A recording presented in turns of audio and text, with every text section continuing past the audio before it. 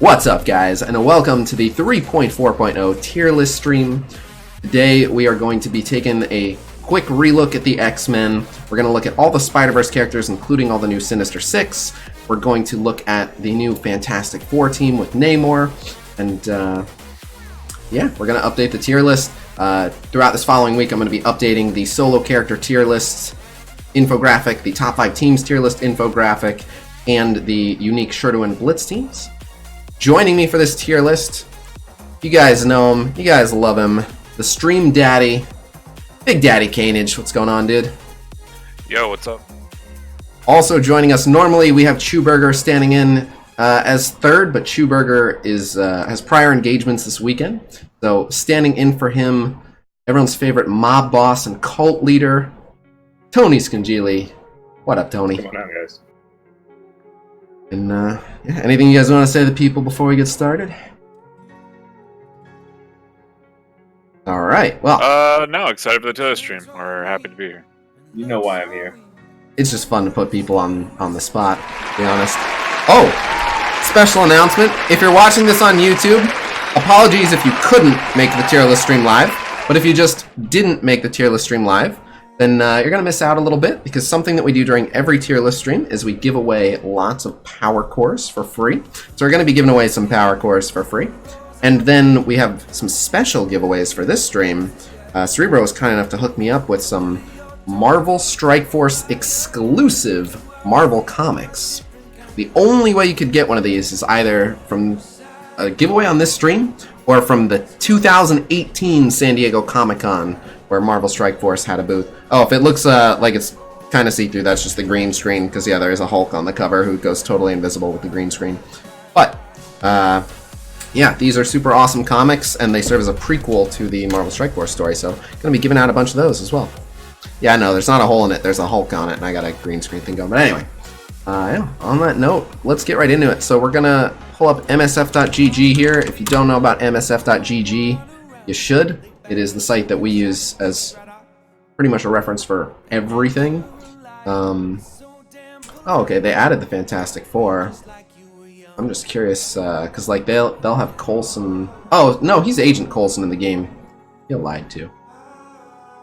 But I wanted to see if like they snuck in the Invisible Woman, but no. All right, so she's not part of 3.4.0.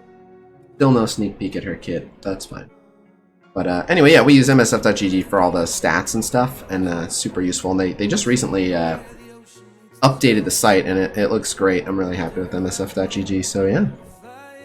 Someone's comic, please. All right, you know what? We can get this started with a bang. Let's start this with a comic giveaway. That sounds good to me. And exclamation comic, please. All one word. Exclamation COMICPLZ. All one word. Invisible Woman. Lens. Oh, that got buried immediately. All right, well, I'll read that later. But yeah, exclamation COMICPLZ. That's it. Just type that and you are entered in for a chance to win. Exclamation comic, please. And that'll be open for 10 minutes. But so we are going to take another look at the X-Men. So yeah, we can do this in any particular order. Tony is the new guy in town for the tier list stream, sort of. You can have first pick. Who are we looking at first from the X-Men? Storm. Alright, we will take a look at Storm. I will say this, I have been using Storm more and more, and I've powered her up quite a bit, and I like her more than I used to. I think I am going to push to raise her value a little bit. I think I know I led the charge on being harsh on her, for sure, and it wasn't entirely undeserved, but I'm having some second thoughts. Oh, just because mine hits so hard. Storm is bad, do not raise her, we'll see. Yeah, but you have high red stars and she's on X-Men, so without the damage synergies, she's not going to hit nearly. Oh yeah, is she getting extra damage? Yeah, Phoenix gives all of them extra damage. Ah, how much? 30% flat. Oh, okay, that makes a lot more sense. Yeah, I was like, she's hitting pretty hard. Yeah, 30% flat will do it. And then yeah, her passive is just infinitely more useful on an X-Men team. Okay, so maybe not. So, first things first, for Campaign, Raid, and Dark Dimension, we have her rated as Elite, although she's considered Raid and Dark Dimension Essential, just because we consider Raid and Dark Dimension lumped into one, and there's no denying she's one of the best Raid characters in the game. But yeah, I mean, she has insanely long cooldowns. So for Campaign Raid Dark Dimension, we have her elite with the ability to jump up to Demigod. So one thing I could see us changing is, how do you feel about her jumping up to God tier? Because I can see, especially with the X-Men now, she's so well protected. And with like the Psylocke passive and stuff, she is going to get those charges. And as things start to get dire, even in a campaign node, she can do a lot of work. How do you feel about jumping up from Elite to God tier in campaign and raid? I'll let Tony tackle first, and then Alright. I'll... So, anecdotal evidence. I have been using them on the mutant lane in beta 4, and my Phoenix doesn't even die because my Storm is doing 90% of the work between her passive and the full team. So, in the full team, even if you do like a swap out, she's been overperforming. Yeah. And I do not have a lot of juice in her. So My experience, I'm on board with bringing her up a little bit. And her passive is just so, she's still so squishy. When she gets the extra health, she's not that squishy. And then she gets the Psylocke passive, which helps. And she gets thrown into stealth. It's hard for them to reach her. And Colossus is such a good tank. So she has the same drawbacks, but I don't want to change her base rating. But I mean, your evidence is in raid, and we already have her as just raid essential anyway. But my case is that in campaign, if you have the full X-Men team, she can perform at God tier in the campaign. Like if they introduce a new Nexus campaign, if there was a node where it made sense to use the full X-Men team and you could keep normal Phoenix alive, she would be doing great. Someone asked if I could turn Tony up a little bit. I tried, I can't, but Tony can probably turn himself up a little bit. But so it sounds like we're in agreement to just switch this green to a blue. So for me, I think we should change it to a blue. Very specifically because in Ultima 7, the team I actually found the most success with, which is literally cleared my entire lane solo, including the final boss in Ultima 7, was Phoenix, Colossus, Storm, Minerva, Ultron. And they literally chewed up and spit out every single node in the entire raid. The only character I ever had to revive potentially was Phoenix. And that was more of a like smash glass in case of emergency kind of situation. But otherwise, basically, Storm started out every single node by popping a special, giving me time for Ultron to get set up. And then she charged up, got to like 12 charges at least before the fight ends. And sometimes finishes it off with an ult if I really need to. I think she's incredibly fantastic on the team. I think with Colossus and Phoenix's passive on her, it helps push her, honestly, probably too strong, honestly. Yeah, she's really And good. with Ultron, to give her offense up, she's a fucking monster. Yep. I think that sums it up. Very easily a god on that team. I agree. Alright, so we're all in agreement there. So that's already been changed. For Arena Offense, Blitz, and Alliance War Offense, we have her as usable blue. And, Ashy Pastrami making it rain subs. Thank you very much. 5 subs went out, and to a lot of regular viewers. Although, unfortunately, you did give a sub to Raiden type, so I don't know that I'll forgive you for that, but thank you very much. Oh my goodness, Warden taking shots at the dock already. But, so, yeah, for Arena Offense, Blitz, Alliance War Offense, I mean, I don't use her for Arena Offense, although I could. I know, I'm just kidding, Ash, I'm just kidding. For Blitz, she does just fine. I don't know that she's a god tier solo Blitz character. I guess what I'm trying to figure out is she a usable +3? I think that's what it is. I think she's a usable +3 for me, because we agree she jumps up to god tier on that team. I think she's a usable +3 with The her problem, passive. I think that's also colored by Ultron being in the meta. I think if she doesn't get the offense up to help supplement her kit for Blitz and Arena, then the matches are too short. Well, I have been running the X-Men a lot in Blitz without Ultron, and I don't think she needs it. And when I do run them for a raid node, it's usually a trait restricted node where I can't bring Ultron. So, Brad Kenny, thank you for the Jeff Bezos money. But yeah, I want to make the case for usable +3. Just her passive does so much work, and when you give her the stats from Colossus and Phoenix, I think she's fantastic. even on Alliance War offense, she does a ton of work. And yeah, being able, even at like 3 charges, being able to fire off that special in case of emergency is usually super effective. So, best drawn type, exclamation tier list sheet, all one word.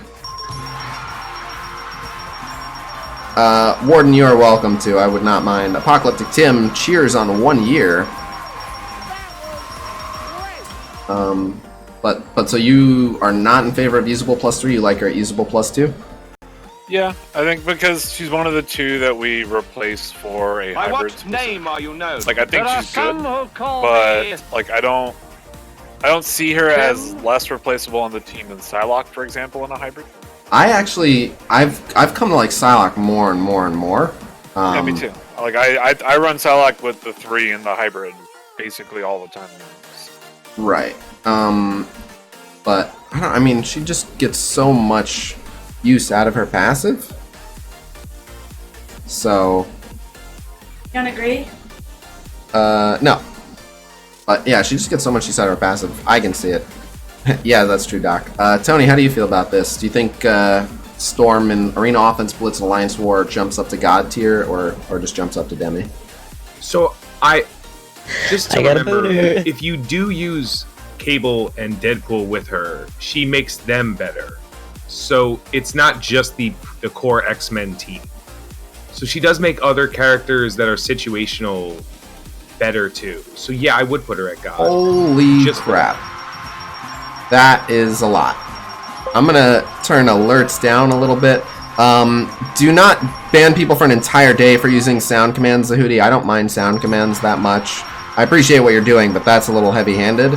I don't mind if you time people out for 10 minutes or whatever for using a sound command, but a day ban is a little excessive. And that was like a really short one, but god damn, that's a 50 sub bomb. That is bonkers. A lot of people are getting subbed today. Let me just turn the alert sounds down, otherwise the entire stream will be sub alerts. When's the next emote slot? I would have to check. I bet we're still not that close to the next emote slot.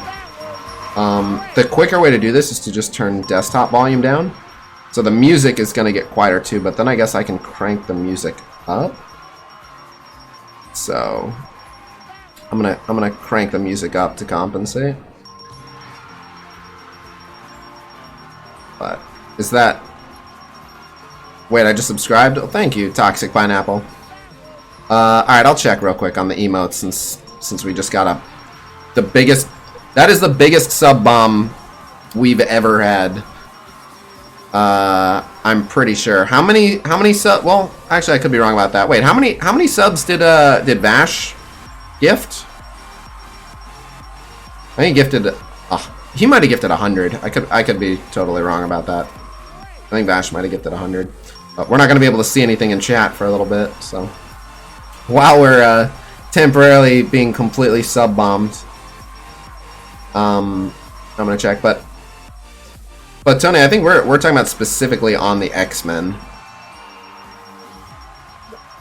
But I understand that, but the rating is just for the character too. Well, that's the base usable. So the usable isn't changing. What we're debating is should her blue represent jumping up to Demi or jumping up to God with ideal perfect synergy. Okay. Then no, because I think she could easily be replaced. Fair enough. Demi it is. So yes, even with the giant sub bomb, we would need 122 or 122 subs away from the next emote slot. They start getting really far away. Once you cross 450, they make it 600. They start getting pretty ridiculous. So.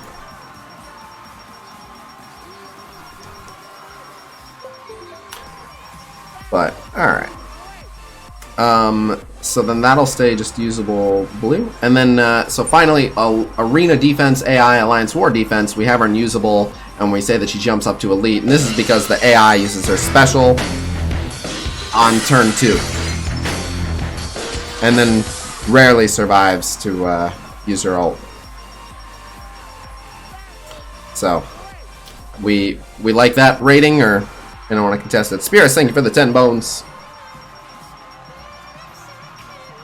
But also, fuck Spears. Yeah, I think it's fine. Yeah, I don't think she goes much past elite. Even with her passive doing work, her AI is just very silly. I'm just gonna do a quick mic check. Am I coming up better now? Yeah, you sound good to me. Good to have the tier list stream back. You damn right, J-Dog. Have they done any new characters yet? Since when? Oh, no. Usable blue, usable green. Alright. Cainage, which existing X-Men member you want to tackle next? Psylocke. Psylocke, my girl. Alright, Psylocke, we have Elite for Campaign, Raid, and Dark Dimension with no green or blue. And on the one hand, I saw it, Stochastism, I saw it. On the one hand, Bob Mo, thank you for the host. On the one hand, she is mostly single target. Like, she has the chain effect on the special, but otherwise she's pretty single target. But, again, like, the more I've used her, I don't know if I would say she jumps up to Demigod. Like, her passive does a good amount of work, and her ultimate is incredibly good against the right enemies. Like, now that people are asking both Cainage and Tony if they can turn their volumes up, so if you guys can make yourselves a little louder, that'd be good. I'm at max, so I can't. Can you turn up your gain or anything, or like do a mic boost through Windows or anything? Let me check. Oh yeah, I can probably raise Discord volume. Let me check. Let's see. Well, Discord's at max. Yeah, Discord's at max. Psylocke's Godjown looks alone, maybe. But so, yeah, we have her at Elite. I don't know if I think she jumps up to Demi. Like, there are instances where, like, against an enemy, Pyro, Psylocke ult just kills someone. You know what I mean? Like, if Pyro goes and then Psylocke goes, Psylocke's ult just murders someone. And then her passive, I've seen her passive do an insane amount of work. But, sounds the same. Same again.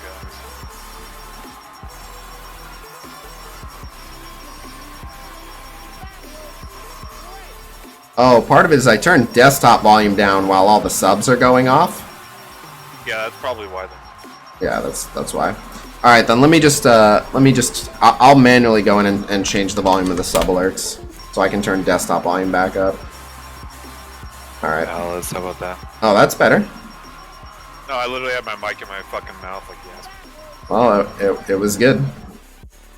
But yeah, let me just change the alerts. For subs, we're gonna go to volume 8%. For follows, we'll go to volume 8%. For donations, we'll go to volume 10%. For hosts, we'll go to 8%. For raids, we'll go to 8%. For bits, we'll go to 8%. 8%. Alright, and then we'll save everything. You could have just gone to the volume mixer and lowered down like the bot volume or whatever. It's not the bot though, it's OBS, and You can lower that down.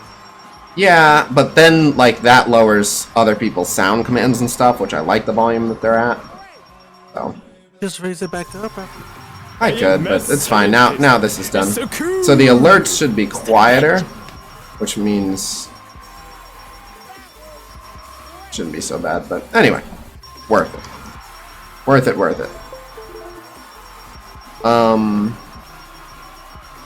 But okay. And I might change the sub alert to just like put it in like the top left corner or something, so it's not as intrusive. If we're eventually getting to the point where we have more subs. But shout out to Warden for basically making every viewer a sub at this point. Pretty awesome. Let's do a comic giveaway since we're waiting for a giant sub bomb to finish. And the first winner for a Marvel Strike Force exclusive Marvel comic goes to Heck 400. Congratulations, Heck 400. Are you here? Kioma, thank you for the Jeff Bezos money. Tier list streams, always a party. Meme Big Boyo, thank you for the follow.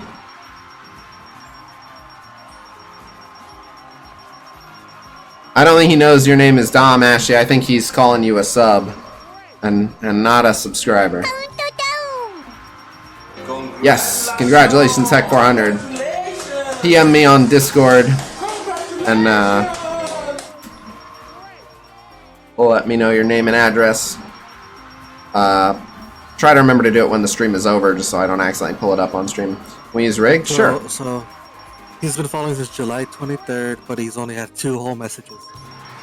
Yeah, so he's a lurker. That's fine. He's here. I don't mind. I mean, we'll find out if when I get the name and address if it's someone else's name and address, but. Discord invite, please. Anyone is welcome to join my Discord. Discord.gg/Khasino. Oh yeah, if you don't like all the sounds and stuff from the stream, you can join the Discord voice chat, and then you can mute the stream and just hear what we're saying in voice chat. Watch I get like a copyright claim on the tier list stream. It's like, nope, your audio is too similar to this Price is Right video. It's possible. Rig Me is a fun Easter egg command that does absolutely nothing, but it's fun because it's very confusing. Who's done being tiered so far? Storm, and then we're halfway through Psylocke, but we usually get off to a slow start. How long you have to be sound bombed for what to happen? Cheetah, thank you for the follow. Oh, how many followers are we at too? Core Pike, thank you for the follow. Wait, did we get a donation in the middle of this? Oh, that's, uh-oh. Spears' donation is just showing up? Oh, God. Zarin Lost, thank you for the Jeff Bezos money.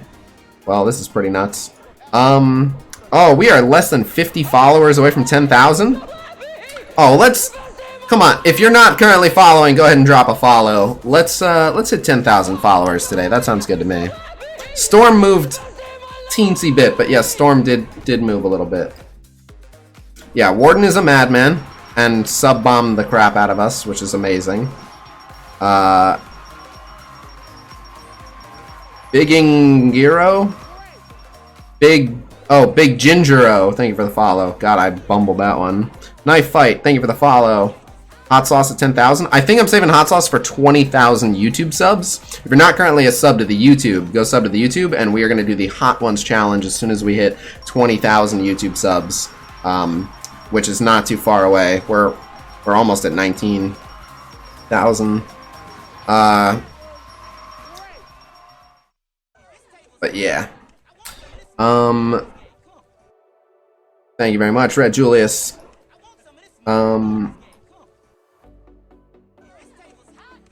Exclamation 10K Twitch. Yeah.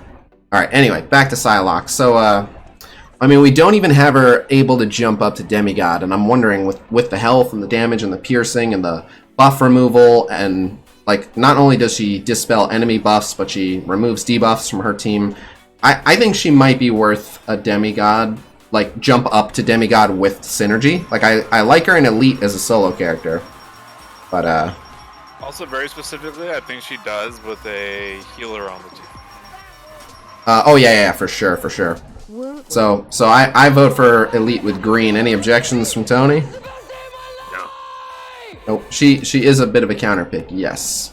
But yeah, that's also an excellent point about the healer on the team. So for Arena offense, Blitz, Alliance War offense, we have her Elite green, saying she jumps up to Demigod. I think that's appropriate. I mean, she can make a god tier play against just the right enemies, but it's not common enough for me to justify it as just that's her normal jump up. So I'm happy with Elite green for that. Basically, it requires like Brotherhood or Minerva for the most part on the end. Yeah. Maybe Vision, but otherwise, like, there's very few opponents that she's like insane into. Yep. I mean, you could make the case that like with X-Men and then someone like Mantis, but. Go ahead, Tony. No, I was just gonna say like with boosts in Arena War, in Alliance War, maybe, but that's Oh, you mean because of all the extra stats? I mean that applies. She'll just clear all the boosts off of an entire team. In Alliance with her special? Yeah. But that's like, Well, even that, it can be blocked. Like, literally, the Dispel can be blocked.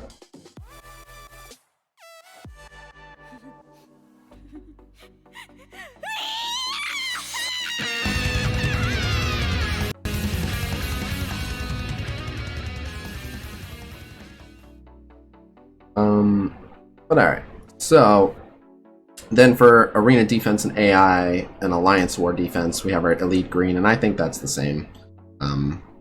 I think she can be a real demigod threat with X-Men around her, but that's about it. And all in all, it still puts her at Elite Green, so. Yep. No objections? Alright. So she...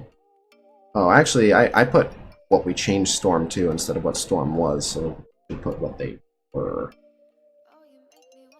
Storm was Elite Green. And Psylocke was Elite. And now she's Elite. But these were Elite Green. Okay, so that's Psylocke. Alright, next. Alright, I'll throw it back to Tony. Who do we got left? Phoenix and Colossus and Wolverine? I guess let's do Wolverine. I'll take my pick. Let's do Wolverine. So we have Wolverine at usable. Now, part of this is, don't get me wrong, I'm not that big a fan of Wolverine. I'm still not. But I got really high red stars on my Wolverine, which could be coloring my opinion of him. But because I got the high red stars on him, I also put some resources into him. Usable might be a little harsh. Well... No, let me take that back. Usable on his own, I think, is still fair. I like usable across the board for him as a solo character. Only jumping up to Elite might be a little harsh with all the health boosts and the Psylocke passive and the damage boost. I think you get really good durability out of him, and he uniquely makes really good use of the Psylocke passive. His ult with Colossus now is pretty much a guaranteed kill. I can see usable blue for him. I don't know about for Campaign Raid and Dark Dimension, but I feel like no one on the X-Men team is really below Demigod in any game mode. Yeah, it could be Red Star Goggles. That's why I'm putting that out there. I think Campaign Raid's probably his best mode, because my problem is because he has a turn 3 ultimate, like at least for like war, offense, like blitz, and arena, he basically ults when the fight's already over. Right. We'll get to that. So, like, really, like, the Colossus change on his ultimate for me wasn't big enough to actually, like, elevate him even on the team to above, like, usable. I agree that, like, in campaign with the X-Men, maybe in raid with the X-Men, yeah, maybe a little bit more juice in him, but we'll talk about the other two in a second. Yeah, mostly because it's a slower mode, so he will get to do his rotation in a slower mode and properly benefit from the passives.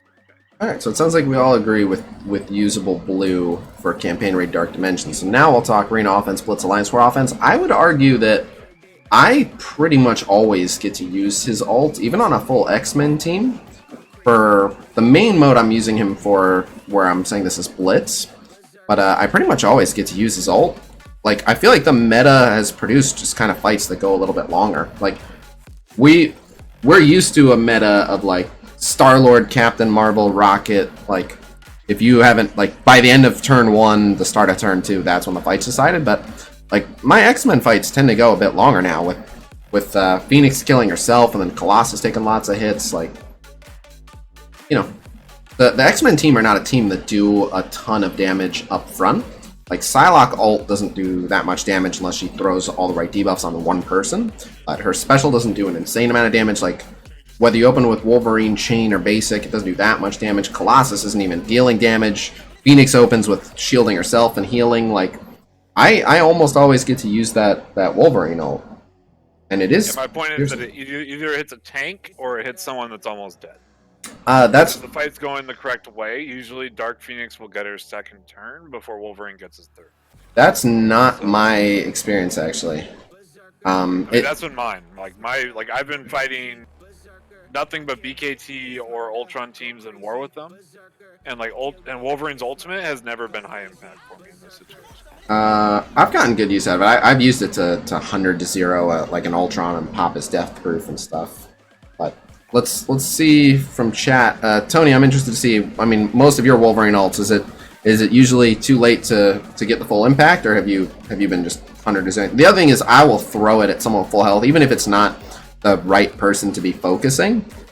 It's gonna do like all of someone's health, so I just throw it at whoever the healthiest person is and get great value out of it. I know this is going against kind of the spirit of the tier list on this particular review, but like every time my Wolverine does something, I just wish he was any other character in the game. Like any other character. By the time he gets his ult off, I'm like, cool. Either overkilling something or irrelevant. He's not killing Thanos. He's not killing a Drax. Like, someone proposed something interesting. They said do a blitz match.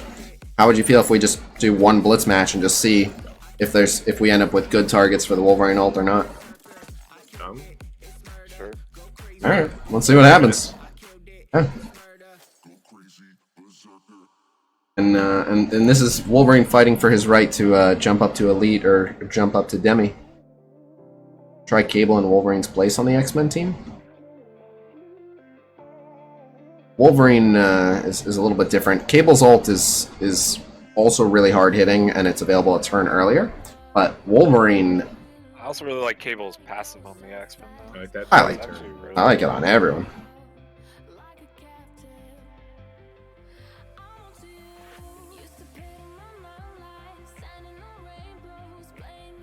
I use Cable on the X-Men in my little brain for that. I mean, he's far from the worst pick.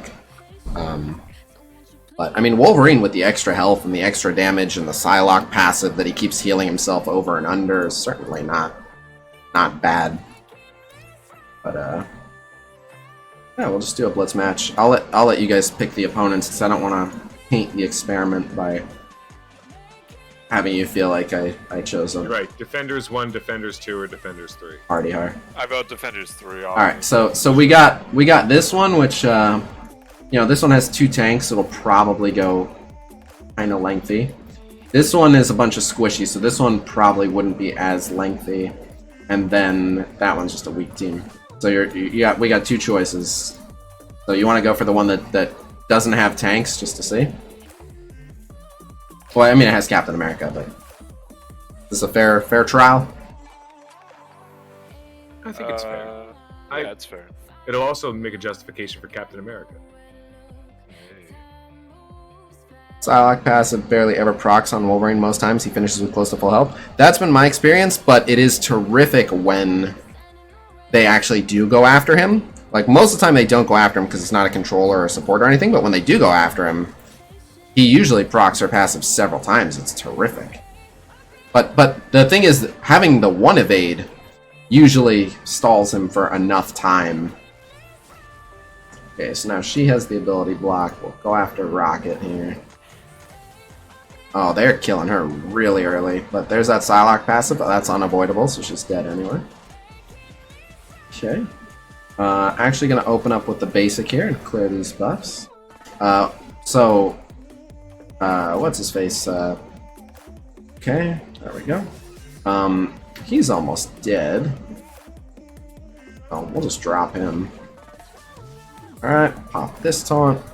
I'm thinking in this match we might not get a Wolverine ult that matters at all. We're playing smart here. Oh yeah, and then I can Dark Phoenix ult. Yeah. Okay, so yeah, yeah. Nope, we're not getting a Wolverine ult that matters at all. Okay. No, he didn't even get to his ult. Okay. Works for me. I think like that's like 8-3 against a 370k team, right? Like, yep. I mean, it wasn't like a Min Guardian team or a Defenders team that might heal and try to sustain longer, but either way, yeah, like enough had been done that his ult would have been. You might have gotten great damage out of it, but it wouldn't have been a deciding factor. So alright, so he'll stay usable green there. And then for arena defense, AI, and alliance war defense, I would argue that because of how tough it is to kill him, even though he's not doing a lot of work on the X-Men team, his ult, especially if due to AoE he's been taken below 50%, I think we can justify, specifically on defense where you'd be hitting into them, I can see usable blue on defense. I'm going to say it this way. If anyone's ever running Wolverine on defense, I'm fighting them 100%. No, I mean, like, if they just have an X-Men team. Like, I would just that's what I mean. If they have an X-Men team and they're running Wolverine on it for defense, then I'm picking that. Dude, I'm staying the hell away from an X-Men team. I prefer to avoid an X-Men team, period. I want to send in a bait team and let Phoenix kill herself, because Wolverine or no Wolverine, an X-Men team is nothing to trifle with. Yeah, but I don't think he helps that, is my point. I mean, again, I worry about his ult. Like, you want to ignore him for higher priority targets, but then that ult can be like, ah, crap. And like, there's not a good incentive. If you're focusing him, you're kind of spinning your wheels, and you kind of have to hit Colossus anyway, so on defense, unless you can disassemble them very quickly, which is tough to do, I think you're always going to get that Wolverine ult. I want to say usable blue on defense. I think he's... And again, that's only saying he's demigod on defense, but he's a pain in the ass on defense. I think he's just a pain in the ass on defense regardless of the team. If he's on the X-Men team, like, yeah, I'm going to fight it, but that's... Like, I've seen fights with just a really strong Wolverine that still require a little bit of respect. I don't know. Yeah, I can agree with that. Like if you had Wolverine, like a 40 or 50k Wolverine and shield minions, I'm not going to try to one-shot him. I'm not going to send in 1-for-1 and be a hero. Like, I'm still going to have to respect him a little bit. He's gonna sustain. He's going to get his ult off probably. Like, yeah, I mean, we do have Wolverine for a reason. So you can see usable blue on defense? Yeah, it's fine. I would even say elite. I would argue that his green tier goes up. So you like elite green on defense? Well, so I don't think he goes to elite as a solo character, as a Wolverine with super jacked red stars. But we also have to count all things being equal. So like a super strong Wolverine against average power characters, yeah, he commands respect. But super strong Wolverine against super strong people fighting him, he goes back to just being whatever. So we get away with Wolverine because it's like 6 red star Wolverine, but if we all had 6 red star everyone, we wouldn't be afraid of Wolverine. I mean, you'd still have to bring 2 people to kill him, probably. Yeah, it but still takes more than the effort. Like, it's still an attrition war that you've won. Body count went up a little. Yeah, I think because of the healing passive, he goes up to elite baseline, probably. Alright, I'm fine with that. Elite green on defense. I don't mind that. That's reasonable. And that's if he has like, we do it all the time, even if like it's still like, yes, like even if Wolverine's strong, like because of the red stars or whatever, like just as a base character, if somebody sends some random like individual character that doesn't like, if they don't match his healing, yeah, he wins. He wins most 1v1s. He's going to win. Yeah, he wins most 1v1s. If someone looks at the sheet and goes, "Okay, I shouldn't underestimate Wolverine now because he's elite green," I feel like that'll accomplish enough of like an education. They're like, "Oh, okay, cool." Yeah, kind of thing. We had him at usable green across the board, I believe. Yeah.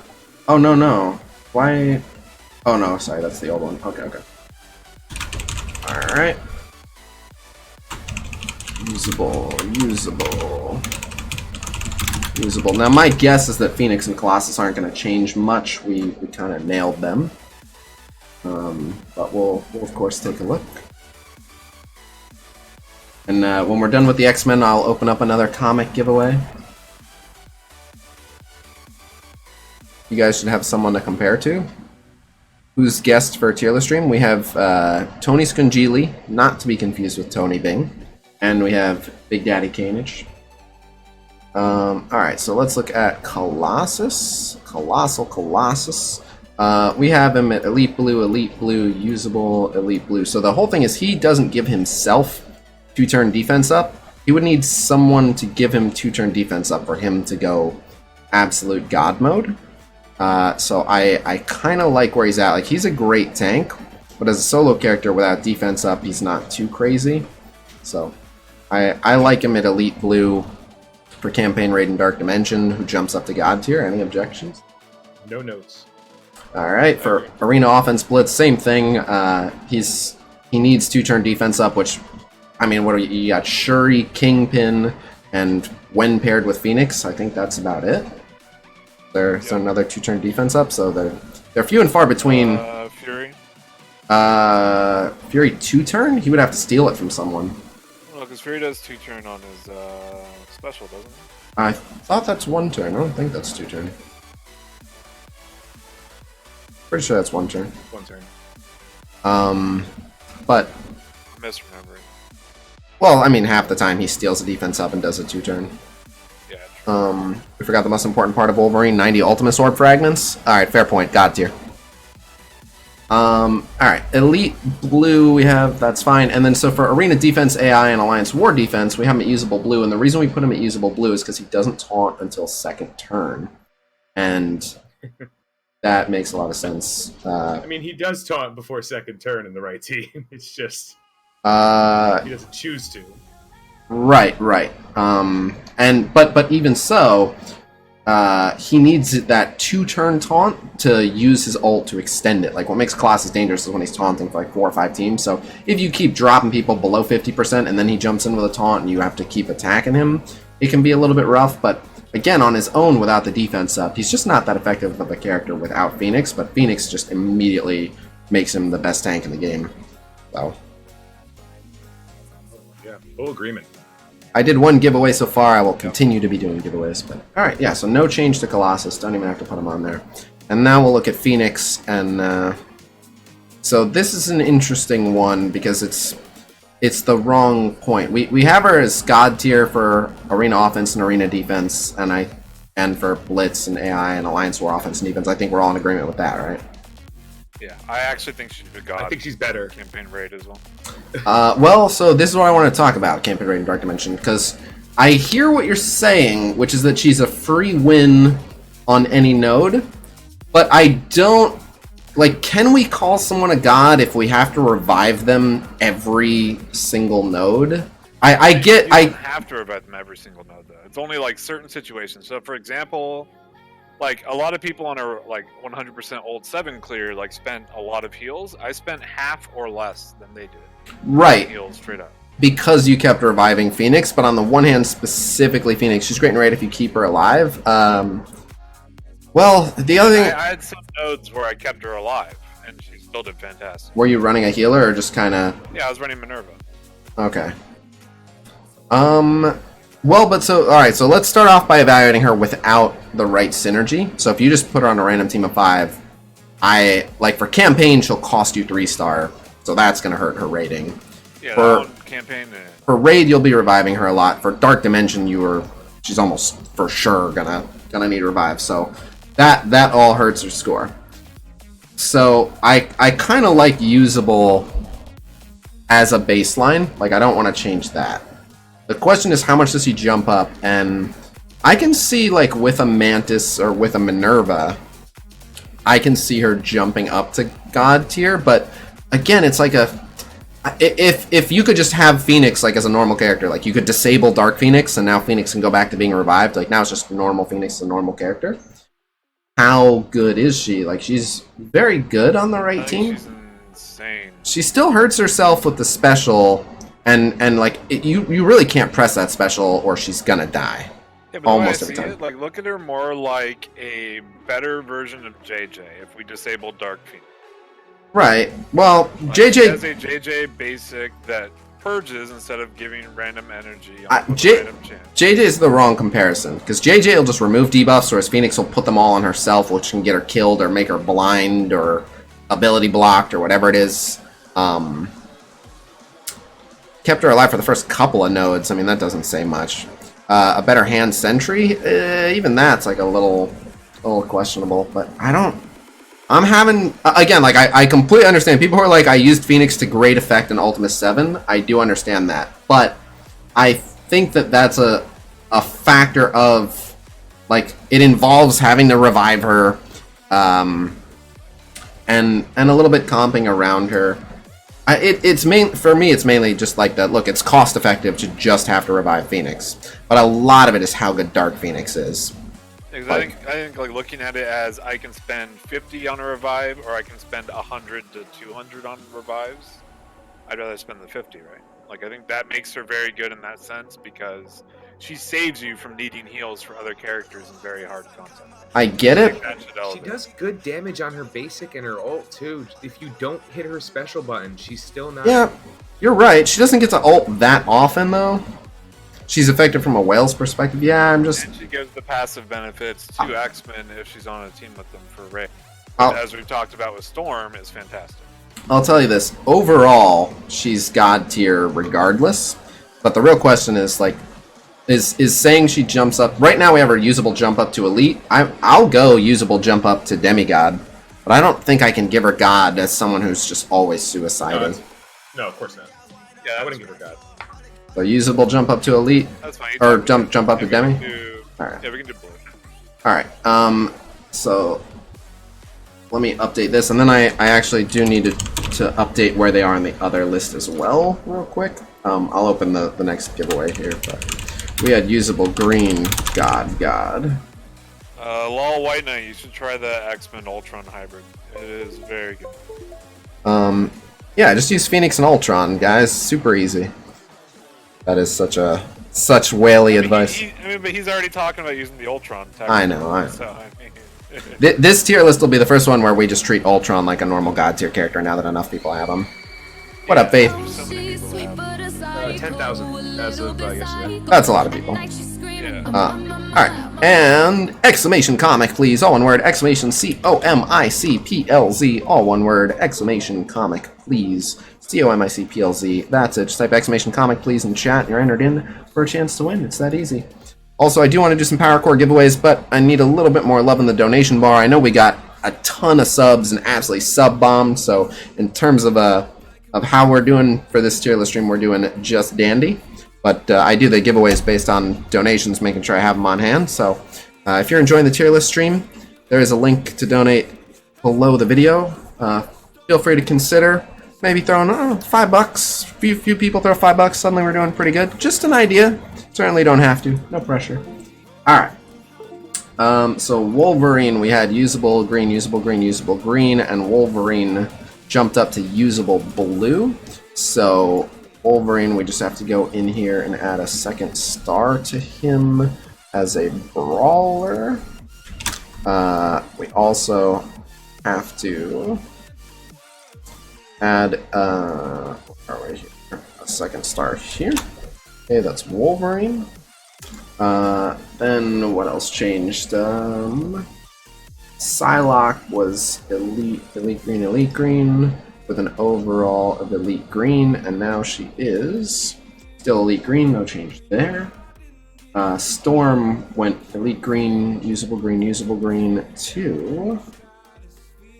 elite blue, usable blue. Alright, so Storm gets a second star as well. So we'll do that here. TonyScungili, thank you for the 5 bones. Tony, thank you, but you're here, man. That's the other thing too, is based on the donations we get, I try to give a cut to the people that assist with the tier list stream. So Man. Tony donated himself. As well, 'cause I gotta, Oh no, I'm just giving that for the Law, thank you very much for the 5 bones. Yeah, a few people throwing $5. Suddenly we got a good amount of money for some Power Core giveaways and stuff. And you never know, $5 goes pretty far when they keep accidentally doing offers for $2. So much pressure. Oh my goodness. Oh, I missed Faith's too. Faith, thank you for the 5 bones. Oh my goodness, now we're talking. Where was I looking for? Storm? Storm is a controller? Yeah. Alright, excellent. Alright, Storm is updated. Alright, so we're all caught up on the X-Men. We said we would review the Spider-Verse team. Now, one thing that we haven't really talked about, since we're going to take another look at the Spider-Verse characters, is how well, how much do the other Spider-Verse characters impact? And you know what? It is a good thing we're taking another look at them, because Mystero giving focus to all Spider-Verse is huge. Mystero and giving like a blind that can be spread. Now the Spider-Verse have their own self-contained blind that they can spread, as opposed to like Venom hitting someone in stealth, which can only happen if like everyone's stealth. Yeah, so let's let me make some more space just in case we do a bunch of these. But Tony, I'll let you have first pick. Which of the OG Spider-Verse characters should we take another look at? I'm not going to pick the one I want to talk about. I'm going to pick Green Goblin. Okay. I think Green Goblin is a bit misunderstood as a character. I'm every tier list stream I'm slightly happier with Green Goblin. I still don't think he's like an amazing, crazy good character, but I think, well, no, I mean I'm looking at his placement. It looks pretty fair. But all right, so starting off for Campaign Raid in Dark Dimension, we have him Elite Green. I just kind of want to make sure I'm looking at his kit in full. So he, in terms of his stats, he is his speed is a big factor. 88 speed. Foxock, thank you very much for the 10 bones. Thank you guys for the informational videos. Oh, no problem. Oh, I just realized the irony that his unique is a pumpkin bomb that he almost never throws. What a jerk. Thank you, Guy, for these informative videos. What is the best Spider-Verse team? Very matchup dependent. Cainage, thank you for the 5 bones. I would say the Spider-Verse build to counter. And also it would be some kind of hybrid. Like, I think a Spider-Verse Mystic team is the most dangerous. If you have, like, maybe Pyro, but Mordo, Scarlet Witch, something like that. Peter21, thank you for the 5 bones. He removes buffs from every... That team. No, I meant speed is like his biggest detractor. Speed is one of the reasons why he's not insane. Yeah, if he was fast, he'd be fucking insane, because he does a lot of damage. Yep, and his ult is real good. But yeah, his speed is only 88, so he's kind of slow. But so we have him at Elite, and we have him jumping up to Demigod for Campaign Raid in Dark Dimension. And yeah, I mean, he can do a lot of buff removal. He takes a hit pretty well. My issue is he's very single target. So yeah, I mean, even that I think is being a little bit generous, actually. Like, when he jumps up to Demi, he jumps up to low Demi, so I like him right there, Elite Green. Any objections? No. I enjoy using him more the more I invest in him, but like, no, that's probably right. Yeah, I just hear him get trashed too much. When I say like I'm becoming more and more a fan of him, it's like you can get some low demigod performance out of him, which is pretty good considering that when people talk about him, they're like, he's trash. His ult doesn't have to be single target, but let me rephrase. His ult is far less impressive against too many targets. Like, I don't like using his ult against more than either 2 targets or 3, but one of them has like 1 hit left. Because if he hits too many targets, it doesn't do that much damage. It does a lot of damage when he hits like one person with 3, 4, 5 shots. But just taking 1 shot doesn't hurt that much. Because I thought he was like cold booty when he first came out, and like I've been slowly getting warmer on him as like I've been giving him resources and playing with him. Yep, same. This is all the more reason why like it would be so much easier for us to have a test server where we can use them maxed out and really say how good they are. So hopefully in the not too distant future we'll have that. Shuri healing it's true that it's meh if everyone needs heals, but the difference is Shuri's healing is adaptable. So if everyone needs heals, although it's kind of meh, at least it gives everyone heals. And if it's the Wakandans, it also cleanses. But yeah, the beauty of Shuri's heals are that it gets so good when only 1 or 2 people need it. So you also know who Shuri's going to heal. Right. No idea who Green Goblin's going to hit. Correct. Where I can't break up most teams, Spider-Verse and Sinister Six aimed at killing Nick Fury. Meme Dury, thank you very much for the 5 bones. And I saw your sub earlier, so I forgot to call it out. Thank you for the sub as well. I got the $1.99 Vulture offer back when it first popped up. I would say, Vrondius, to just replace OG Spider-Man with Mystero. And that way they have all the focus they need, and they can open up with a heal block and super screw them. Or you can blind someone like if they have a trooper. But I just like the original Spider-Verse. For countering Fury's shield, I like the original Spider-Verse, and probably drop OG Spider-Man from Mystero. Brada Bing, thank you very much for the 10 bones. All of a sudden, this donation bar looking real healthy. Might just hit that $100 goal. Looking pretty good. Thank you very much.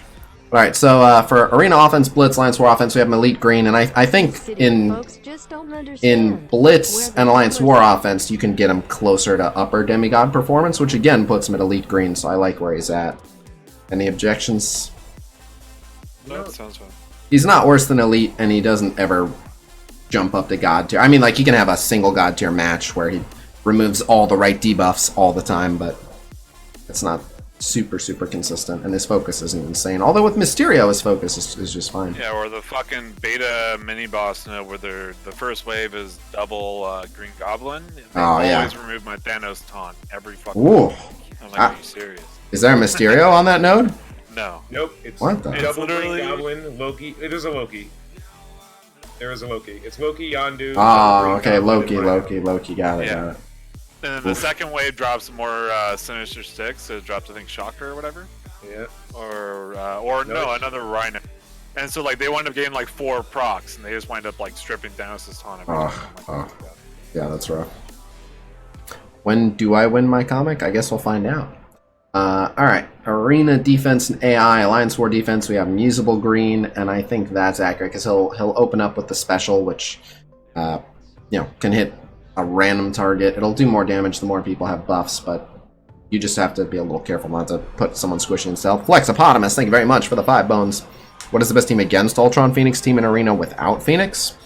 Probably like an Ultron Power Armor hybrid, maybe with a Captain Marvel.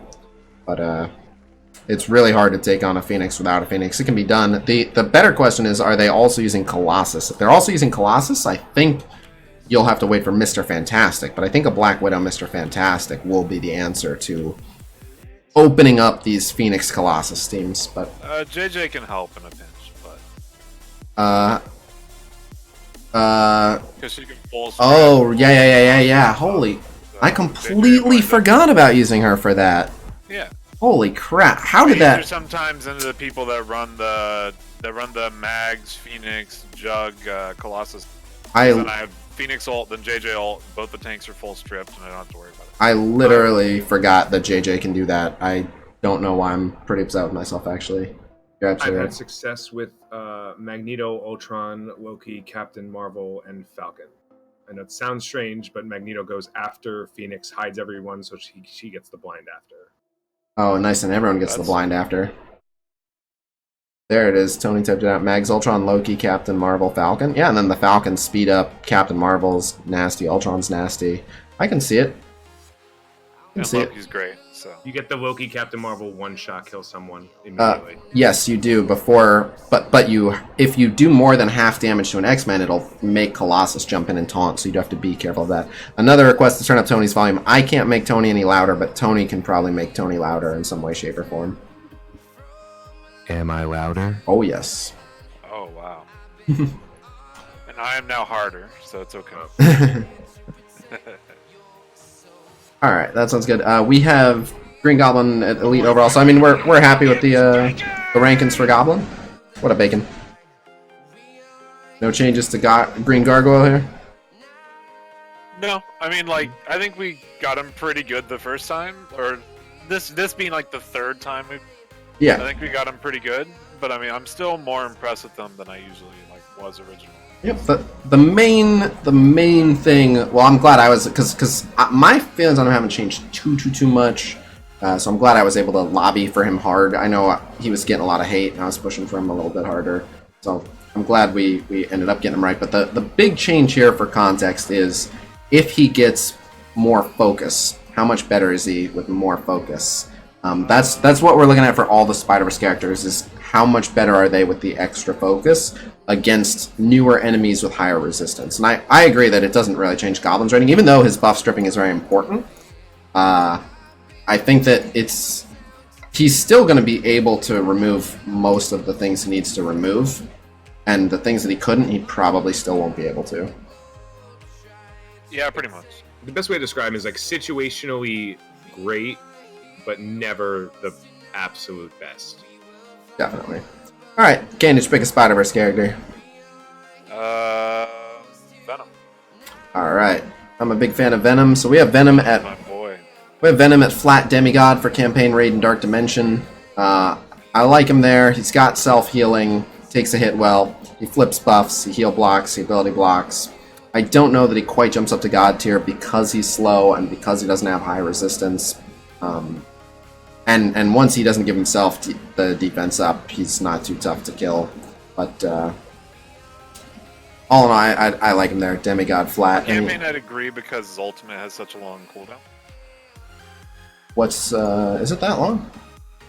Yeah, it's like 6 or 5. Yeah, if it's 5 is okay. Anything beyond that is long. Yeah, I mean, it is even 6. 5 Yeah, it's for a 6. slow character is pretty long. But Yeah, that's long. And you need other people to capitalize on that. All right, for arena offense, blitz, and alliance war offense, same thing. We have him at demigod, and I think that's about right. I mean, he's got ability block. He does buff removal. He does heal block. He's self healing. He's still good for all the same reasons, but he's low demigod for sure.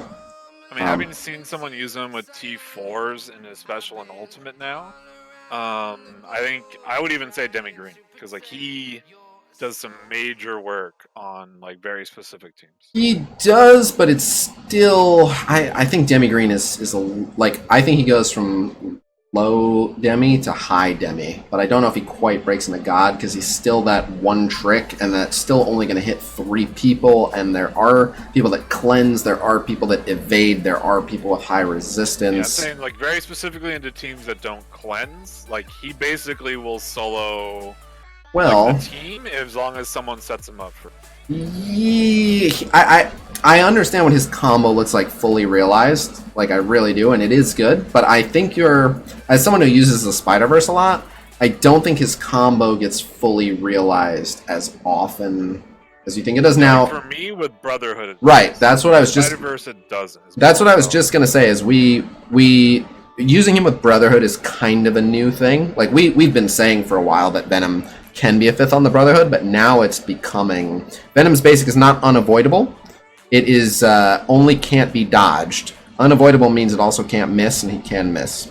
Anyway, I can see, especially like with a Pyro, with a Carnage, I can see... Yeah, like he's my favorite 5th for the Brotherhood right now and in most matchups. Like I usually wind up dropping Mystique for him. Because Pyro and Saber both get to go before, so they load up the leads. Right, and then on top of it, if he spreads off of a slow character, they're still going to have the Magneto blind. Yes. So you get a second turn of blind rotation. You get like 15 bleeds over the entire team. It's not even a second. Oh yeah, blind murders everybody. Yeah, no, it's incredible. And I even on a Spider-Verse team, I use him with a high-powered Carnage, and when Carnage loads him up, he can do that on turn 1, and just 3 people are doomed. Like 3 turns of Carnage bleed, people are just instantly doomed. So I can see Demigod Green. On the Brotherhood, I see it. It's not that practical for blitz or war offense because a Spider-Verse team is so effective. Yeah, it's hard to break him up for that. But because it can be done, I can see it. I can see Demigod Green. Like very specifically with the Brotherhood, in my opinion. Like most of the other teams, like I don't think he goes quite that. But like I've had it to where like I punched up like 170k in one war because there was like some giant whale that had a brawler team that was like upper 300s. Yeah. And like I punched up over 170k with Brotherhood with Venom in. Like, yeah, if you get those blinds in and keep blind. I only needed like 4 people in the fight, probably max. It would have been easy. Yeah. Like, everyone ended at full health. I didn't really take much damage. Like it was ridiculous. Yeah. No, it's again. I love that combo. When is Zero's coming out? You're watching it being made, dude. I can see Demigod Green. Any objections? No. Alright, let me just update what he was before we finish him. So he was Demigod White, Elite Green. Sorry. Venom was Demigod, Elite was green. This. Okay. Alright, and then so finally, we're looking at him on defense. I mean, you could make the same case that you could for Alliance War defense, even though you shouldn't. You could put him with the Brotherhood for Alliance War defense, and he will ult on turn 1. Same with Arena defense and AI. My problem is that he won't pick the optimal target with his ult, so that's why it's like 1 out of 5 times he won't pick the correct target with his ult, is my issue with him. Yeah, that's... You mean 4 out of 5 times. Yeah, well, that's what I mean. Like 1 out of 5 he'll pick the correct target. and 4 out of 5 he'll pick the incorrect target, and he'll block a bunch of people, and it's not going to do it. No, I'm fine with this, and it keeps him at demigod overall, so I'm fine with this. Any objections? Nope. All right, so that's where he will sit. Oh, thank you. Perfect. All right. Got a free entree coupon, so I might be able to warn. Cool. I just randomly got surprised with Chipotle, so cool. I love you. Yep, love you too. Bye. Well, I'm leaving. Well, don't stand there with the door open. Anyway. I'm leaving. She just had to have her little moment. Okay. So, Tony, pick a Spider-Verse character. We got Carnage, Miles, and OG Spider-Man left. Keep going through. We're gonna go Miles. Alright, Miles. Alright, Miles we have for Demigod, Campaign Raid, Dark Dimension. The turn meter, rewind, and slow is super duper good. He is really squishy though. I think Demigod might have been slightly generous. Like, he's on the cusp, but he does have the AoE and multi-turn disrupt. Disrupt is very good. His basic, if anyone has put defense down, he'll get a buff clear, but anyway, yeah. I mean, I could see putting him elite green, saying that he can be demigod, and that turn meter rewind with disrupt going super early and being able to do it on turn 1 is unbelievably good for comboing. But I can also see him going from low demi to high demi. So what do you guys think? Should he go down to an elite base but jump up to high demi anyway? So I kind of made a rule going into this for my first one that I wasn't going to make any fights for anything that wasn't something I think should be God tier or something I think shouldn't be God tier. So I have no problem with him as he is right here. Well, I mean, don't make that rule. I want you to speak on whatever you think. We want your unbiased opinion. And I'll be the first to tell you if I think your opinion is ridiculous. I'll just be like, nah, you're crazy. But I don't want you to... That's coming, don't worry. I don't want you to be like, I don't want to make waves, so I'm not going to say God tier when I think God tier, because you might be right. I think Miles is very, very, very good all around. In Raid, though, I just don't ever see a situation where having him or what he does is something that I want to be doing. Right. My question is, should he be elite? We have him at demigod as it is, and I'm thinking he should probably be elite green. He can perform as demigod if you put the right stuff around him, but I don't think he's a demigod for Campaign Raid and Dark Dimension. I would have no objection to that. Any objections to elite green? No, elite green. All right. Yeah, I don't know how we put him in demi there. I think we might have done that for maybe his overall. I think we were super high on him with Miss Marvel for like very specific nodes we were talking about at the time. Maybe. I don't know. Sadly, I think both Spider-Men are going down a little bit today. We'll see. I still am pretty high on OG Spider-Man, but we'll see. All right, we had him at demi green, elite green. Just gotta update. After Spiderverse, we'll do another comic giveaway. Actually, I'll do one after this batch of characters. I don't mind being extra generous with them today. We almost have what are we at? $65 donation bar? All right, getting there. Where are we at with Miles? Spider-Man Miles. All right. I think it was to have him a demigod overall. But so we'll get to that. So for Arena offense, Blitz, Alliance War offense, we have him as demigod green. And I mean, yeah, you can absolutely combo with him. There are absolutely matches where his turn meter rewind is just purely game changing, and it's not just a big turn meter rewind; it's a big turn meter rewind and a slow. Yes, Kamal. Yeah, he basically dismantles the defenders by himself. He dismantles several teams by himself. Yeah, like a lot of teams that rely on their tank to bail them out so they can maintain their sustain. Oh yeah. He makes sure that they don't do it. He's so good against Thanos. Good answer to Ultron. And I know it sounds crazy, but he is. Actually, yeah, he is. I hadn't thought about that. Clearing all their debuffs when he has defense down and and rewinding.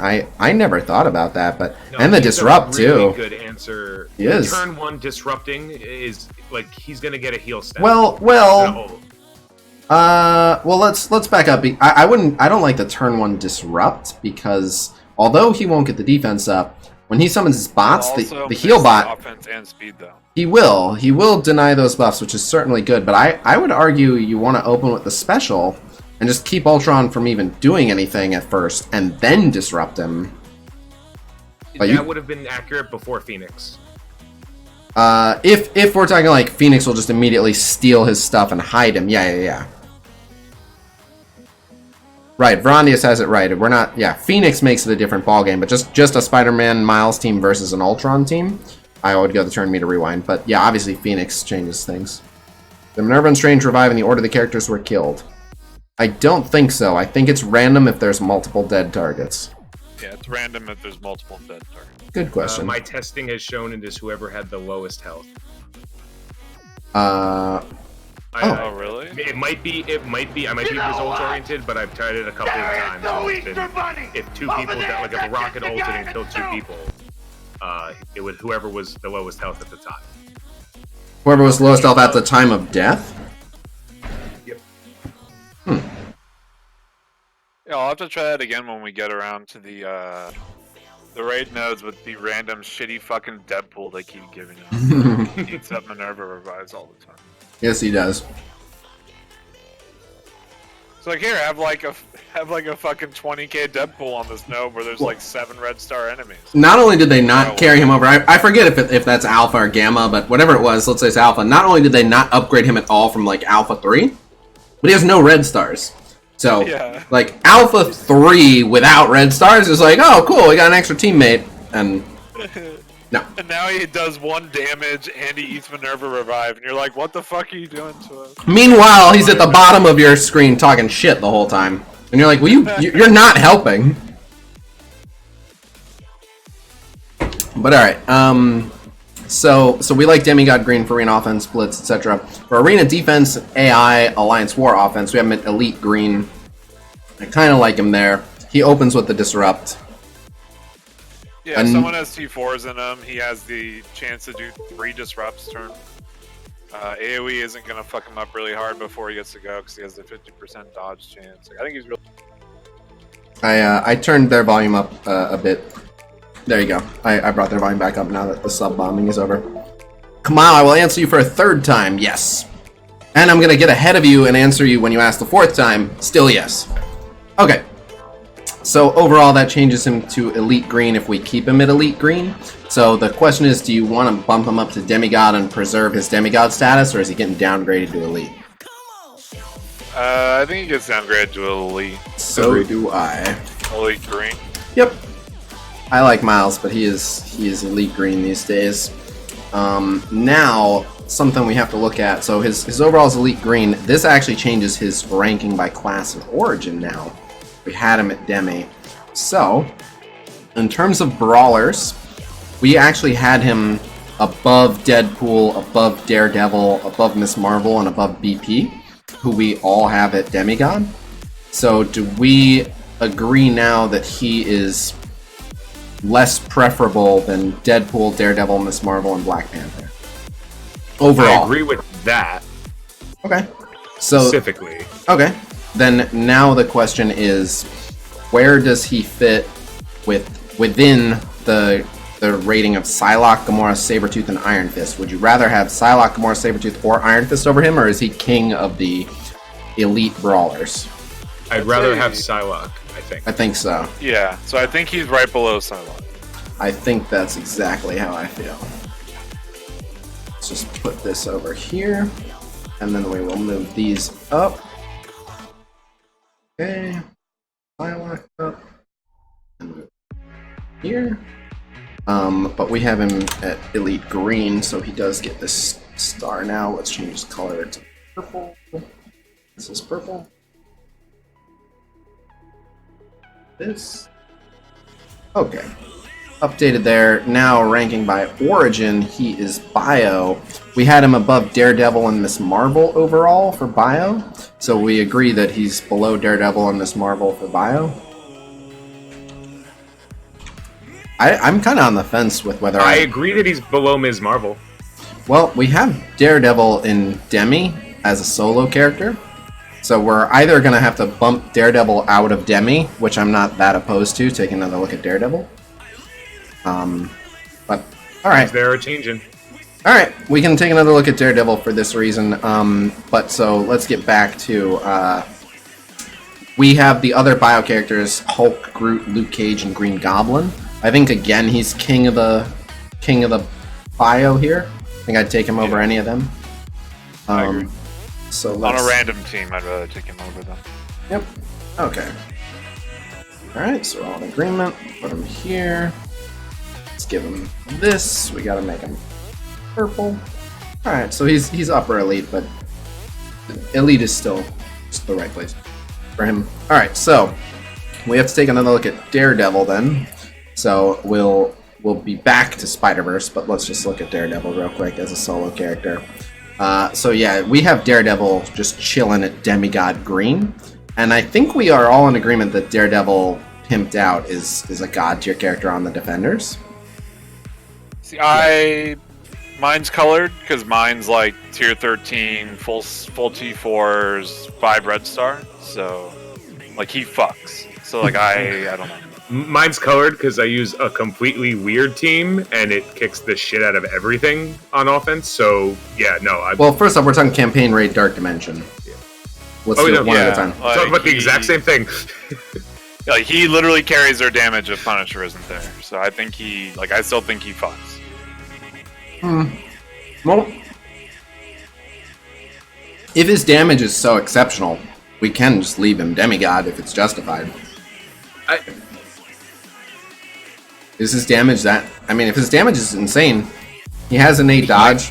He's super weird, right? So, like, there's this weird fall-off point for the Defenders where they're all just meh individually. And then after you just fight through and do the investment, they kind of come through on the other end. And now they're like, no, we're back.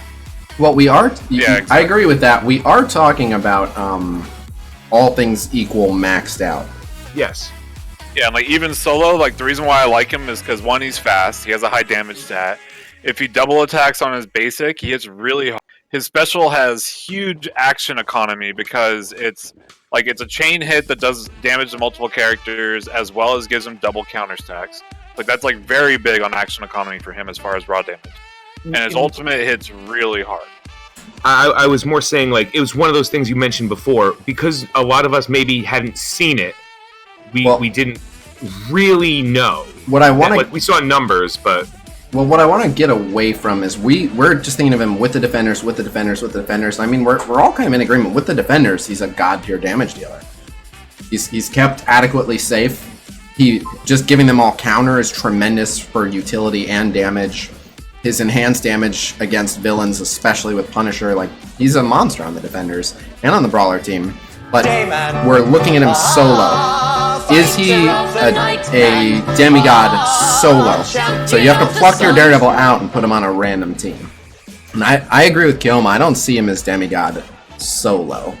I think he used to be because he was one of the top damage dealers, but I think they've introduced so many good damage dealers that I don't think he's... I mean, like I think he is, but like I said, I'm invested in him. So like I get to look at him like fully tricked out and I wouldn't. Well, let's look at other brawlers and see how he does against brawlers and blasters. Those are your damage dealers. Captain Marvel does more damage than him. Spider-Man, it's debatable because Spider-Man has a really big nuke. Carnage, I'm pretty confident out-damages him. Deadpool can out-damage him depending on the matchup. Ms. Marvel is a tank. She won't out-damage him. Black Panther won't out-damage him unless he gets resets. Psylocke is not really going to out-damage him. Gamora can out-damage him. So just already going down this list, like there's 4 or 5 people on Brawler that out-damage him. I think on average he'll out-damage Gamora actually. Because he's hitting multiple targets and she's generally only hitting one. Well, how often does his basic chain? Well, it's basic double attacks, but it has. Right, but no, I mean against it's villains. 50% chance against villain is guaranteed. Yeah, but villains is over half of the roster. Gamora can get triple hit and often has offense up. I think Gamora's out damaging him. The baton throw does not do good damage at all. She can get resets. His ult puts out more damage overall if you add it all up, but she'll do a big single target nuke. You can't say she can get resets and then not have said that with Black Panther. Well, Black Panther's resets are a little bit harder to come by. At least hers are she'll have offense up and a big ult. Like BP can get resets. His AoE is a 5-turn cooldown. He only gets to use it once on an average team. Yeah. That's fair. Yeah, he'll get to use it once. It'll be close. Either way, it's close with Gamora, which is plenty enough because Gamora is only an elite. Yeah, and his passive is not doing anywhere near as much. And not only does he only gain 5% dodge chance, he actually only has this good dodge with defenders too. That's what seals it for me. His dodge chance is 5% per defender. So take away the other defenders, he doesn't dodge that much. Yeah, he's got my vote. He's just an elite on his own. I do. Like I said, I think having invested in him, I think he's better than elite. Like pound for pound, I think he's better than Deadpool, Miss Marvel, or Black Panther on a random. BP brings the slows. Miss Marvel serves a different purpose, but she's real good for protecting people, giving out ability energy, self-sustain she's got over him. And he's easy to kill. If he's not well protected, and if he doesn't have all that extra dodge from the defenders, he's pretty easy to kill, even all pimped out. Yeah, pretty much like all the brawlers are easy to kill except for like Captain Marvel. Well, Deadpool will heal off debuffs, Miss Marvel will heal herself, Black Panther's the other squishy one, Psylocke will at least give herself her passive. So, now I'm gonna fight you on this one. Daredevil's not a demi on his own, just not. Again, we mainly use him with the defenders, and there's no denying he's absolutely awesome on a defender team. Not on his own. Gamora's squishy, but that's why she's only elite. We even have Psylocke and Miles in elite. Tony, you feel strongly that Daredevil's a demi? No. No, but that's only because if there was ever a situation where everyone else was dead on a node and only I had my Daredevil, I wouldn't feel super confident bringing him in.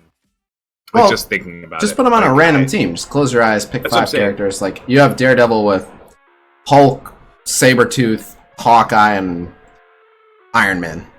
I wouldn't build a blitz team with him on his with him as a 5th random character. So no, I don't. If he doesn't have an above average chance of carrying your blitz match, it's hard for me to give him that. So it sounds like we're in agreement that he's just elite. So, I also don't think BP belongs in demi then either.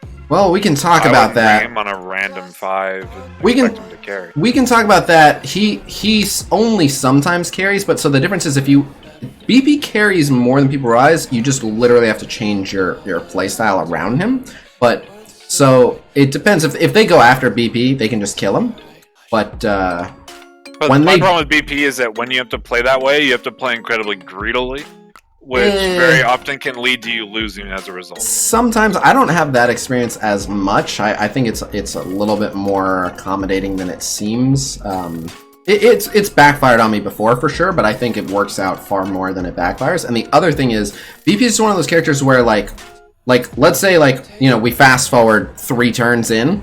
3 turns into any fight, if BP is still on the field, the enemy team needs to be on high alert. Like just as health bars start going down, BP gets scarier and scarier. It's a totally fair point to be like half the time at least he's not around by then, which is absolutely. But when he is a very reliable. Like he will hit a point where he's like, I'll take it from here, and just I've had so many good comebacks with BP on a random team. If they don't focus him out, he's so dangerous late. If they have any summoners, anything like that, it gets pretty nuts pretty quick. And worst case scenario, he's still applying a slow on his basic, and just a targeted slow can absolutely be the difference in a lot of matches. It's questionable. I understand. Like for me, he's on the cusp. He's pretty squishy. There are cases where I'm like, oh come on, BP, you're not helping much here. But there are plenty of cases where BP is the reason I want a blitz match outside of the Wakandans. So for that I can get. But if you guys want to reevaluate BP, we can. But That's fine. I'm fine to put Daredevil Elite Blue For campaign, raid, and dark dimension, for sure. For arena offense, blitz, alliance war offense, I think it's got to be the same thing. And again, Elite Blue doesn't change his overall, which is that he's a god tier character. And then finally for arena defense, AI, alliance war defense, we had him at Elite Blue. Does he go down to usable blue? Because the AI is going to open with his ult, not his special. No, and so fun. Well, actually, the reason we originally said that is not only does he open with his ult, but he might pick a bad target and only hit 2 people. That was a big thing, is the AI wastes his ult pretty often. Yeah, but that's like everyone with a chain. I don't think we're gonna have like. Well, as a general rule, everyone is like most characters, with not too many exceptions, most characters are a tier down on defense because the AI plays them wrong. I disagree, Hugh. I think defenders still fuck a lot of people on offense. If we actually, You said very hard to find teams they people can use beat. them to kill Ultron teams on offense if they use them there. Like we've run into like alliances that don't use defenders on defense because they use them for Ultron. Not only that, but just, I mean, they're so good against villains that like half the characters in the game pretty much are villain, and the defenders are super solid into any villains. And the defenders, like, you gotta remember too, there's an element of RNG that allows the defenders to win fights they shouldn't win. Like, defenders shouldn't beat Fury Shield, but if Iron Fist passive just keeps going off and Daredevil just keeps dodging, like, Shield security special, like, they beat teams they have no business beating because there's enough RNG. Can't punch up too high, but the fact that they can punch up against them at all. Kiyoma, I'm like that kind of. I said something like that before. There's this weird gap in defenders where like they stop being fun, and then once you pull in, they become just the absolute tits.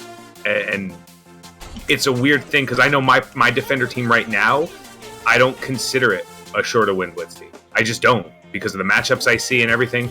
But as I've invested a little bit more in Punisher and Daredevil, they've been winning more. So I kind of broke this like 240 to 260 power range, and it just kind of broke even for me. But that's like mine are over 300k, and they can take most teams that I want them to take. Yeah.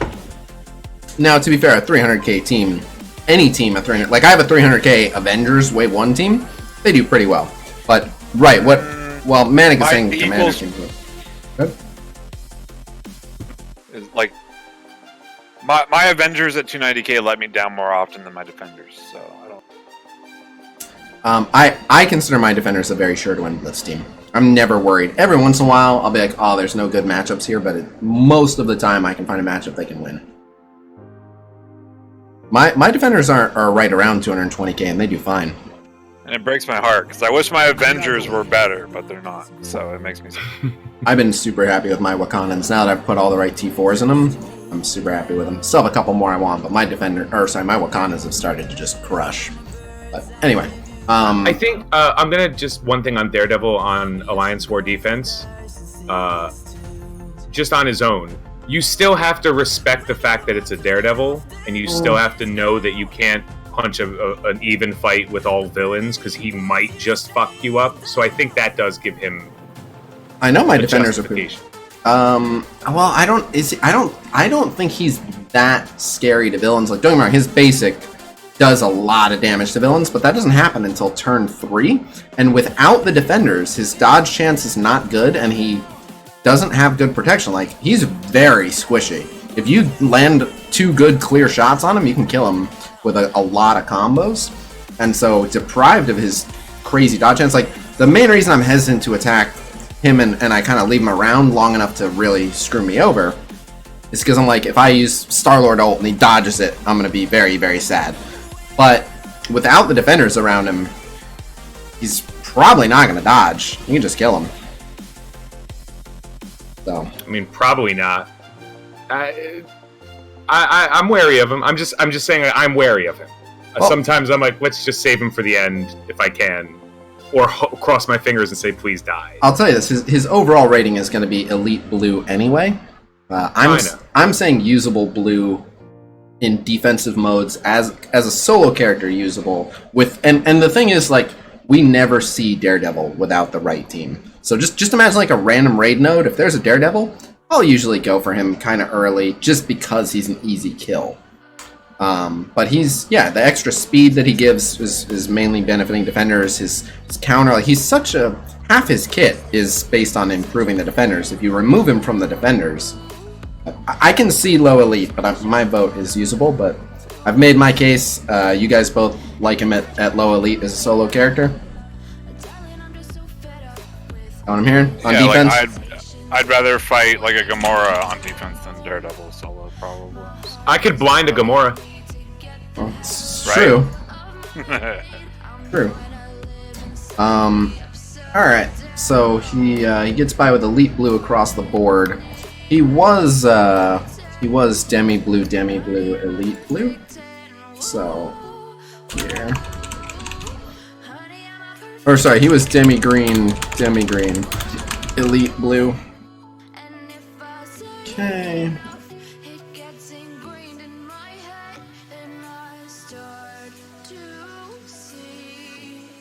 Alright, and then we have to go and move him here. He's getting a little demotion. Okay. So, for brawlers, where does he fall for you? Psylocke, Miles, Gamora, Sabretooth, Iron Fist. Who would you take him over? Who would you not take him over?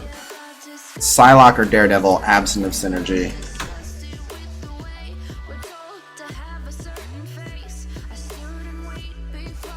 You guys thinking of? If there's no debuffs in the enemy team, I'd rather bring Daredevil. Even though Psylocke has Dispel and better survivability solo, I'd argue with her passive. I'm thinking. I'm bringing damage if I'm bringing a random brawler to a team. I think I go with Psylocke and Miles for the utility, and I'm with Kiom on this. I like Psylocke and Miles personally. Yeah, but he was talking about them on the brawler team. I know. No, I know. I prefer those two on their own, but also, I mean, I'm the guy who's neglected his defenders, and you guys are the ones who souped up your defenders. I would say Psylocke because she doesn't do much damage. She has more utility for damage. Yeah, okay. Like I would say Psylocke over Daredevil, but I wouldn't put Miles over Daredevil. That's if I were to do that. I'd give it to Psylocke, but I'm fine with that. Cainage, you can live with that? Yeah, it's fine. I feel like Cainage is just silently like, they're murdering my boy. A Daredevil fucks. You're all gonna get an opportunity to yell at me real soon. Who are you planning on irrationally defending? Nope, the other way around. Who are you planning on irrationally trashing? We'll get there. We'll get there real soon. I promise. All right. You have is it Cainage's pick or yours for the Spider-Verse? I don't think we have a pick because last one's Spider-Man, right? No, we have Carnage too. Oh, okay. But I think he wants to hit Spider-Man pretty hard, but well see. Maybe he might want to hit Carnage. I won't let him. Anyway. Here, Tony, you get to pick again. Let's let Tony pick again. I want to see this. All right. Well, but so hold on. So real quick for bio, Miles, Green Goblin, Luke Cage, Groot, Hulk, Daredevil. I know they all kind of do different stuff, but just generally speaking. Probably Miles over Daredevil, but I'd rather bring Daredevil over the Well, we put Miles under Daredevil for Brawler, so I still think Miles is under Daredevil for bio. Oh, okay. Yeah, that's fair then. I'm fine with that. I mean, he just got demoted, so if anything, maybe he goes up 1 or 2 spots. It's a small thing, but anyway. So we've got that. So we could just add 5 more villains to the node. Like it doesn't take much. All right. So here we go. Which one do you want to trash? We'll save them for last and end on a bang. And then people ask about the comic. I have words about Carnage. You have words about Carnage, then we'll do Spider-Man, and then we'll do Carnage. I'm gonna super quick go bio. So let me open this. Oh no, there's already a giveaway open, and the winner for a Marvel Strike Force exclusive Marvel comic goes to Lol White Knight. Congratulations, Lol White Knight. Are you here?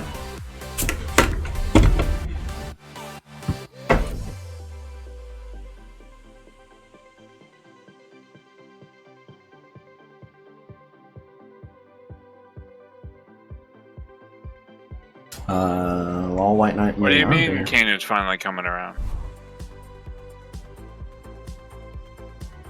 Her peoples or herpy please, whichever you're saying. Check the infographic. So. I love Carnage. We'll talk about him. I'll make the case for Carnage. But, and the new winner for a Marvel Strike Force exclusive Marvel comic goes to... Platiclism. Platiclism, are you here? Her peoples? Alright. Congratulations, Platiclism. PM me your name and address. Can I just ask someone to record the winners of the comics that we've had so far? I haven't been writing them down, and I probably should. But on that note, congratulations, Platicalism. I'm going to reset this and open it up again. Exclamation comic, please, all one word. Exclamation COMICPLZ, all one word. Exclamation comic, please, in the chat. And that's it. You're entered in for a chance to win. I'm going to go bio super quick. Then we're going to talk about Spider-Man and Carnage. And then we're going to get on to all the new characters. So, be right back.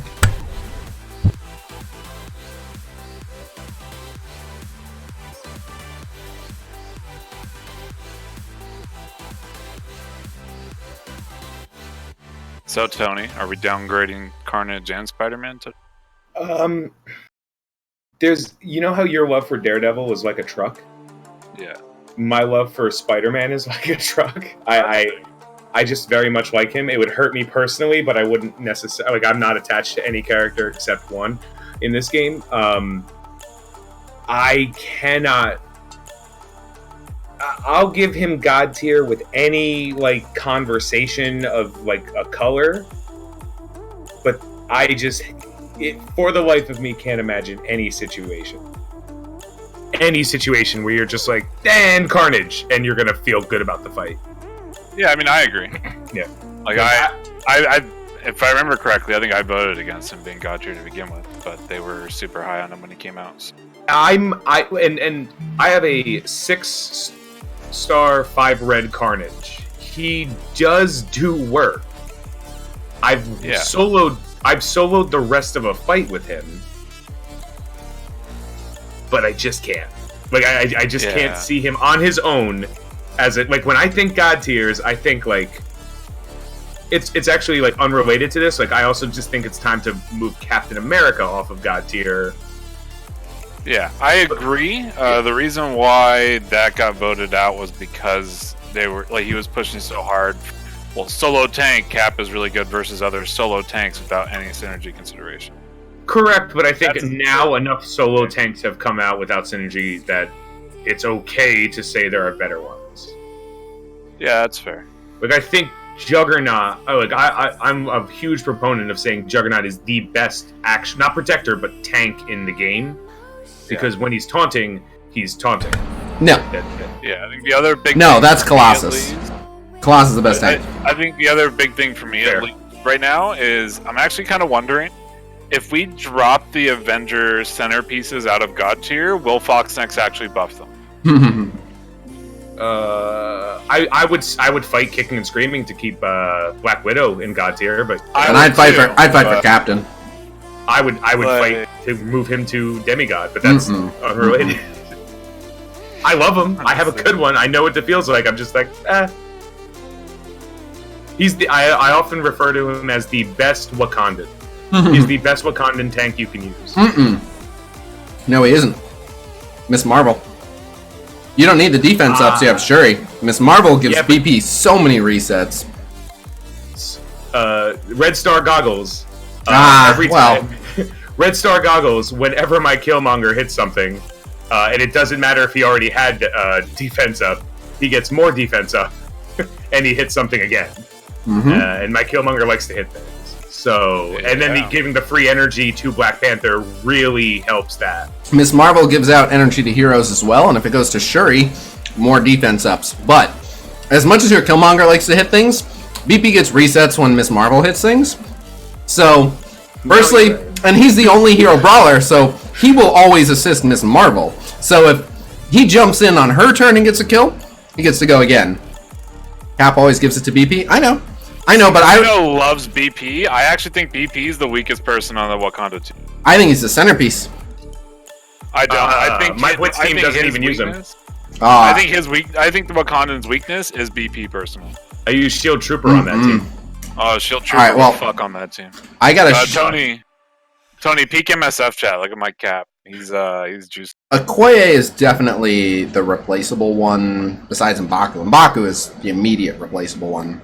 Okoye I'd replace before I'd replace BP, but excuse me, the whole thing about the Wakandans is they get free turns from BP. Like, you cannot put a price on just extra turns. It's yeah, so and that's good. the reason why I think that they are not the best raid team, is because in Ultimate 7, when there's 7 red star enemies one-shotting your entire team, you never get well, first off, you don't never, but I understand that right now they're not the best raid team, and we talked to Suryo about this, but Ultimate 7 is designed for level 75. Talk to me again when we have level 75 and they're not getting one shot, and when they're hitting harder, might be a different ballgame. So, we'll see when we get there. I try not to use Ultimate 7 as a benchmark, because Ultimate 7 is to shame people for, like, no matter what team, it makes them look bad. You said you made the damn team tier list for right now. Well, when we Colossus still looks good in Ultimate. If you look at when we made the last top 5 teams tier list, we did it right when the Wakandans came out. So literally no one had a jacked Wakandan team when we made that top 5 teams tier list. We just took Foxnex's word for it. They said this is the best raid team, and we went, okay, level 75 won't make a difference.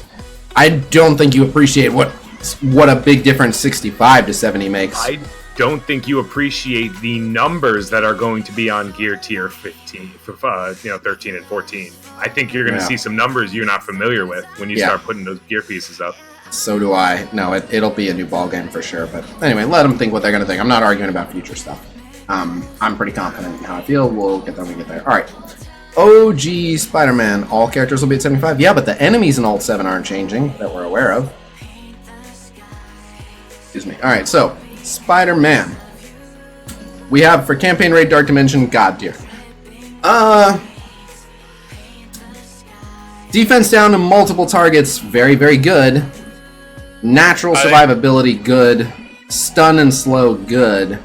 I think for campaign, I don't think he's changed at all, personally. Agreed. He's still very good. He amplifies AoE. He stops key targets from fucking your team. I think he's fantastic still for campaign raid. My only concern for him is, I love everything that he does. My concern for him for campaign raid and Dark Dimension is, like, raid, again, if you're running Minerva, it's a little bit different, but independently, he's just not that hard to kill. That's my concern for him. He's pretty squishy. He is when you basic on turns where you're worried about AoE to get him the evasion. Yeah, you are very likely to get him the evade. But when there's like 8 enemies, usually there's going to be a few AoEs. Like, it's just... It's very common in campaign raid and Dark Dimension that you're outgunned. I don't know. I used Spidey in Fear the Darkness. He was surprisingly effective. Did you have Minerva as well? If you had Minerva, I'm wondering how well did you keep him alive? Because it's while we assume on random teams, it is a fair assumption to assume like there'll be a tank. So with a tank, he should be okay. Well, so how often was he the one you were reviving? Because if he was the only one going down, and that wasn't a problem because you could keep bringing him up, that's fine. But be honest, how often were you bringing him? Were you reviving him? The 25% base dodge chance, and then what's a 60% chance to gain evade on his basic? I mean, he has 30 base if 5 passive, I thought. Let's take a look. Okay. Let's see what he's at. I don't mind leaving him at God tier. I mean, he's a super popular, super good. I thought he has 5% dodge baseline, and then the passive gives him 25 extra. You can just take a look. His dodge chance 30%. He gets it says 5% from here. I don't think it's accurate. I think he has 5 on his own. Because he's Spider-Man. Oops. Just like most hand, for example, have 5 baseline. Yep, and then he gains 25%. And then on dodge, he gains the speed bar. And he fills Miles' speed bar, which is nice. Yeah, he's got a big nuke. You can use decently often. The low cooldown on his special is so freaking good. And it's 2-turn defense down. It can't be countered. It's great. And then 60% chance to gain evade on every basic. Alright, I'm fine leaving him God tier. For Arena offense, Blitz Alliance War offense, I feel the same way. He's super strong. Makes any team super reliable. Sir Edward, probably not, but we can't say for sure. So any objections to leaving him God? I think Arena offense, Blitz, Alliance War offense is where he really shines. So, objection? I agree. I think he's really good there. I think where he's fallen a bit is defense. Oh, that's what we're about to talk about. We already had him as only demigod, but demigod green, and I think that at the end of the day, while there are characters that counter his special, he does it nice and quick.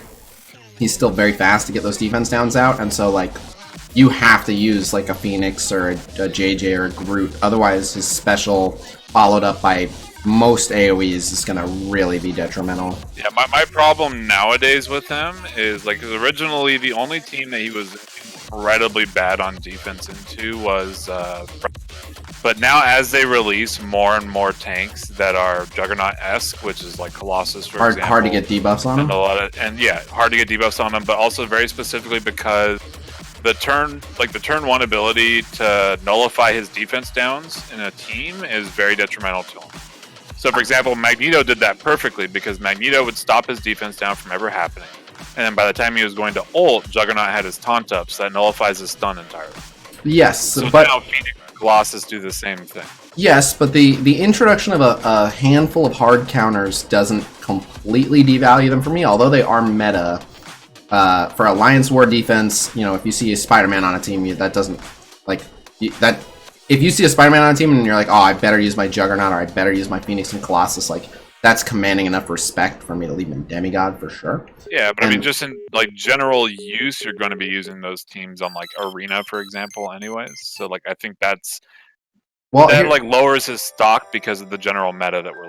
He has decent AI. His special can't be countered, and it's only a 3-turn cooldown, and he's fast, so he can get that round of defense downs on a second go around and have it still be very effective. But the main reason why I like him where he's at for defense, and I hear what you're saying, and he in my opinion, he was high demigod defense. Now he's low demigod defense, but I don't want to bump him down. And the biggest reason is he still dodges like a son of a bitch, and you can absolutely, like, you kind of want to ignore him because you're always taking a risk by going after him. So the only thing is, does he become God tier? With the right team? I would. Defense, I don't see it. I don't think he ever becomes God tier on defense. I think he's always just a solid demigod somewhere in the range. I don't mind that. That's such a negligible change. It changes nothing. I don't mind that, but I'm trying to think. Like I feel like I could come up with a.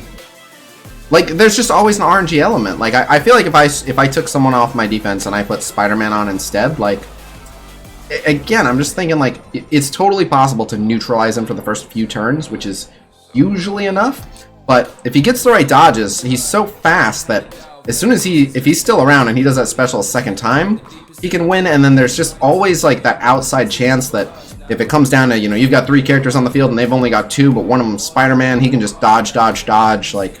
Yeah, but it's also the more characters they add with unavoidable giant nuke abilities like Phoenix, like Namor, like all these other characters nowadays that are adding. Well, Namor's is only more, but yeah. Basically going to one-shot it. Like, or get him so low that if he misses one dodge, he's done anyways. Yeah, I can see that. They're evolving the meta to the point to where like they're overloading these new characters' kits to the point where it's like it's collateral damage. Like they're balancing for him. All right, I'm sold. Exactly. I'm sold. So we'll bump him down to demigod. It doesn't change his overall rating, but it does. Yeah. Does make a small change to him. So let's do this here. It counts. You know, like it's. Yeah. It's more accurate. Because Fox and X, we know you look at the tier list sheet. There's collateral damage to all these other characters that happen because of these new kits. So. Alright, it's time to go to war over Carnage. Now, I will admit, I was riding pretty high on the Carnage train, and I acknowledge that I've not seen as many comps as I wanted to come together around Carnage. I thought Carnage, but it's based on a couple things. So I thought that Carnage would fill the... I thought Carnage was going to be a lot like Captain Marvel, right? His opening burst is a crap ton of damage, just like hers. His sustain is kind of comparable to hers. Hers is better, but if you're getting the right kills, he's making up for it by also getting like turn meter. And then his special his special is kind of reliant on like Venom having ulted so that there are other people with debuffs he can go after. But so the beauty of Carnage is on his team, and I'll talk about him solo in a sec, but on his team, he alone is worth pretty much 2 kills. His ult is gonna mostly kill someone, like just whoever he ults is, they may not die immediately, but you have to run some serious intervention or it's gonna kill most people. And then, once Venom spreads those debuffs to other targets, his special will 100 to 0 or 0 to, or 100 to 10% most people that have those debuffs. And you don't want to waste it on the already doomed target that he ulted, but his special will just, like, I just get so many, like 160,000, 180,000 damage hits out of his special. But it is reliant on, like, I either have to hit the same target I already ulted, which they were gonna die anyway, or someone had to carry those debuffs over for him, which he doesn't do that well on his own, which I can see. So I can see his solo rating going down a little bit for that reason. And the other thing is his, oh, this is, yeah, I mean, the 3 bleeds is crazy.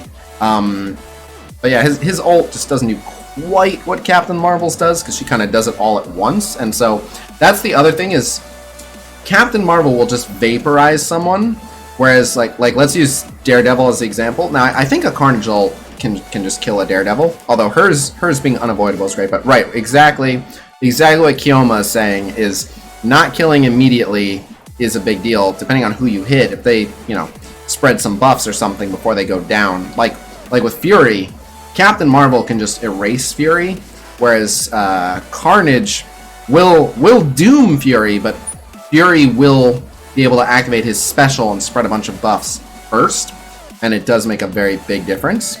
Carnage has better focus with Mystero now, but that's neither here nor there. So let's talk Carnage. But yeah, I wanted Carnage to be a little bit better than he was. I kind of envisioned him as Captain Marvel, and he's not quite Captain Marvel. So let's get into Campaign Raid and Dark Dimension. We have him as Demigod Green. I mean, at the end of the day, Carnage with the right debuff squad is fantastic, especially against Campaign and Raid. I like him where he's at for Campaign and Raid. Demigod at base is interesting, but again, anytime anyone drops low, he's just getting extra turns. He's spreading debuffs. Even if other people are applying random debuffs, he can carry him over and always get chains. His ult is going to doom someone. Yeah, I like him where he's at for Campaign, Raid, Dark Dimension. So is anyone contesting that? I think that's fine. I think it's fine for Campaign, Raid, and Dark. Yeah, specifically because like with summoners or like weaker minions or whatever else, like he's going to get a lot of value out of his passive. So. Alright, now looking at Arena offense, Blitz, and Alliance War offense, I understand that we're not ever really seeing him on Arena offense unless someone has like 7 red star on him.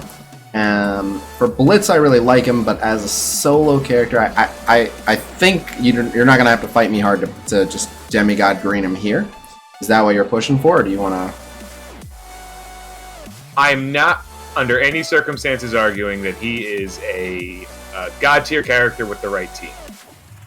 And I think that more characters are coming out that are making the right team more malleable. But I just don't see him single, like just on his own, as better than Elite on offense. Better than Elite? Ooh, that's harsh. So let me show you. I know. Let me show you what his ult does, and so again. Oh, I know. Let me give you the numbers. I'm not sure you're fully aware of the numbers. So his base damage here is 9101.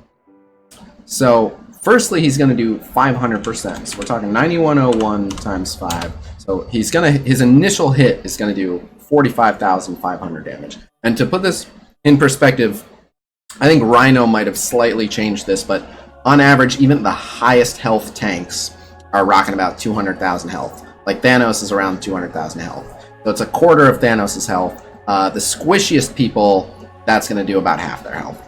Now, it does 2 bleed for 2 turns, and if they're above 50% health, and since you usually do this on turn 1, they're pretty much always above 50% health, you're actually doing 3 2-turn bleeds. So, 3 bleeds is his 9101 times 1.5, it's 150%, times 3. That is an additional 40,954 when they take their first turn. So he's done to anyone, by the time they take their first turn, unless they resist a bleed or it gets cleansed off them, 95,000. But then they take another 40,000 the following turn. And so in one ability, he's doing close to 150,000 damage. Not all three bleeds. Potentially doing. Let's look at his focus. His focus is, he has well above average focus. I've not had an issue with his bleed sticking. Now, like in war offense where there's deflects really hurt him, because for those of you that don't know, the way deflects work, it's a guaranteed block, and whatever the block amount is, that's the likelihood that a debuff doesn't stick just off the top. For getting normal focus versus resistance, like Carnage with the deflect, 25% block amount, which almost everyone is 25% block amount. The exceptions are like Captain America, M'Baku, Merc Ryguard, whatever. Falcon, Vulture. There's some characters that block. God. But so most characters have a 1 in 4 chance off the top to resist any debuff when they block. So that's a thing. And then the special, if like basically Carnage between turn 1 and turn 2 should be able to drop just about anyone. Like there's a few exceptions, like if Colossus has his defense up, they're not sticking, but pretty much any character, even like Thanos, Carnage will just 1-2 take him out. And he's so fast, his 1 goes in quick, so right at the start of turn 2, he does 145k at the start of the enemy's second turn, as long as the enemy is slower than him, and almost everyone's slower than him. So it's not 145k in 3 turns, it's 145k in 2 turns. No, 2 turns. 2 turns. It's 2 turns of bleed, where the initial burst is chunk 1, bleeds when the enemy starts their first turn is turn 2, bleeds when the enemy starts their second turn is burst 3. Even if most characters have 25% block amount, most don't have any block chance. Right, I was talking for war with the boosts. Because it hurts him in war. Boosts hurt him in war. But, so I can see Naga, but Elite is way too harsh. This guy just does an insane amount of damage.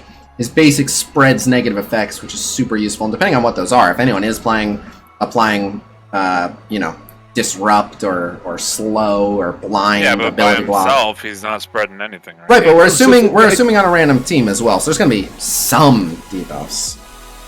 Probably, at least a couple. But best case scenario resist. Again, his focus is really good. He shouldn't be resisted very much. It's not 72 point. Oh, I get what you're saying. 72.5k per turn. That's not bad, but it's not that because again, when the enemy starts their first turn, they've taken about 100k. I hear what you're saying, doing it as the average, but it doesn't matter because if the enemy has around basically, let's say a character has 110k health, you can hit him with a light AoE from anyone else, and they're dead when they take their first turn because Carnage hit them. So you can be like, well, it averages out. It doesn't matter. In practicality, someone's going to die. Debuff won't stay after Carnage uses special. Carnage, if you're Carnage specialing someone you already ulted, you're correct, but it doesn't matter because it's going to kill them. The short answer is you don't use Carnage special if it's not going to kill them. Carnage is whack? Shut your mouth. I don't think that's true. Of what? I don't hate Carnage. I very much love Carnage. Elite is harsh, and also I guarantee you don't have tier 4s in his passive, which is giving him 30% speed bar and 10% max health heal, which if you beefed him up, he gets a lot of health anytime someone drops below a quarter. And that can keep proccing if they heal up and go back down.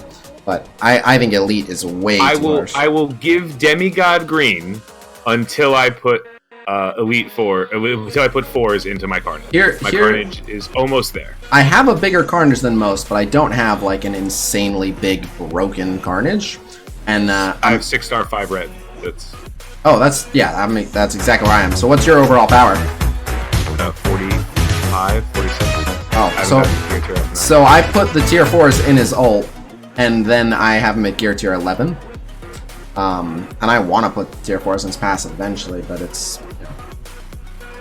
But so yours is doing close to the amount of damage that mine is. But I was gonna say, if you want to see, like my Carnage just he does damage. I'm just like when I think about just the character with 4 random people doing stuff, I'm not excited. But I'll totally concede Demigod as long as he's not hard god. I can say. No, because while he's good, Yeah. you got to do a lot of work to get him perfect. I agree. He's hard god. Again, we really thought he would function like Captain Marvel, and we do have Captain Marvel as hard god. So there were some shortcomings to him that I can see bumped him down to Demi for sure. Yeah, I agree with bumping him down to Demi overall, but like +1. Yeah. All right. I just had to claim my energy real quick, and I've been fine. All right. Because originally we thought he was going to be like a second Captain Marvel, and we thought the meta was going to be fucking busted. We thought people were going to be running around with Carnage and Captain Marvel one-shotting one person each, and we were like, well, Yes. this is fucking stupid. Yes, that's exactly what we thought. All right, so we're bumping him to Demigod Green on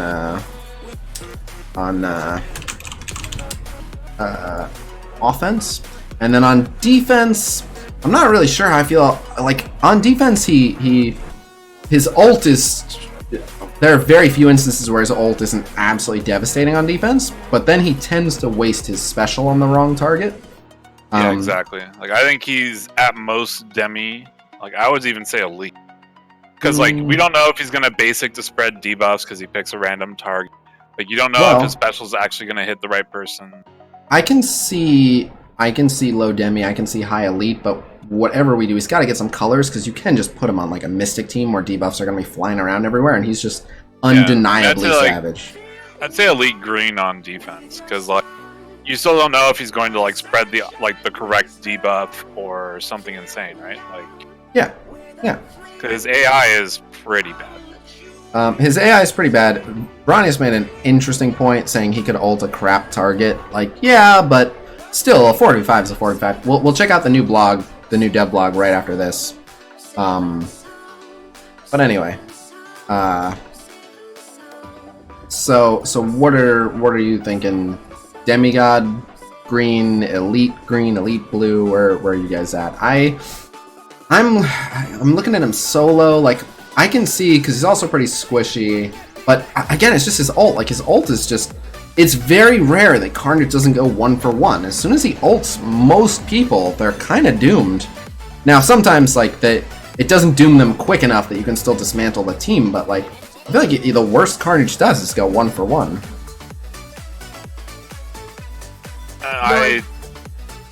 I could say that.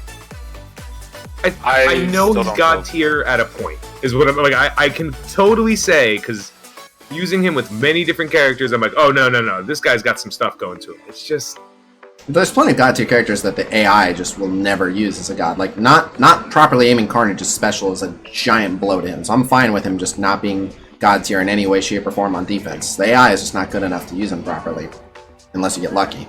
But my question is, how bad is he by default? I'm just on the fence between elite and Demi. So on a random team, what's his ult worth to you guys? And again, he'll gain speed bar and heal himself as people get low. So I think I don't like his ult into a random target because like if he hits like Colossus or like a lot of these characters that have big resistance on, or like even if like he ults like a random tank, like that tank isn't going to die from that usually. Like even if the bleed goes fully out, so the tank's still going to get to disrupt like and get their job done. Yes, but he's usually not going to ult a tank. He's super fast, so he goes before most tanks can taunt. Yeah, no, I'm just saying like in like the 1 in 5 where he picks a tank, like he's not going to do much at all. Like even with the ult. Yeah, 1 in 5. Do you think there's enough? So say you saw Carnage, right? Anywhere, just whatever, any on arena defense, whatever. Do you think you would have to bring a very specific answer to him, or do you think that you would just be able to, whatever your situation was, you're like, all right, now I just have to be cognizant of Carnage's ult might just fuck him. Right. It's that one. It's a lot of times I go in and I'm just like, I hope this goes right. Like there's, if he hits this person and they survive till their second turn, I'll be all right. If he hits this person, I can cleanse it. If he hits this person, they'll just live. But I usually go in like, just please Carnage don't go for Strange. Please Carnage don't go for, whoever. Please Carnage don't go for Minerva. And every once in a while that happens, and you're like, God, Carnage just locked it down. Like, I'm screwed. Period. Carnage sucks. He just ruined my day. So I think on that strength, I think he could just be demigod. Like, I think on the fact that it's just like a coin flip of like, fuck. I think you can go demigod. It is, but I'll also say that like we just worked out his damage numbers, and most characters will survive just his ult. So it also depends on like there are some characters that like once he's ulted them, they're dead unless there's some divine intervention or something. But most characters fit into his ult will drop them to 10% when all's said and done, and then it's a matter of like just being at the edge of your seat. Like in most instances, someone's gonna chain or an AoE's gonna go off and it'll kill them anyway. But sometimes it doesn't. Sometimes he ults someone and then they just spend the whole fight at 10%. So yeah, but all right, I'm fine with demigod. And we don't wanna give him any green because I don't. Even on an ideal team, I don't know that he's god tier defense. Like, because you can't control that he's going to spread correctly, or like who he's gonna ult. ult. Yeah, if he just ults the tank, he's just wasting his own time spinning his wheels. Yeah, and because like his basic doesn't do much damage outside of the spread, really. So. All right, so he has been demoted overall to demigod green. So now we have to do this portion. Hey, Martin LMLM, thank you very much for the 10 bones. We're going to check out the new dev blog, and then we're going to do the new characters, but let's... yeah, I'll be right back in a sec while you do the dev so blog. Carnage was already the bottom of the brawlers, the bottom of the god tier brawlers, but I think... Great stream. I think I still like him over Deadpool, Miss Marvel, Black Panther. Any objections? Cainage bowed out. I really don't have any objection to that. That's fine. Because Deadpool, the thing is, we're still talking about situational stuff, and like situationally, I still think Carnage, best case scenario, is still better than the other three best case scenario. All right, and he's the bottom of Bio too, and then we have him Carnage, Quake, Venom, JJ, Drax, Miss Marvel. I don't know that he is better all around than Quake, but I could see him being better all around than Quake, and same thing with Venom. So just blind, you can't see, you're going into a random team. Carnage, Quake, Venom. Who do you want? Pick one. Better than Venom. Quake is really good. Yeah, alright. Oh, yeah, like... It's fine, just put Quake over him. They do different things, though. I know. That's the problem. When we do this version of it, it's we're comparing people that do different things, but... I know, it's kind of awkward answer, but just your gut instinct, and I agree. I would rather have Quake on a random team than Carnage on a random team. So. Same. Venom should be god tier. Venom is not the best 1v1er. He's in top 5 1v1ers, but he's not the best 1v1er. Captain Marvel will beat him, and I believe Hulk will beat him as well. Hulk might not beat him, though, with the ability block and stuff.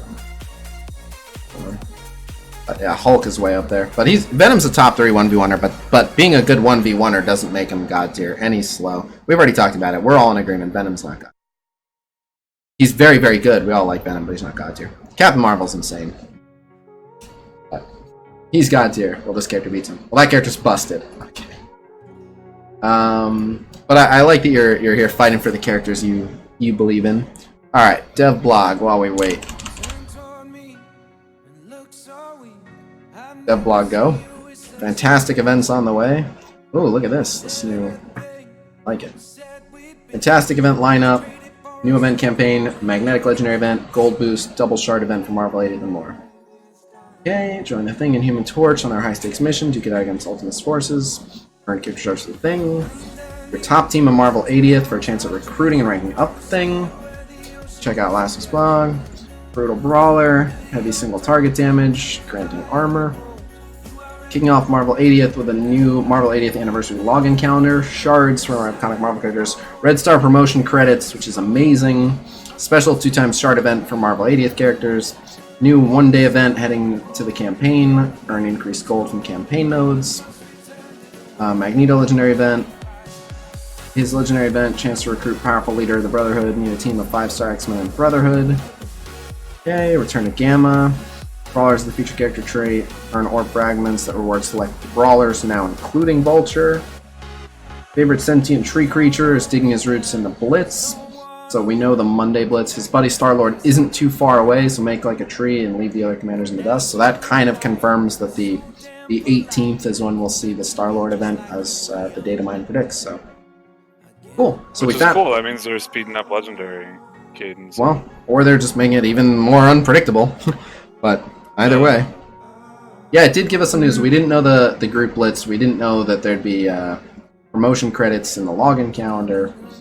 So what you're saying is, since I've been giving out less news, now you're actually finding out your news through the devs, and you're happy that you're getting news. Just find that out. But no, there's some good stuff in here. I like it. Alright. Yeah, the most exciting thing for me is those promotion credits for sure. Select brawlers with the chance to get Vulture is good. Oh, so Cainage is back? Nope, Carnage is not back. Carnage is back. Alright? Fight it all you want. Carnage is back in style.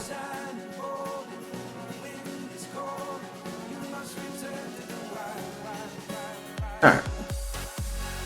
So, on to the new characters. I think we'll start with the Sinister 4 / Sinister 5, but definitely not Sinister 6. So, Tony, who do you want to start with? Let's start with Shocker. Oh, shocking decision. That pun has been lame since I first used it. I mean, I'm shocked. I don't know about you. Yeah, boo. But I deserve it too. Just we'll boo each other. Alright.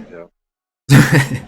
So, yeah, let's pull up Shocker. So these we're gonna do a little bit more of a deep dive on them, and really, we're not updating these guys, we're getting super familiar with their stats. So, in the scheme of things, Shocker has average to above average damage.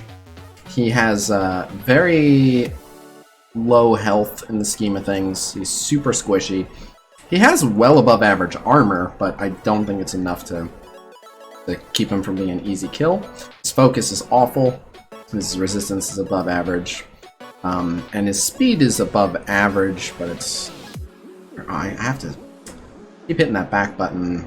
I mean to click the other tab. Alright, so his basic... It does do piercing, but it's just 280%. If he gets dodged, he calls an assist, but his basic is not impressive. It's just single target, no effects, not a lot of damage. His basic is just a disappointment. Excuse me. His special is alright. He gives himself an ability energy, which is just a weird roundabout way of, excuse me, like actually shortening his cooldowns a little, but in like a very odd way. Like, I feel like it doesn't actually work out. So like when he takes his first turn, he gets 1 energy in his subsonic blast, and then when he gives himself 80% speed bar, as soon as he takes his second turn, he can ult anyway. So that extra ability energy is just to kind of like refresh the duration of his special, because you can't overfill on the ult, so it's kind of pointless. The offense up on self for 2 turns is nice. On a random team, he won't offense up all Sinister Six, but on the team, there's no denying it's pretty good. The speed bar is nice, but then his big move is right here. And honestly, even when you hit all 3 targets, like it's kind of random. So you're pretty likely to hit 1 character the 3rd time. But the way it works, you're never gonna hit the same 3 characters each time. So it's kind of weird spread out damage. But even if you hit the same character 3 times, you're looking at 360% piercing. It's just not a lot of damage. Like, if it was just a guaranteed 360% to 3 targets, it still wouldn't be that good. Having the offense up makes it better for sure. But, like, this is his, he does this and then he goes back to doing, like, his combo is, haha, I have offense up for 2 turns. Enjoy my moderately powerful ultimate. And then he just goes back to, like, crappy basic, crappy basic, crappy basic. I'm gonna get you. Just a couple more turns, I got you. And then he gains armor. He gains damage, which is nice. On the Sinister Six team, against city heroes, he does a healthy amount of damage, but yeah, I mean, he doesn't impress me that much. So So yeah, let's start this off. With T4s, I think he's actually pretty decent. Yeah, that's so generous. That's so generous. He's Yeah, I mean, for what he does. On the team? Yeah, on the team. Well, we'll get to the on the team. On the team, he's alright. I'm not gonna run him solo usually. Right. Well, so we start off. So first we're gonna do all the ratings solo. So take him off the team. We'll rate him. Then we'll go back and do the how much does he jump up. So off the team, campaign raid, dark dimension. I'm somewhere between usable and elite. Elite might be a little bit generous, but if we look at what always helps me is like, well, let's look at who is usable. Usable is like Shield Trooper, Cable, Winter Soldier, Thor, Ant-Man, Storm, Mantis. So I'm leaning towards elite. I think he's better than the usables like on his own. And once we get, I think he's like America Chavez. Well, we have her as the very top of usable, like peeking into the bottom of elite. I agree that he's kind of like America Chavez, but just on the basis that he hits multiple targets and she's strictly single target, I can see him creeping into the bottom of elite. Like low elite is about what I was feeling with him. Is like he just peeks his head over the 50% mark, but he's super squishy too. So, but he has a really high armor. So like averaging out, he's not actually as squishy as he looks. Yeah. But, like compare him to like Black Widow, who has the same health but 5k less armor. Like, yeah, but she spends half the match in stealth. She'll outlive him almost every time. Like AOE is she'll outlive him and she'll get more turns in than him because the speed up. Like, I don't even think that's a good. There are characters who have similar health and are easier to kill, but like, if I had to put money on it, I'd give Black Widow far more likelihood to still be standing at the end. Chavez way better than Shocker. I was just saying like raw stats, but no, I hear you. And no, I don't think Chavez is way better than Shocker on their own. Neither do I. Better than Chavez on his own. For me, it's pretty close. On their own, she is a dispel and a defense down on basic, but on their own, it's questionable. I think I give her the nod, but it doesn't matter. They're close enough. But anyway, so any objections to putting him in elite for campaign raid dark dimension? I think he'd be like the bottom of elite. Right. That's where I have him. No objection to the bottom of elite. And when keep in mind, because we'd be comparing him to other blasters, right? Like we're not comparing him to. Like, well, let's look at that. Let's look at. I think he's better than like Trooper, Thor, Cable on his own, for example. I mean, even situationally like Trooper. He's better than Cable. Trooper and Cable are the ones that give me thought. Winter Soldier, Thor, Free Cyborg, alright. Trooper, Cable... Yeah, especially in Campaign and Raid, I think he's better than Cable. He has shorter cooldowns, he does AoE. Right, the AoE and the having offense up, I kinda like him over Cable. Trooper, I think, has a very real chance of out-damaging him, but that's neither here nor there. Like, whether he's slightly more or slightly less damage than Trooper, it's whatever. Oh, Uchiha Trav, no worries. I'm gonna keep running comic giveaways. Here, I'll roll one just for you right here. Before you leave. Although if it actually does pick you, this looks insanely rigged, but I'll roll one for you. And the winner for a Marvel Strike Force exclusive Marvel comic goes to Mr. Red 85. I forget. I think Mr. Red already won one. Might be a reroll since he already won. Trooper will do nowhere near as much damage as Shocker on a random team. I agree with you. I don't think I people agree. are really underestimating Shocker's damage with T4s. Yeah, I have to give everyone a disclaimer. Please, I understand that Shocker does suck at every point in the game until end. But, like, he's got the numbers to back up what he does. No. Like, the investment's not worth it. Like this is the same kind of situation I remember originally when like we were all looking at Crossbones, like on launch in like the very, very early tier list stream, and where a lot of people would come and be like, oh, well, my Crossbones is level 55 and blah blah blah, and he's garbage. We're like, well, he doesn't actually start being a real character until he got his level 6 ult. Mm-hmm. I don't think Shocker starts becoming a real character until he gets T4s in his special and his ult. I think we have, like, we're not being really fair to it if Time out. So, tier 4s and his specials matter not at all as a solo character. I mean, huge on his team. Right? No, it just spreads. Because it's 1 to turn to himself, 1 to 2 to himself. Oh, does it? Does it? So it gives him an extra guaranteed turn. Oh, okay. That's why I think it's important for him as a solo character. Okay, but you have to remember that he just uses that for a single basic attack because he just used his special on his ult. But I mean, it's still like to average overall damage. Like, he gets an extra 10% damage overall on his passive. Hold up. Like I literally think that we're looking at it in a different light than characters that were full kit before. Let me show you the difference in damage this makes. In mind. Let me show you the difference this makes. His normal basic without offense up is doing. This is a 7 red star supermax scary shocker, 39k. With the offense up, 58k. All right, you know what? I can get behind that. That's literally an extra 20k. All right. Did you say a Carnage? Objection withdrawn. More than a Carnage? Objection withdrawn. Only the initial burst. It's not more than a Carnage ult. It is not more than a Carnage He also ult. gains a flat 10% damage on his passive for T4. I know. Right? I'm pretty sure that's factored in. No. Yeah, it says abilities. Yeah, that's factored in. Yeah. That's factored in. It's not more. Okay. If you want to ignore the bleeds.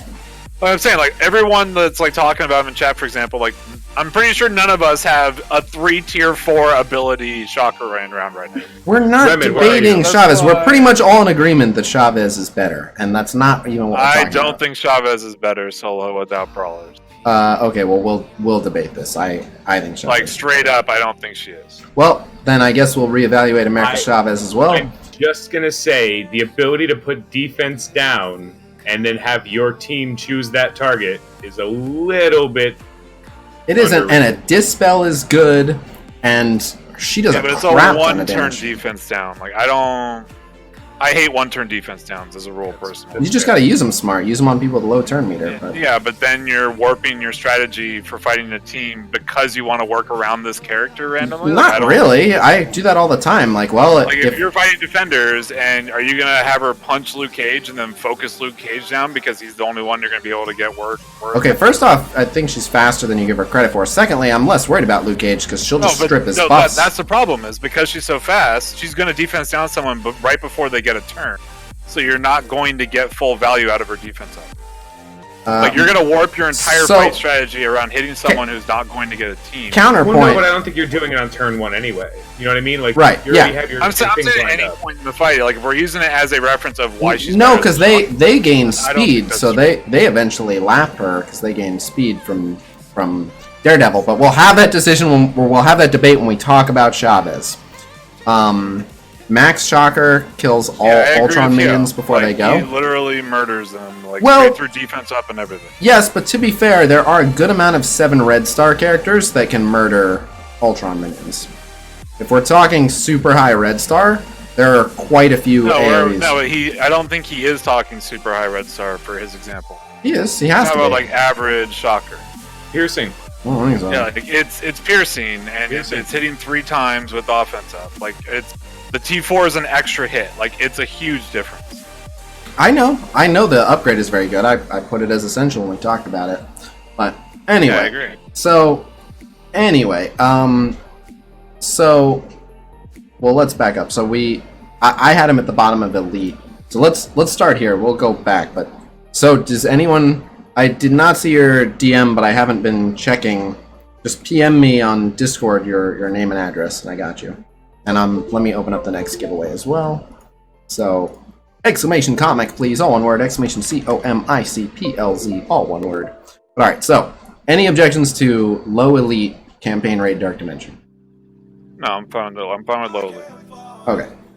For arena offense, blitz, alliance war offense. Again, on his own. We're not talking about green. We're not talking about blue. On his own. I'd say elite. Yeah, that's where I have him as well. Yep. And I think he jumps up a little bit more there because he benefits from short engages. Okay. Yeah, like short engages, and on his team he'll get more benefit as well. But by himself, I think elite. Like he's a relatively fast burst that's gonna like basically cripple 3 characters and let you kill them. Like it's yeah. All right, and then on defense, again, I'm fine with giving him the same thing. It's hard because he's gonna always special turn 1 and then always ult turn 2. Now now he might pick someone on an edge, but even then it'll pick other targets and keep it'll going. still splash over. Yeah. You say getting some love, but I mean this is for me like being the bottom of the barrel elite. Like okay, every new character I would hope is over the the 50% mark. You got to be a real stinker to not make it over the 50% Yeah, mark. Mysterio. So, well, we'll talk about Mystero. He's on our list. I have some choice words for Mystero, but anyway. Alright, so now, on his team, Campaign, Raid, and Dark Dimension. Now, let me start by saying,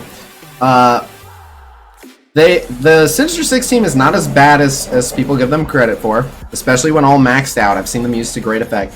Campaign, Raid, and Dark Dimension is not where you will see that. I don't know.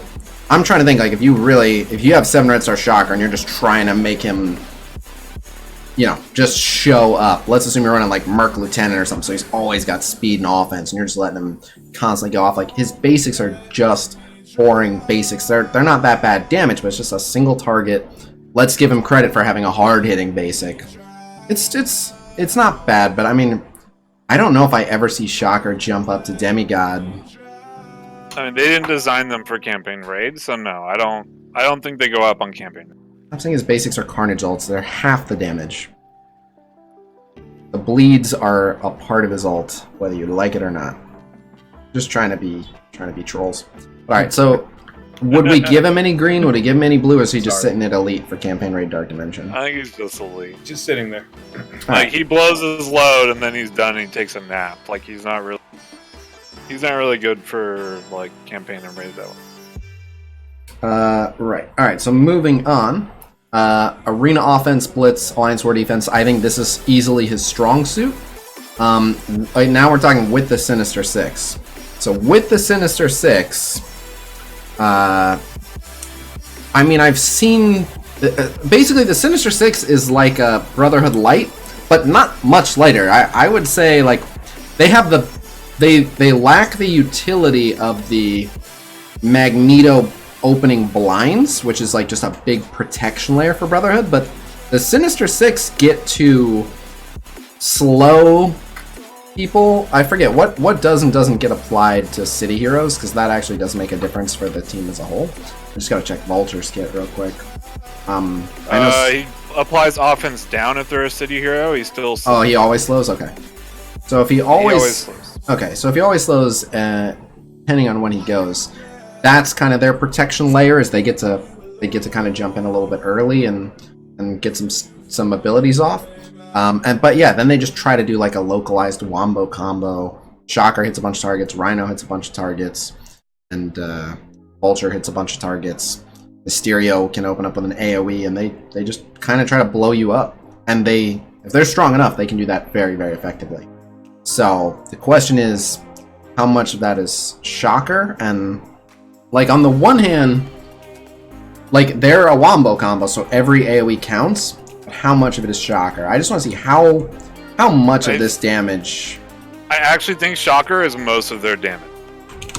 Like, for their wombo, because like he literally cripples those 3 people to let Rhino and Vulture finish them off. Well, it's And like in every example I've seen of like tricked out S6 fighting people, like Shocker basically murders 3 characters, like, or nearly does. But it's so Vulture has usually already hit those 3 people, which kind of drops them low. And then yeah, he'll do good damage because it's piercing. But let's just do it. Yeah, like his ult does like it's really an only unrealistic amount of damage for looking at it on paper. Like, you would never expect it to hit as hard as it does. Well, no, let's back up. So that the other thing though is you're mainly seeing it hit like Ultron summons and city heroes, and again, city heroes, he's gaining a lot of extra damage. But most characters in the game are not city heroes. I just did the math on it, and firstly, you don't even always hit a target 3 times. But let's assume, because it's not incredibly uncommon to hit a target 3 times, if you hit a target 3 times, it's 50,000 damage. It's not that much. It is pure piercing, so you're gonna get the full 50,000, but like, it's not that crazy. It's just not. Oh yeah, the offense up. All right, that's fair. And you're not counting the offense up. All right, so 75k. All right, 75k. 5% damage per city hero. And well, that one we have to willingly suspend, because you're not always fighting city heroes. I mean, but like, for example, a lot of the placements we give Doctor Strange on the tier list for blue or green or whatever is the matchup he's in, right? But it's based on like, what is the statistical likelihood that you're facing this. So if we filter by city heroes, there's like 105 characters. So the statistical likelihood that you're facing a city hero, there are 9 of them. So there's like a 1 in 10 chance of there being even one city hero. Yeah. So like he might get 5%. If we had 5% damage to the ult, then I guess. Okay, sure.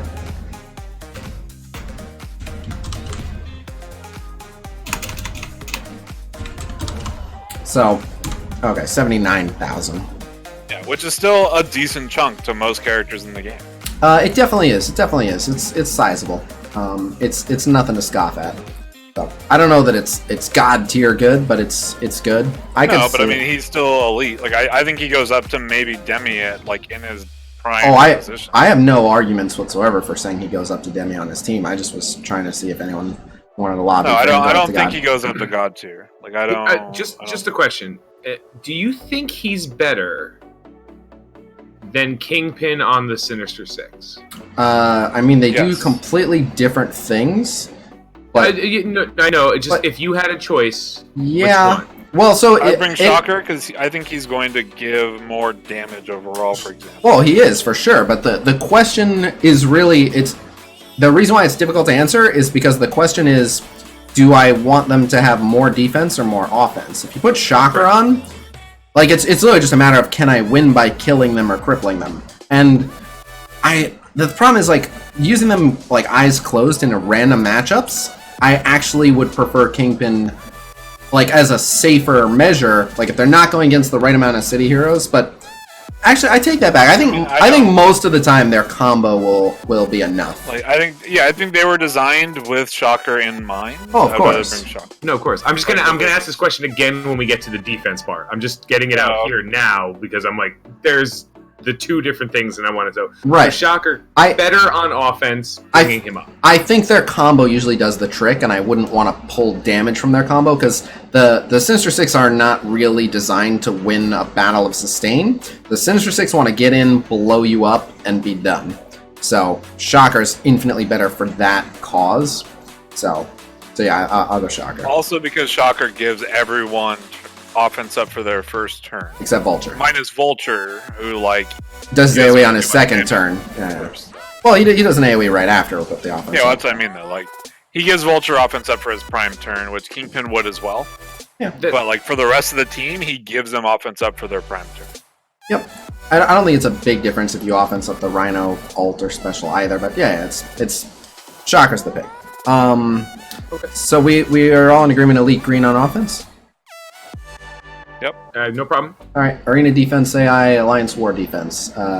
Again, it's kind of a matter of target selection. He's going to open with the special on the Sinister Six. That's pretty good. But again, if you're taking non-city heroes into them, you just have to survive or neutralize their wombo in any way. If you have early defense ups, if you get some blinds out, if you have a revive and some regen, their wombo is not unable to be survived, but it is pretty scary. I mean, you don't want to take a team into them that they'll just chew up and spit out. But most synergized teams that aren't city heroes give themselves enough health or defense or resistance to kind of survive their combo and take them out. So I think as a team they're not that impressive on defense, but I also think calling them like an elite defense team might be a little harsh. If you had a super jack Sinister Six, it wouldn't be fun to walk into. I don't. Like Bronny's just linked. Sorry to interrupt. Bronny's just linked the video of Sinister Six. All right, put that in MSF chat. Put that in MSF chat so we can show it to people. I don't think he gets better on the team on defense. Him specific. I would agree with that. I don't think he goes up. Well, on the. So you can say he doesn't go up as much or enough. What the hell are these red stars? What is this? This is a super whale making a video. Dude, I buy lots of red stars. I'm nowhere near this. Yeah, you don't. Yeah, but that's the problem, because you only buy them the legal amount of times you can. God. You don't buy them over the amount of times you can. But all right. So what's the power? You're missing the special Legion of Cabal offer. So that's he's fighting what, a 329k team. He's fighting a 329k team with a 300. He's punching down 20k for starters. Yeah, but still, it's punching down 20k into like the big. He's using, but this is a wombo combo team. What is that placement? Forgetting that this is a wombo combo team. If you use an overpowered wombo combo team, his placement's correct. You want Rhino in the middle because he spawns up the counter. So he breaks chains. And he's fighting an idiot. So Rhino's right. He's fighting an absolute idiot who put a Drax to guarantee. Like I guess on most teams you want her to have the taunt, but whatever. But okay. So we're watching this here. Big Tamer, the difference is we're talking about synergies now. We're not talking about solo characters by themselves. You're mixing the discussions because you want us to like bump up. So there's the Mystero AoE, but yeah, this is just their team is an AoE wombo team. So at even or overpowered, they should beat almost everyone. I understand what you're saying, like synergy versus non-synergy, but first off, I also think this would go different if that were Colossus instead of Drax. I think it'd go very different. But it's actually a mostly squishy team. Like, Phoenix is squishy, Ultron is squishy, Minerva's squishy, Iron Man is squishy-ish. So they just womboed them. Don't use this as a determinant. Like, they're a wombo combo team. They literally, what you saw was Vulture showing that it's possible. Vulture, this is a high power. but think about it. Like, what can't you beat when you just hit with giant AoEs? Okay, so the first thing is Kyoma. I'm big on always trying to provide the counterpoint. If almost everyone is giving 1 point, I like to give the other point. But I don't know. I don't know that I would have said Sinister Six can't win that. I mean, they just do a lot of wombo.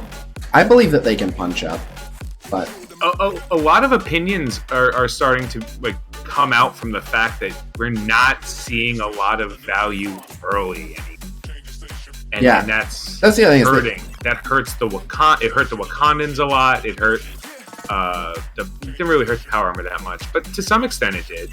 Yeah, but like power armor, like sub 210k, I'd say, can't really do anywhere near as much, right? Like, if you when you're trying to buy a character, when you're trying to look at something and be like, hey, should I invest in this guy? And then you see a video that's like, hey, it's 396k. You're like, oh, okay, so if I go full in, maybe. Yeah, I agree. Like because they're designing characters with the end game in mind, with resources that not all. Okay, but let me again, and this is one thing that I have a bit of a unique perspective on, but I can't.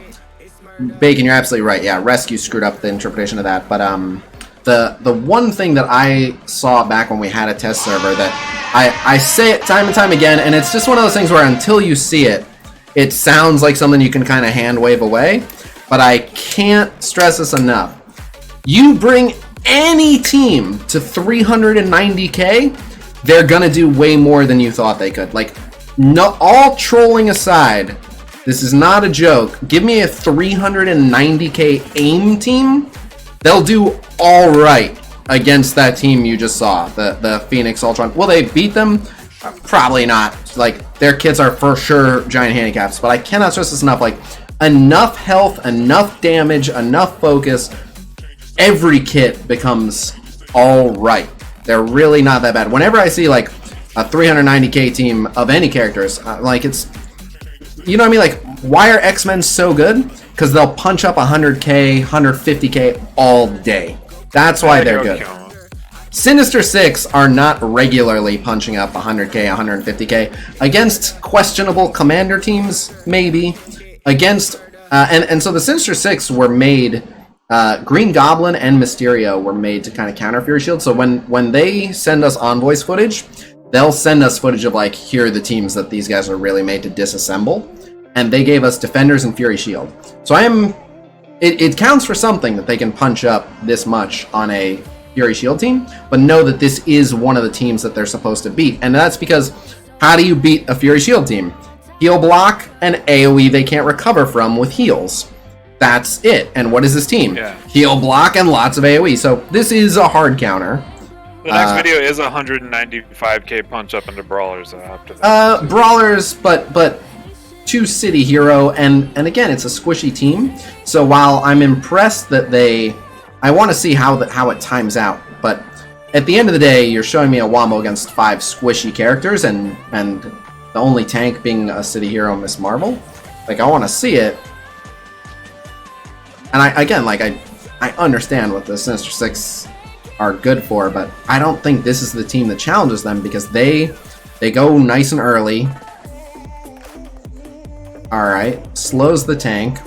Alright, so here with the deflects, so alright, they got a little bit lucky that they went after him, but okay, so Deadpool happened to attack the one character with a counter when he could have bounced between other people with a defense down. Just saying. Gamora just did a single attack. She could have triple hit someone. So they even this, they were a bit merciful. It is interesting that they were able to go before Vision here. The It's slow still on a Vision. 200k punch up. Oh, it is for sure. But Like most of the time, you need like good RNG to yeah, do but that 200k punch up regardless. you know, unless it's a hard counter, like yes, but Even so hard counter, like I think Brotherhood Yeah. 200k punching up into Fury is gonna struggle. well, here's the other thing though, is the way they artificially inflate their stats for commander teams and blitz is not the same. Like, is that a 532k team by the numbers? Yes, but that is like that's not a player team that would be at 532k. Firstly, because literally you couldn't have a player team at 532k. But the way they inflate those numbers is just kind of like doing stats across the board. They don't actually raise their gear level or anything. So it's still only gear tier 13. It's still 7775 abilities at best. And it was a bit of good RNG, but this is the exact type of team they should counter. And just once you're using a team over 300k, like my only team over 300k is my Fury Shield. They punch up on 500k teams all the time. That's a bad gauge. That's not like, is that a 200k punch up? Yes, but that's not my 150k Sinister Six will beat a 350k version of that team. No chance at all. Just zero chance. So it's no, this I would argue this is I realize it's only 2 city heroes, but it's a combination of city heroes and squishies. So they do a wombo if you take them against squishy characters. And again, it's just, I'm telling you, it's a bit of an edge case. Call me a hard man to please. I think you'll get better results against different teams. Like if that was just a Guardians of the Galaxy team at 532k, I've got the Guardians all day. If that was a Kree team at 532k, I'd be interested to see what happens. I think the Kree might take it. You know what I mean? Like, just... Jiminy Cricket hit the nail on the head. What'd he say? They're not power armor. Like, they're not the answer to the question no one asked. They have a very specific type of answer, and you can focus them towards that as a team. And so if you have a decent Sinister Six, you will be able to take apart a defender's team if they're on Alliance War. You'll be able to do that. Like, these are things that this team can do, and that's not a bad thing. But if you're looking for a team that like does everything and is a raid team, that's not them. You know, that's just not what they do, and that's your investment line. You know, like, well, if that's not what you want, then don't invest. It'll be fine.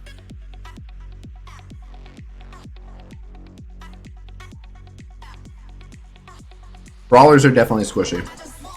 America helps a little bit. Yeah, they're a good counter team. But anyway, so on defense, how much do you guys think they go up? I'm not that afraid of them on defense.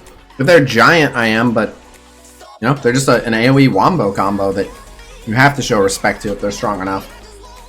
Like I said, I don't think Shocker gets better with the full team on defense. Well, Specifically him. I mean, he gives everyone on the team offense up. That alone, I think, is... I think that helps him realize his purpose is Yeah. the reason why I think that he would have green. Like, I don't think they make him better. But I think that it helps him realize his kit more. Is So, the like, only it's a benefit... backwards way of saying. Is the only benefit of being on his team giving them offense up? Because then Kingpin's better. He also will call an assist if he misses on his basic, but... Fair. I mean, Kingpin will make any of them call. Right. But so I mean, again, Vulture makes it more likely that he will get to do his combo because That's he's usually slowing 2 or 3. So I mean, like Vulture helps him get to his turn because he's squishy. Yeah. No. Again, I think just on the basis that it enables him to be someone that gives the entire team offense up very early in the fight. And like gets. I like Elite Green. I think he gets more armor on the Sinister Six as well. Yeah, he does. Yeah. I won't fight it. So I like gets Elite a little Green. bit tankier. I think like that's fine. Elite Green. Now I will say the Sinister Six, it doesn't pay as much to boost them. Although the boosts are better than the deflects they get naturally, it wastes the deflects they get naturally. But anyway, all right. So we have Shocker at Elite Green. So now we have to put Shocker in classification as a blaster, as well as tech. So for Blaster, the elites, we have Killmonger, Cyclops, Wasp, Korath, Green Goblin.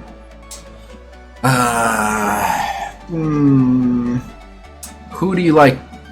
Who would you take Shocker over on that list? Solo, not with this team. I'd take him over Wasp. Well, Wasp is in the middle, so if you're saying I'd take him over Wasp, you're saying I'd also take him over Korath and Goblin. And Yeah, I kind of like Wasp. Wasp has a full AoE, she has a stun, she has evade. Again, none of us use a giant Wasp, but I kind of like. That is true. Right, the one I don't know if I would take him over Korath either. Like, Right. maybe Green Goblin, but Right, I can see him going over Goblin solo. Kiyoma's Like, is I think definitely I would bring him three. over. Like, I would bring him over those 3. Like, it's tough for me though, because like I would rather bring Korath over Wasp in most situations. But like, it's really close. Like, 'cause I remember when we got to this point when we were doing this portion of the tier list, where we were like, these characters are really close. We're not gonna really stress it too much. Yeah. But Well, so the other thing is I can put like Korath over Wasp, and then just put Shocker in between Korath and Wasp, or something like that. that's what I think. Like, I think even with the, like T4s and etc. and Wasp, I don't think she improves as much as Shocker and Korath in the current metagame of like the resources that we can put into them. I think if you let her do a lot of damage, so the main thing she has over Korath and Goblin is her AoE is a true AoE, and that's just worth more. Shocker's is alright, but it only hits a few targets, and Korath, as good as it is only hitting 1 target at a time. And then she has a targeted stun, and then she should outlive both of them if like she gets any evades whatsoever. Her stun has a low chance to proc. Like, she has to make a 25% dodge chance. Yeah. Like, that's my only issue. I would agree. So Shocker she's over not- Wasp makes more sense now. Like, Shocker's, I think, is reliable because he's going to do his thing every time. Let me see And her. he's pretty fast, so he's usually going to do it before he gets murdered. Let me see her damage. I want to see her damage. She has 11k, like, maxed out. She's really low. If she's really low, now her special still does great damage, but 300% and 11.9k. What's up? 11,971 times 3. So she's hitting for 35k to everyone. Yeah, she's doing like half the damage he's doing to like 3 people. 3 people, basically. Yeah. All right. Like, I'd rather have him cripple someone than her doing that. Yeah, and his is piercing. Yeah. All right. Which, So- like, especially in the metagame of the way that they're designing characters now as well, they're moving towards damage characters having more armor than. Because, like, remember when they hit Brotherhood and they were like, we're just going to give them all a bunch of health, it's okay. And now they're kind of walking that back a bit, and they're keeping them at normal health values, but they're just giving them extra armor if they want them to be surviving. Why does it think this is a merge? This ain't a merge.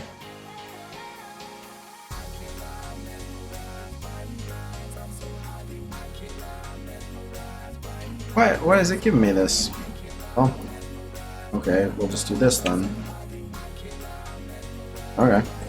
But so I'm fine with Shocker here. It's not a big deal. So we have him above Wasp and Korath. That's fine. And then I put here 28. Holds.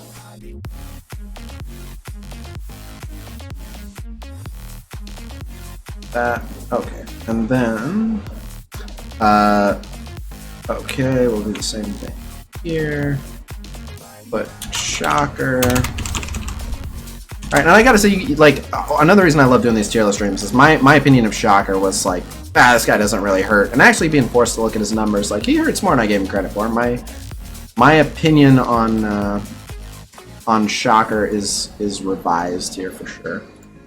Yeah, like, I don't think he's like, oh my fucking god, amazing, like, right, no, yeah. character. But, no. like, he's a decent character. Like, he's not terrible. Like, I think he's basically like a new Crossbones, more or less. Like, he's gonna do what you want him to do. He's not gonna be better or worse than most characters in the game, but he's still gonna do it pretty well. Right, we got him placed. And we spent a good amount of time talking about him, but we also got a good amount of talking about his team out of the way. So, I'm just gonna bold these for now so we know who has been done. Alright, so Cainage, your turn. Pick a Sinister Six member.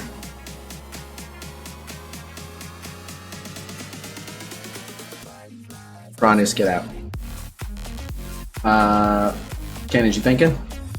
Sorry, I was grabbing a drink. What's up? Pick Mystero, Vulture, or Rhino. I like Rhino, so we'll do Rhino.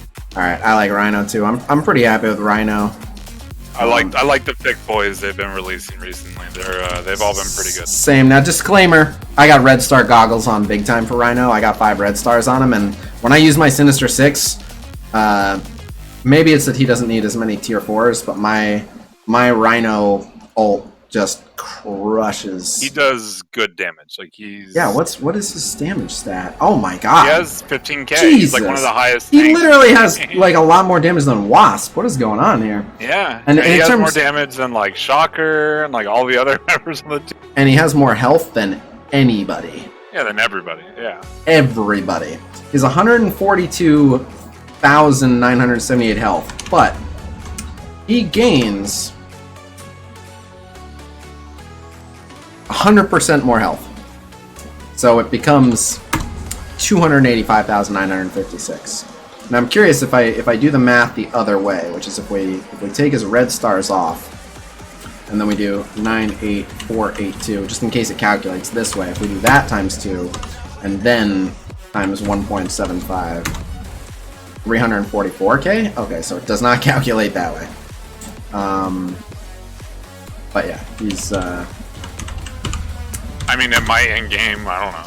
yeah. We'll have to, I don't because think they it did does. say that red stars are the multiplier after everything, right? So yeah, but this kicks in once he's in the actual match. yeah, true. But yeah, he has the potential to be the highest health character in the entire game, which is bonkers. And then his armor is very good, his damage is very good. Rhino is just a literal beast. So his basic attack does good damage, but it's just a single target pouring basic, and he's not particularly fast. If I'm kind of the speed, he's 90 speed, so he's nothing crazy. He gains taunt, but as a solo tank, he's a very bad tank. He does clear 1 negative effect himself and only the people standing near him, which is weird. Oh, I just realized, so you actually, since the AI tends to target controllers, you actually want to put Vulture and Mystero to his sides so that he can clear negative effects from them, because they're the ones who tend to get like ability block. Although I guess if he got ability blocked, he would be screwed there.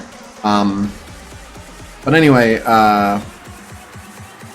so attack primary and all adjacent targets for 350% damage is good. Unblockable is good, but when he gains taunt, he doesn't gain any defense up. He's purely relying on his health and his armor to take hits, which, like, there's something to it. But the other thing is his resistance. I don't think his resistance is particularly impressive. His resistance is barely above average. Like, it's standard for standard with a tank, but Yeah, I mean, he's a bruiser tank, really. he is. It's easy to dispel his taunt. I take it back, Juggernaut. He's a more offensive version of Juggernaut, really. Yeah, Like, Juggernaut's a better tank, and yeah. like Rhino's usually going to do slightly more damage. Mm-hmm. Like, over the span of an entire fight. Mm-hmm. All fed up, TTV. Thank you very much for the raid. Alright, looking at the ult. The ult does great damage, and against city heroes, it does an insane amount of damage. But it's situational, and it's still splash damage. On spawn gain counter. What I don't like about that is it incentivizes placing him in the middle of a team. which is bad. Like, as soon as that one counter stack is gone, then it's not where you want him.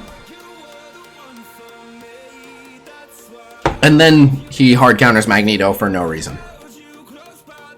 Oh no, for the right reason. To counter Magneto. Okay. What up, Combs? Yeah, buddy. So. 'Cause he. So for campaign raid Dark Dimension, like, on the one hand, like, as an all-around character, like, he's probably not gonna die. His damage ain't bad. He can taunt in a pinch. Like, he's not terrible, but on the other hand, like, it's weird to have him as not the tank, but I really don't want him as the tank. He can get stunned, he can get slowed, he can get I like him offensive. as a bruiser, but not a tank.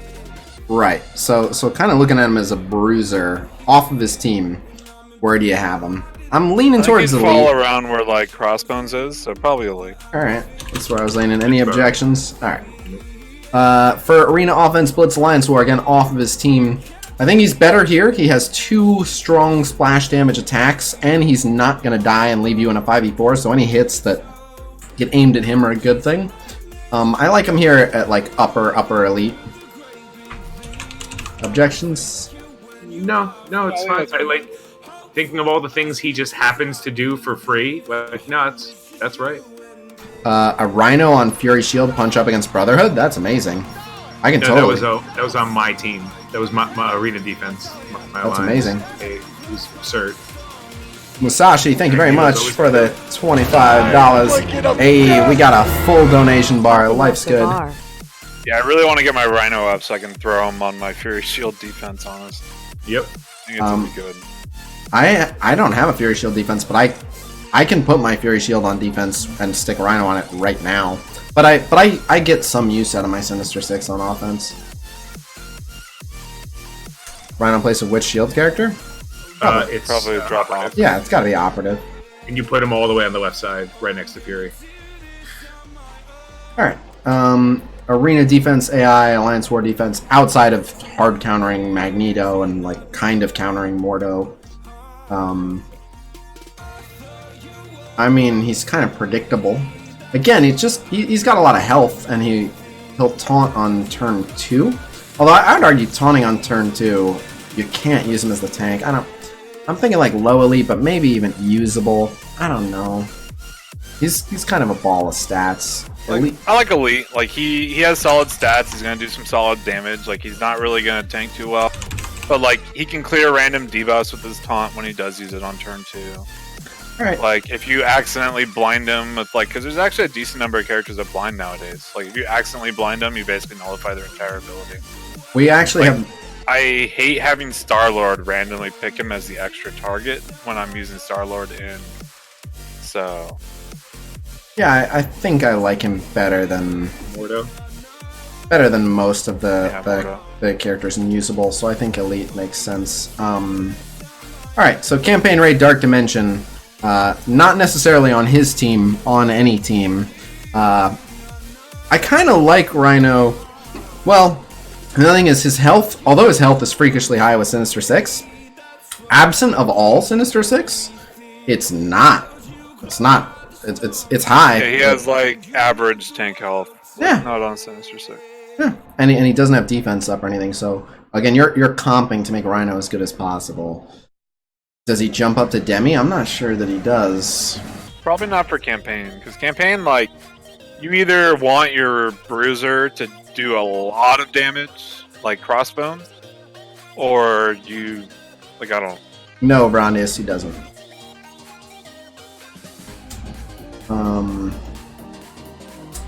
But yeah. So They don't have the sustain to be a raid team. On a campaign, it's right. man. And I mean, campaign they might be fine. There might be a lot of but, city like, guys on campaign nodes, though. You know, like Yeah, true. yeah, but that's a special. Like that's not always the case. But like, you're not using them for raid or Fear of the Darkness. So. Yep, but so the question is, can he perform at a demigod level with the right team enhancing him? And I don't think so. As much as I like him, I don't think so. not for campaign, not for raid. Maybe in the 1 in 10 where he's going up against the right guys to really smash, but that's not going to be common. not common enough to affect his overall. For arena offense, blitz, alliance war offense, I think I do give him the demigod here. The question is, did the Sinister Six jump up to a god tier team for arena offense and blitz and alliance war offense because of how good their wombo is?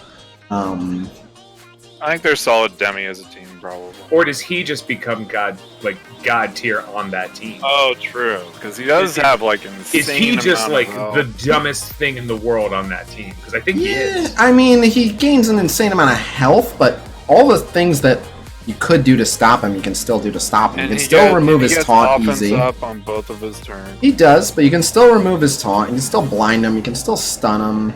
You can't blind him. Oh, that's true. That's true. You can You never can't blind blind him. Yeah, you can't blind him. Ever. So yeah, That's like, true. you have to stun him or you have to ability block him. Otherwise, Yeah. you can't do much else. Yeah, that's true. On offense. Or yeah. Yeah, on offense, like he has to get a random person to stun him out of the whole team. Can't Because remove like his taunt. he's you might- taunting at the end of his combo, right? Oh, I guess you. Well, you might get his counter. Yeah. You might get his counter, yeah. Yeah, or the deflects because it gives him the bonus resist when he blocks, right? Vulture throw shit up Yeah, there, but too. we're talking offense, so while yeah, you might have that one deflect stack. That's what I'm saying. Like, still. you yeah. might have one deflects too, Yeah. right? So- All right. I would say he's a god tier on offense in that team. Just him. Kind of on the fence. Kind of on the fence. You guys both feel that way? Yeah, I think he's the best member of the team. I think if you have a Sinister Six team and you can go, I can fight that Brotherhood in Blitz. I think that answers the question. Yeah, I agree. He's the reason. Yeah, he's the reason. All right. I mean, that's fighting the Brotherhood is literally his like one instance though. Like, But that's another one because it's also Yeah, 'cause he could defenders. also And it's fight also Heroes or well, he's Spider-Verse not. team. I don't think he's a free win against defenders if you just have him. But on his team, they're gonna smash him anyway. yeah. All right. All right. And then on defense, he doesn't taunt on turn one on defense. Not as good. But his team is still gonna wombo combo. They may not choose smart targets though. I could see him going up to Demi still, because he still Yeah. does a solid amount of damage. Like, he's still going to be like this big brick of shit that Alright. you're not going to kill him very fast. All right. So all in all, we're all in agreement. Elite green on defense. Sure. Yeah. All right. So he lands in elite green. So by protector, looking at the bottom three people in protector, solo, he's just a normal elite. So on a random team, do you want Rhino over Crossbones, Hulk, Colossus? And remember, this is without Phoenix, Colossus. So starting there, like I don't know if I want Rhino over Hulk. I don't know if I want him over Crossbones. Crossbones is still Yeah, in. he'd probably be the lowest out of them. Really? You don't Because want like him? we still have like the bruiser tanks near the bottom, and he's a bruiser tank. That's what he is. Yes, right? But- yes, but I think I like him over Crossbones. But that's a small thing. Crossbones just has the one AoE. At least he has two. And Yeah, but Crossbones is a true AoE, while Rhino's is only 3 targets. right, but he can do it back to back. Whereas like he can open up with extra damage on turn one, making it more likely to get a turn one kill. Yeah, true. He would be better as a tank than Crossbones. That is That true. too, that too. alright, So- yeah, Like he would actually be better as a tank because Alright. Crossbones would die and then be useless. For both those reasons, we'll give him the nod over Crossbones. yeah, I also think Hulk needs to be higher than he is for the We could talk about it. solo synergy after Hulk's rework. Okay. Did his was he reworked last We time? haven't. I think I we don't did. think we. I think we did, and we No, yeah, because we bumped him up to elite for his rework. yeah. I just think we should probably put Hulk a little bit higher on. I'd this put him higher than specifically. Colossus, but I wouldn't put him higher than Hand Sentry. I agree. You know what? I'm completely fine with that. Let's do that right now. Weird little flex, but I'm completely fine with that.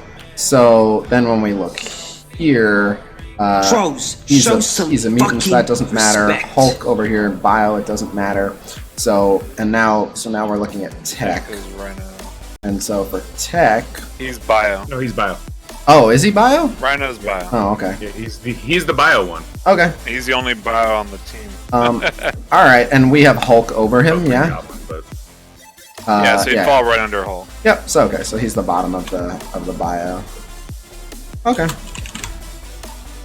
Alright. Green Goblin's tech. No. Green Goblin's bio. What? I thought Green Goblin was tech. Oh no, he Negative. is bio. What the fuck? Because he doesn't have a goddamn Never glider, mind. he just has a goddamn gargoyle face. He's supposed to be tech. It's Hey, fucking tech people don't breathe fire, okay? He was created by tech. That is where his powers come from, okay? Ultimate Goblin? Because Ultimate Goblin looks like a Yeah, goddamn... he did an experiment to make himself like that. That sounds like it's biologically You're right, a part let's of have him. another tech character in the game.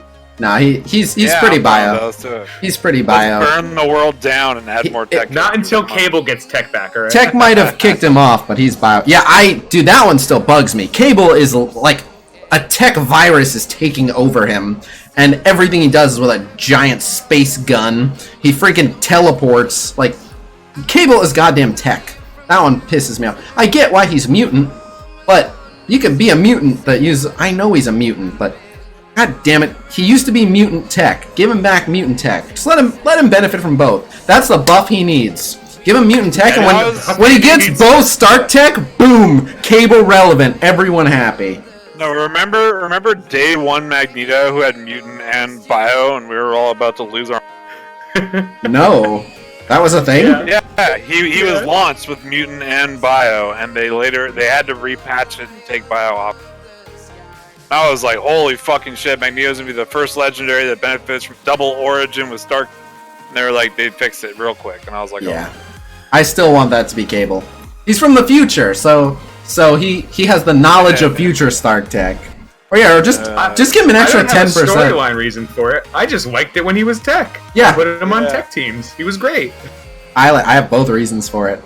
But all right, That's so funny, 'cause I just run him on Kingpin Crossbones now, because he's like slow, plotty dude that likes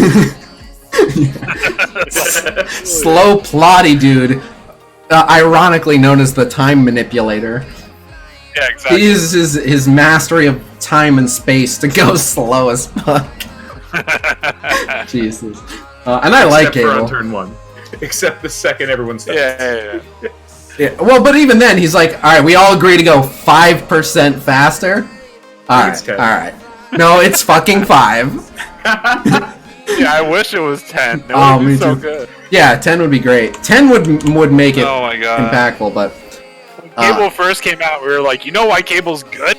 He gives your Black Widow 5% more speed, so she speeds up. that was totally fair then. I know, But- it was but- relevant then, and but- now it's not. Well, the It's so upsetting sad. part is it wasn't relevant by the time it was realistic to have a strong enough Cable.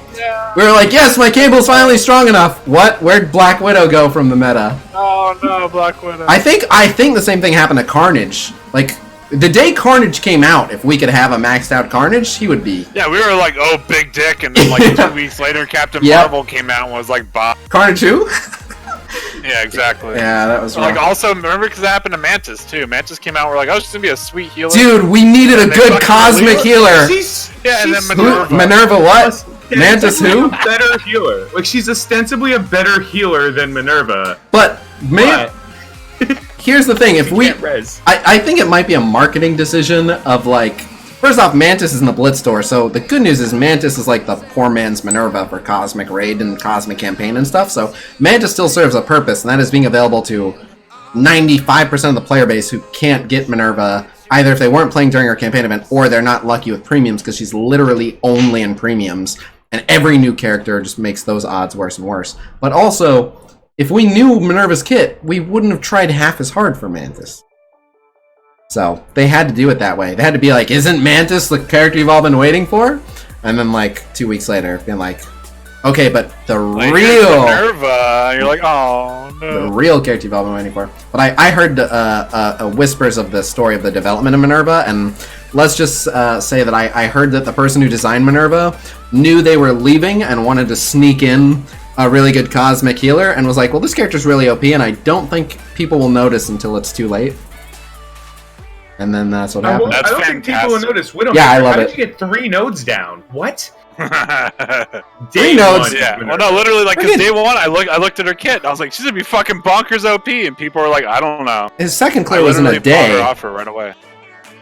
His second Yeah, clear he was in a cleared day. it in a day. No, he was 3 nodes behind, I think it was Pip's. I Yeah, and he Whatever. finished it, and then he cleared. Remember, then he did his timed run in a day after that. We were like, I remember when someone first told me about it, they were like, oh, did you hear? Minerva's amazing for Fear the Darkness. She makes it so easy. She just takes 15% of their max health, full heals everyone. And I remember hearing that and being like, yeah, this sounds like some theoretical bullshit. There's no way Fox 6 would release a character that just made Fear the Darkness super easy. Like, and then they put it on Phoenix's. And then Phoenix's special. Right, but at least she kills herself. But like, if you undid it. Well, it doesn't. Yeah, whatever. But Dark Phoenix is only good for one node anyway. But I remember. But yeah, they don't want you doing one node a day, even still. But then I looked at her kit and I was like, nope, I can't come up with a conceivable reason why this wouldn't be totally busted in Fear the Darkness. I am also on the train of going all in on Minerva. So yeah, that was a thing, man. But enough about Minerva. Tony, Vulture or Mystero? It's your pick now. It was me and Cainage. Well, I have a lot to say about Mystero, but I want to talk about Vulture. Especially since we got Vulture offers going on and stuff. Let's talk Vulture. Alright. How I feel about Vulture is kind of not totally ironed out, but I was high on the Vulture hype train. I'm super hype on anyone who does turn meter manipulation, but I'll be damned if they didn't give him that and almost nothing else. His freaking stats are sadness. 88k health maxed out is pitiful. 10.7k damage is pitiful. 4600 armor is average. He does have above average focus, which he needs, but his resistance is pitiful. He is fast at 127 speed, and then with his passive, he's even faster. He's one of the fastest in the game in practicality, but he is so easy to kill. So his basic does 250% damage and then 40% additional damage per negative effect, but on his own, he applies exactly one negative effect, 2 against a city hero. So, best case scenario, he's doing, what does that come out to? 330%, which with his pitiful base damage is sad. He doesn't suck, he doesn't suck. Well, we'll see. Again, I like Vulture's kit. I said his stats suck. He's gonna basic him for a whole 30k if they have a debuff on them. Yeah. Woo! Yeah. Very sad. He opens with his special. Primary and all adjacents, 300% damage, which again is just not a lot coming from him. The slow is nice, and if he goes early enough, like you tend to use this on turn 1, and so the on-spawn 10% speed bar is nice. The fill 10% speed bar per city hero is where it gets crazy. If he slows them before they are even half full of speed bar on their first turn, he dominates. But if they're not city heroes, less so, we'll say. Still can, like, he's still a good character for just messing up an opening rotation, and just based on Vulture's passive and special, it is entirely possible we see an arena meta one day where just Vulture is the way to go. If you can just get in early and slow people, and that slow, if they have... Plus, go ahead. Him plus Falcon is a busted combo. Yeah, it's gotta be. It's gotta be pretty ridiculous. The drawback being that he's so easy to kill. Then his ultimate, again, ready on turn 2, attack all enemies for, again, not a lot of damage. It's not a bad AoE, but it's not a lot of damage. Change speed bar by 25% is fantastic. You can just be rewinding people all day, and it often works out where it's people that you had slowed with their city hero, and so that works out great. He just never lets them take a turn. I've literally, anyone. Anyone. Yeah. No, I know. No, I know. But so, by the time he's using that, most characters have taken their first turn. It's against city heroes where he spawns with more speed bar on spawn. So he goes early enough for his first slow to have delayed their first turn long enough that when his second turn comes around, they still haven't taken their first. So, like, this will not work against most teams, but when I fight defenders, I've literally killed 3 and 4 people. Like, I've had it where Luke Cage is the only one still standing there, and he's just about to take his first turn. Which is real mean. And I don't have any tier 4s in my Sinister Six, so I'm sure I could regularly do that if I tier 4 them out. But that's because he puts a slow on Luke Cage when Luke Cage is at like 40% speed bar or something. So most of the time he's gonna catch them when they're at like 80% speed bar or whatever. Alright, and then so the on-spawn 10% speed bar is nice, the extra per city hero is nice. On ally death gain deflect, that helps.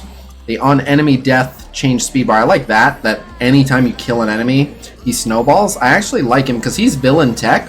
I kind of like a Minerva, Vulture, Ultron. Ultron team. That's what I was gonna say. Right. The team I'm using right now, they are insane, dude. I kind of like if every time there's a kill, he gains a quarter of his speed bar, and he's already pretty fast. It's pretty good.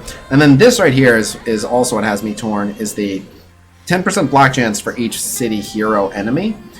Like that really does help his survivability against 5 city heroes, but he has no block chance on his own. So 50% block chance against 5 city heroes, like that ain't bad. No block chance with no city heroes. It's like, you know, so he'll die in 2 hits. Okay. So yeah, I don't know. Oh God. All right, starting with campaign raid Dark Dimension. God, he's so squishy. Can I give him more than usable in campaign raid and Dark Dimension? He's so easy to kill. On his own, no. Cainage feel the same way? Usable? Usable. Damn it. I want him to be better than that, but he's just so. That's not what he's for. I know. All right, arena offense, blitz alliance war offense. I think he excels more here. He's good for short engages. He's still super squishy, but when you're piloting him, you can get some early slows. And I can see elite. Any objections? He's low elite for sure, but nope. Okay. How many DD have lots of city hero? More than 5? Well, There's the one Fear the Darkness node that has like 12 Daredevils in it. I still wouldn't want to use him in Fear the Darkness because he's so squishy. Like, he's such a liability in that game. You already have Even if he gets one really good early team. You don't want Minerva on cooldown reviving Vulture every time because he died because one person fired in his general direction. Alright, and then so for arena defense and AI, I almost want to give him mediocre on his own. Like, yeah, whatever's between usable and trash. There's nothing between usable and elite. It goes usable elite. The question is he below usable? Because on defense, you can kill him so quick. Just on his own, yeah, he's not good on defense. But is he like? Well, let's take a look. Here are the people we have in usable, and here are the people we have in mediocre. Usable for overall, anyway. We're looking at Shield Trooper, Cable, Winter Soldier, Thor, Kree Cyborg, Ant-Man, Storm, Mantis, America Chavez, Elektra, Wolverine, Reaper, Night Nurse, Operative, Hand Sorceress.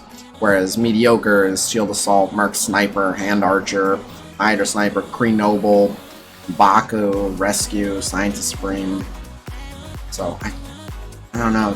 I hate to say it out loud, because I do love him so much, but I think he's trash on defense. Like, there's no guarantee you're going to get the good slows. Trash is excessive just based on if he gets to turn 2, he's going to rewind some turn meter. Fair. I won't give him trash, but I'm then mediocre. All right, you vote mediocre. I'm on the fence with usable and mediocre. Cainage, do you have a strong?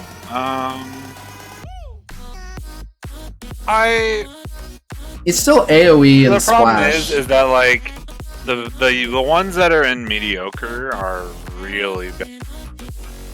Yeah, they are. But I'm wondering, like, would I rather have Kree Noble or I don't know. I'd rather have him over Nobu. Nobu? I'll put it that way. Yeah, Nobu. I was saying Noble.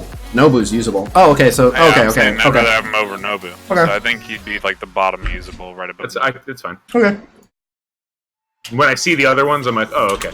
Compelling. Yeah, like I think that's fine. Like Mantis can be annoying in certain situations. I think Vulture can be annoying in certain situations on defense. Like I don't think he's like insane. But All right. I don't think he's like mediocre. Alright, he's usable overall. So now, campaign raid Dark Dimension with the right team.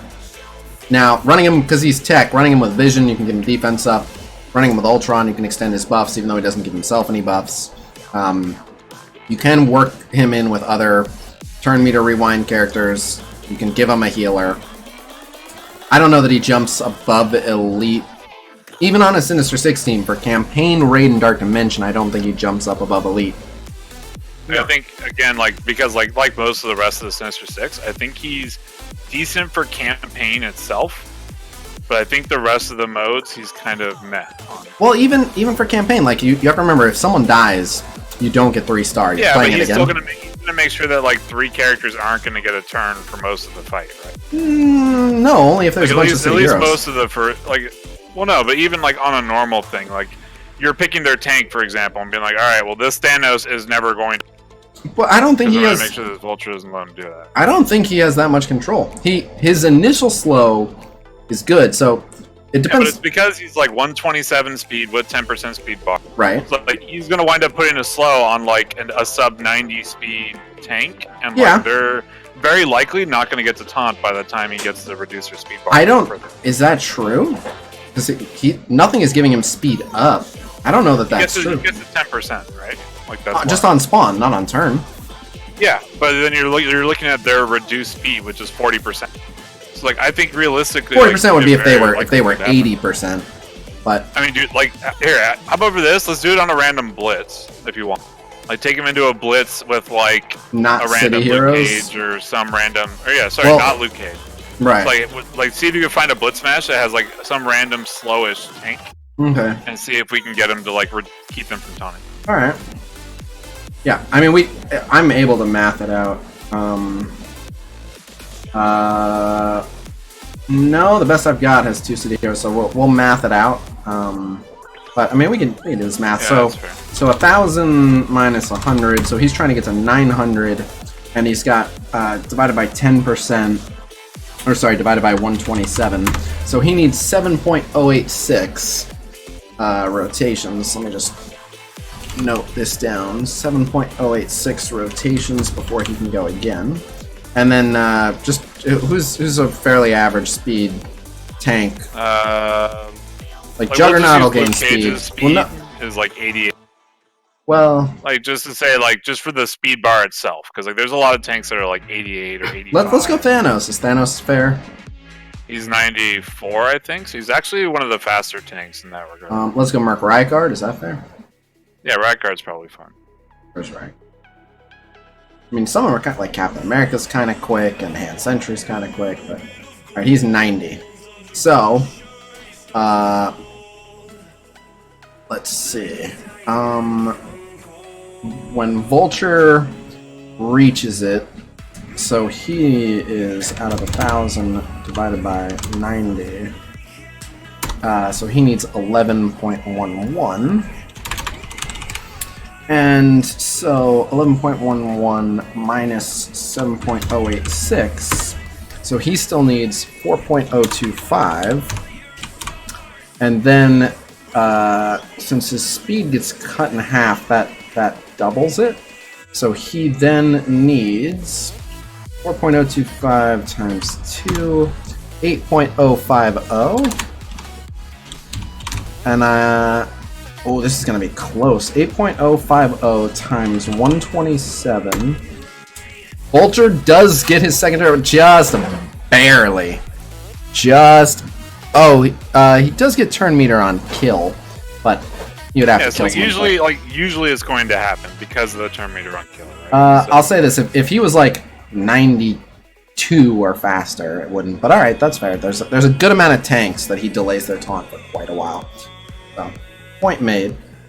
We're talking about arena offense and blitz and stuff?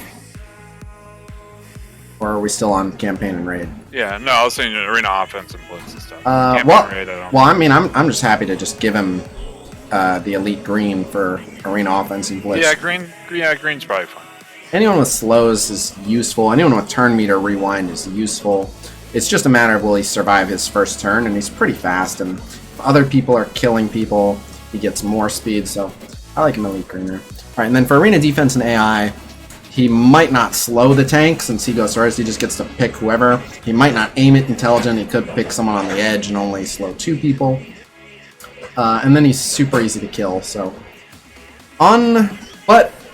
well, I guess we're evaluating him on the Sinister Six. So this is not even like this is a pointless debate even because on the Sinister Six for arena offense and blitz, we agree they're a demigod team. And what did we give? Like he's the catalyst of the Sinister Six team. So we might have to give him usable blue just because like they're a demigod defense team. I think it's his priority. You have to kill him. Yeah. And you also kind of have to kill Shocker. But Well, you kind of have to kill all of them. The problem is most of their combo happens before you do anything. You don't. Yeah. They just kind of get to do their thing first in a lot of instances, but on defense they're just not that scary because they won't aim their stuff properly. But if they're powered up enough, it's just a matter of damage. It's not even who they hit. It's just damage. All right, and that averages them out to usable green, which I'm fine. Well, usable, sort of usable blue, elite green. I think it's usable blue. I think usable blue is his average. We had a scoring system for it. I just don't remember it. I can figure it out, but I think usable blue. Would he be, or would he be better off being elite green? I don't think he's elite green. I think he's better than like a random average character. Yeah, like. Well, I think he has a lot of utility. Like whatever you put Falcon at. So here, I'm gonna read you the bottom of elite, and you'll have to say he is not Falcon. Get the fuck out of here. Falcon's terrific, but Falcon's. You want to bet? You gonna make us talk about Falcon? No. I'm just saying. I think Falcon's we're gonna see a shit ton more more Vulture. We're gonna see like all of a sudden Vulture showing up everywhere. You gonna be like, how'd this happen? Be like, I don't know. I'm gonna remove that command, by the way, since it's not Prime Day coins. Since it's talking about a. Wait, where is it? Oh, it's a timer. What are the timers? Timers.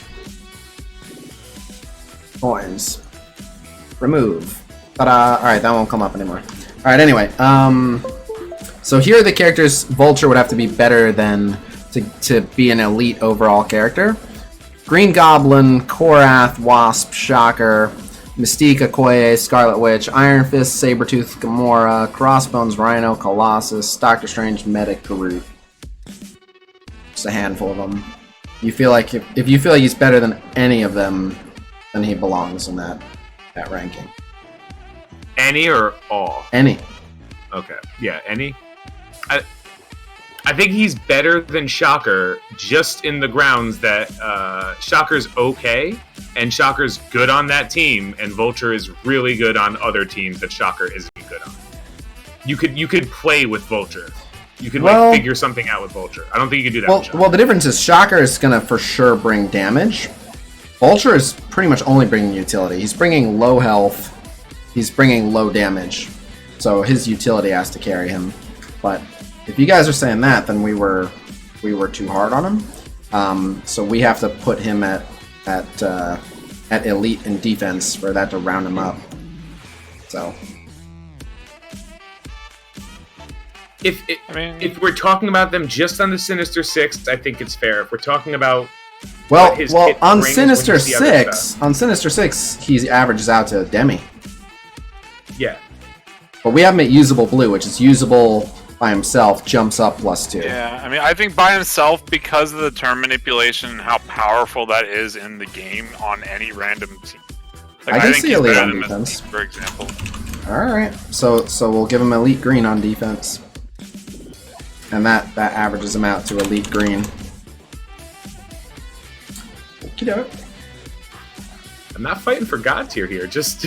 I don't know. I think he's really good, and when you start playing more with him, you're like, wait a minute, this is fun. I want him to be really good, and I've gone. Yeah, he's pretty one of hard those on him. characters that's like, wow, he's actually pretty fun. Yeah. Well, I use Phoenix, Colossus, him, Ultron, and Minerva, and he's never out of stealth. He has all the buffs forever. Like he's just hanging out. Yeah, that's sweet. Turn meter. All right. So then let's place him here. So he's a controller, yeah. Sure. So. Who do you take him over? Mystique, Okoye, Scarlet Witch, Mordo, Hawkeye, Ronin? I see the case for taking him over Mystique. Although I really like Mystique and like I like Mystique's burst damage, and I like that Mystique can steal good buffs and just multi-hits, but I don't think it's unreasonable to say Vulture over her. I don't know, but okay. I would say over her, I would say over Okoye. I figured if you're gonna say over Scarlet Mystique. Witch. Alright. I'm fine with that. On a random team, I Yep. might even want him over Scarlet Witch. I don't know. She's giving out actual Because offense down she and needs, defense down. but because she needs debuffs for her ult to play off of and her passive, like outside of like getting lucky with certain things.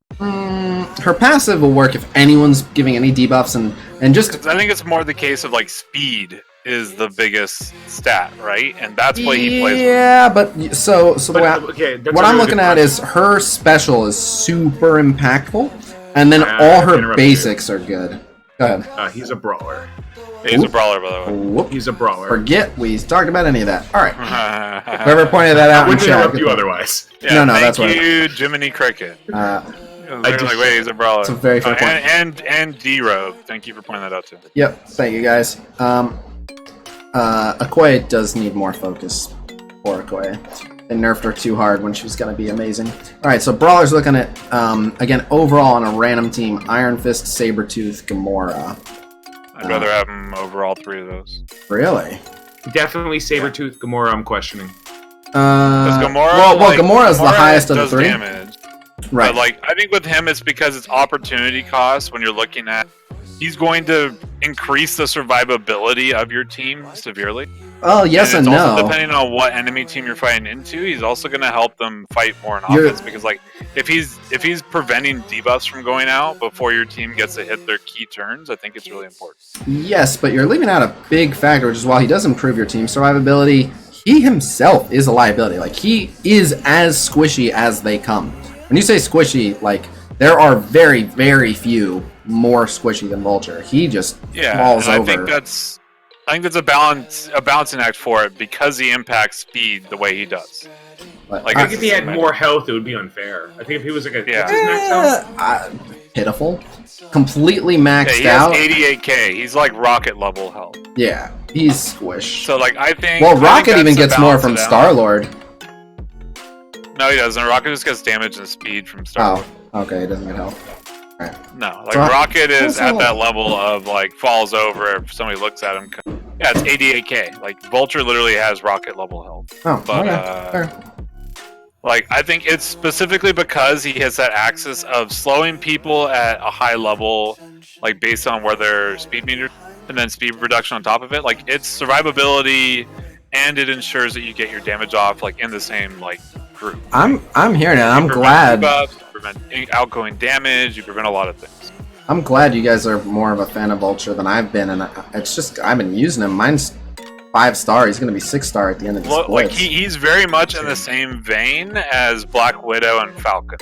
He hits that same axis of the game because he impacts it at a certain like tempo of the game itself that he actually helps it that way.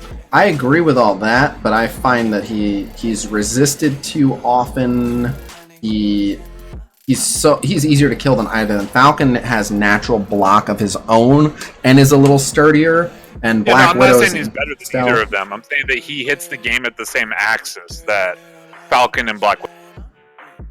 But anyway, I agree with that. He's a turn meter manipulator, and that's why I was so excited for him. All right, so would both of you take Vulture over Iron Fist, Sabretooth, and Gamora? 100% I would. over Sabretooth, no question. Gamora, probably, but they're solve different problems. Gamora hits something really hard immediately, and Okay. I think Vulture is better than Gamora overall.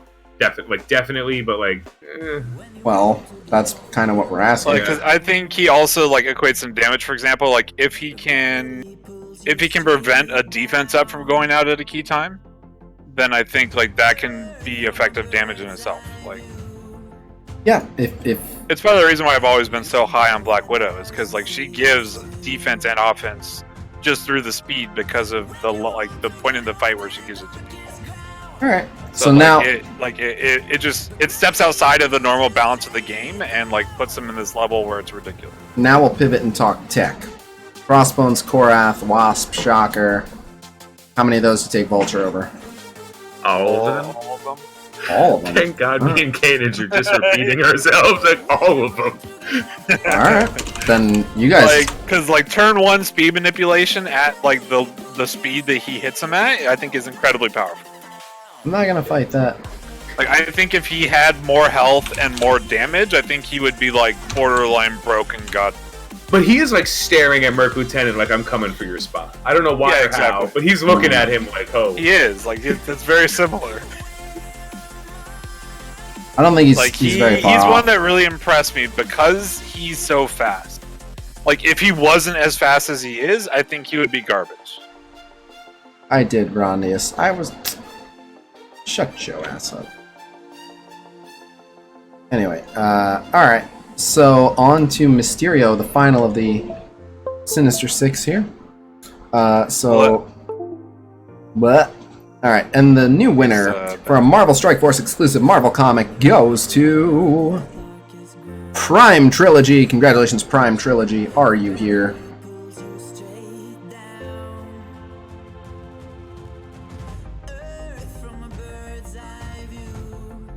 It's funny, because everyone that always tries to say Merc Lieutenant is better than Black Widow are completely wrong. If Merc Lieutenant was 155 speed, then sure, you can say he's better than Black Widow. They were saying it for the offense ups, which... Yeah, I know, but like I said, at the point of the fight where he hits it, I think that she impacts the fight infinitely more than he ever. Oh, for sure.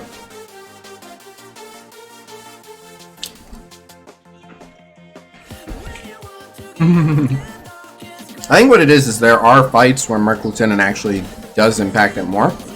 They are fewer and far between, but there are literally matches where Merc Lieutenant is better. But I think in average fight circumstances in the game, Black Widow. she's going to impact every fight more. Yep. Alright. And the new winner for a Marvel Strike Force exclusive Marvel comic goes to... Gimmicker. Congratulations, Gimmicker. Are you here? I guess when Manic does the timestamps, he can grab the comic winners if no one else is writing Yeah, down. because there's a reason why everyone freaks out if there's going to be speed mods, because it would be that broken. For sure. Yes, I do, Vrondius. Thanks for asking.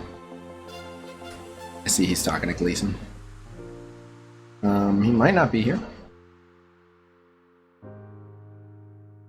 And the new winner for a Marvel Strike Force exclusive Marvel comic goes to... Don Claboni. Don Claboni, are you here? See, Gleason, there's a world where Merc Lieutenant can... It's if you can put 5 speed mods on it. Alright, congratulations, Don Claboni. Alright. And on that note, gonna open this again. Exclamation comic, please. All one word. Exclamation COMICPLZ. Oh, yeah. All one word. Exclamation If his comic, level please. 6 passive goes up to like 50% proc chance on his heal, that'd be... Yeah, if I could use him the way that the Fear of the Darkness used him, man. Oh yeah, seriously? Dude, it's so tilting, awesome. Like when you're like, alright, I'm just not gonna hit him this turn, hope his passive doesn't proc. Who's left up? A Hulk and a Merc Lieutenant. Alright, I'll just work down the Hulk. No. And restore all my abilities for the next. Never mind. No. Yeah, whoop. I could have told you that's a terrible idea. Yeah. Always the Merc Lieutenant. Dude, I kill Merc Lieutenant every time I get the opportunity. That little bastard is a pain. Who'd you kill first, Merc Lieutenant or Vulture?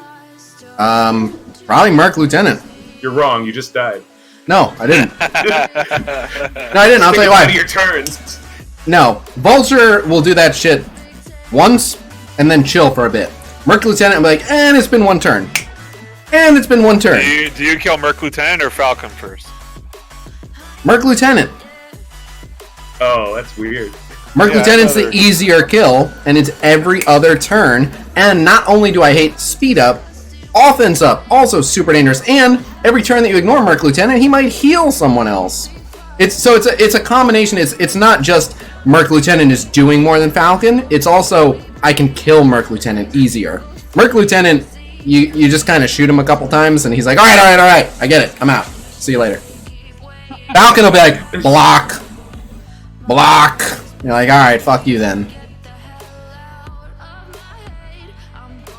Gleason's gonna come if you keep talking about Merc Lieutenant, maybe.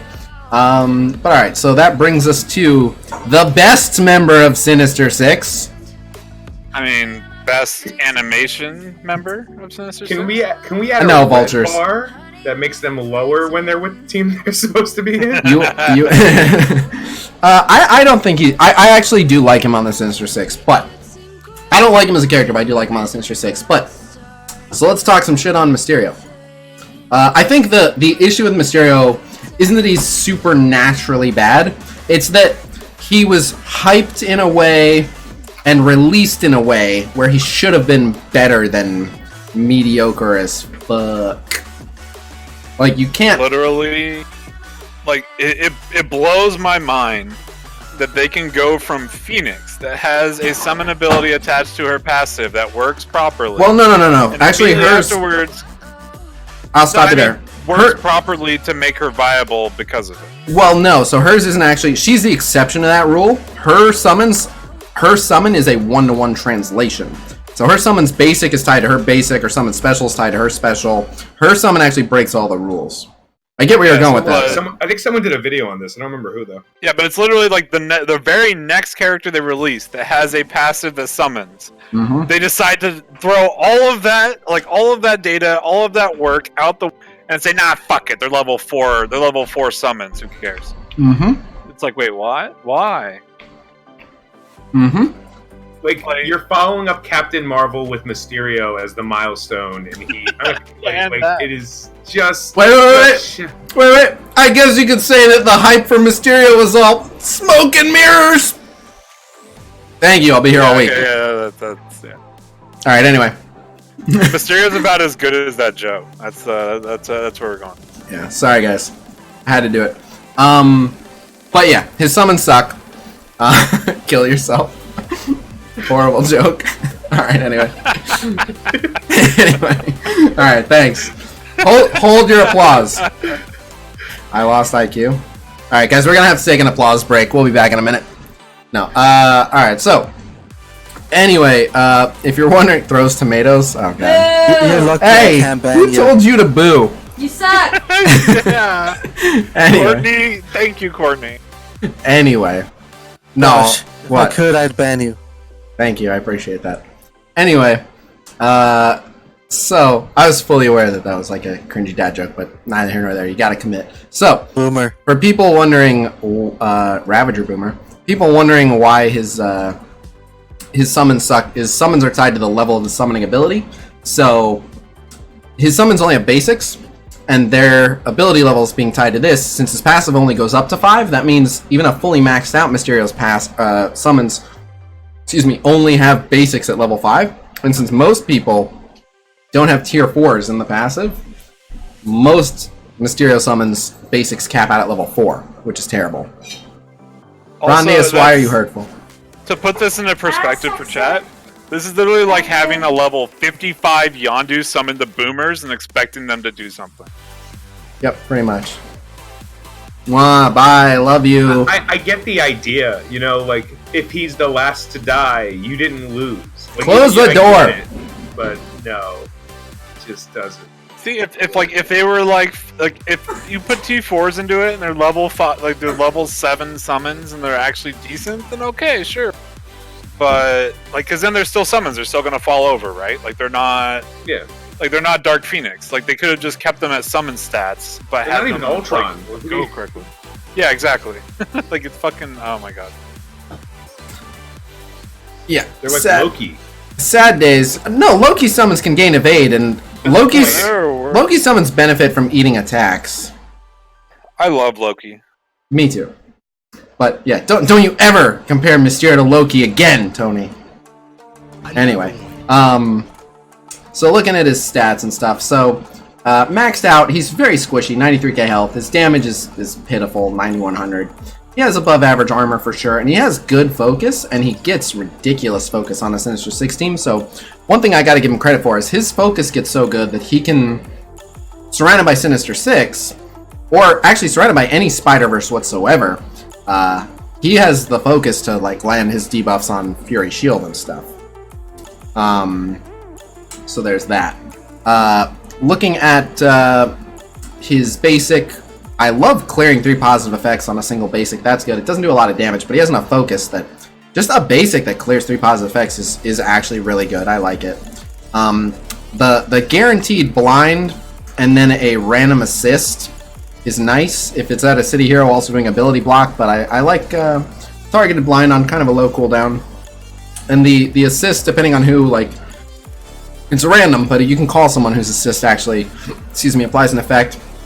His ultimate does moderate damage. It's low to mid damage, but 350% isn't a terrible multiplier for an AoE.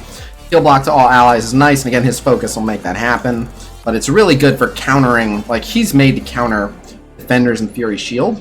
Those are two teams where heal block really, really impacts them. Against a random team, heal block is, like, a lot of times doesn't matter much. And then his passive, the 2 deflect to self on spawn helps with his squishiness problem, for sure. Summoning, or gaining the focus is nice. And then finally, the on death summon mirror images, those are like a novelty. Like, I don't consider that part of his kit. That should never make a difference. Every once in a while I get lucky, and one of the mirror images will eat like a Star-Lord ult or something. But equal strength Rocket or Carol who's better on Arena D. Carol, but you can put Rocket in a situation where he's better. Like, if you're running like Vision Star-Lord and Rocket keeps ulting, I can see that being better. But anyway, back to the debate. So, Mystero, Campaign Raid, Dark Dimension. Mediocre. That's too harsh. I do want to crap on Mystero, but that's too harsh. He has an AoE that doesn't suck, and he has good enough focus to just keep removing 3 buffs with every basic. So even if you just use him as like a buff removal bot, like, I know Operative has other virtues, but like, we're not that hard on Shield Operative. So Shield Operative solo is usable. So I wouldn't give Mystero less than usable. I think Shield Operative is better than Mystero. Dude, 3 buff removal on every basic is no joke. Yeah, but she has a 2-turn cooldown on her stealth with regen. He has no cooldown on his 3 buff removal basic. No, but I mean, her special, like... I know her special's good. I used her in Fear the Darkness. You don't have to tell me why she's good. Any dispel on basic. I just got my second 6 red star for her. So, I know how good she is. But, no, I'm not happy about it. Well, I actually did lose a bunch of viewers from that joke. That hurts. Anyway. Yeah, you did. I'm gonna say here, at least for me personally, because of how disappointed I am in him, like, how harsh we were on Mordo the first time he came out, I think that is actually applicable for Mystero.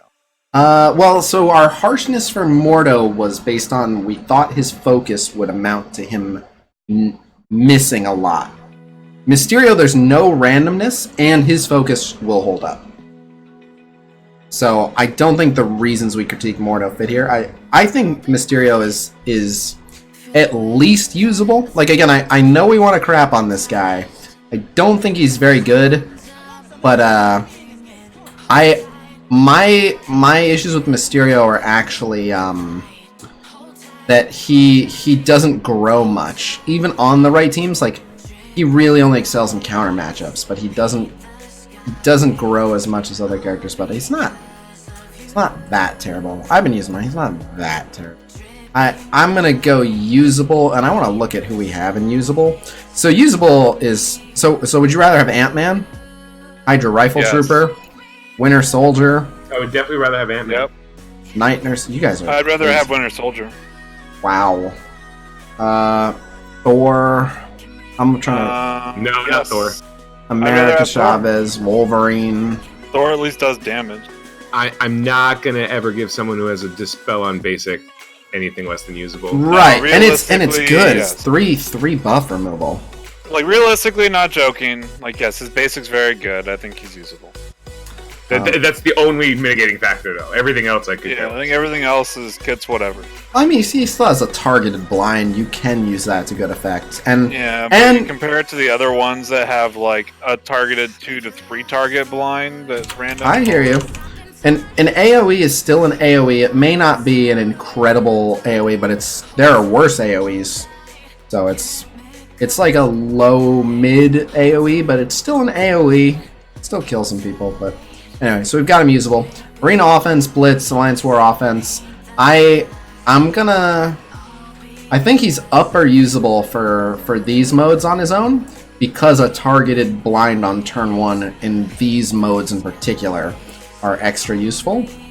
And he's got good focus and he removes buffs on his basic. I'm gonna go high usable on that. Yeah, if I control him, yeah. And finally on defense is where it gets kind of squirrely. He's gonna open with ult, and then he's probably gonna try to blind someone that is either like already taunting or something, or blind some random person. So I can see mediocre solo on defense. That might be a little bit harsh. Let's see if he would be the king of mediocre, then I think it's too harsh. So, I think he's worse than Mordo on defense, but Mordo is elite. Mordo's elite.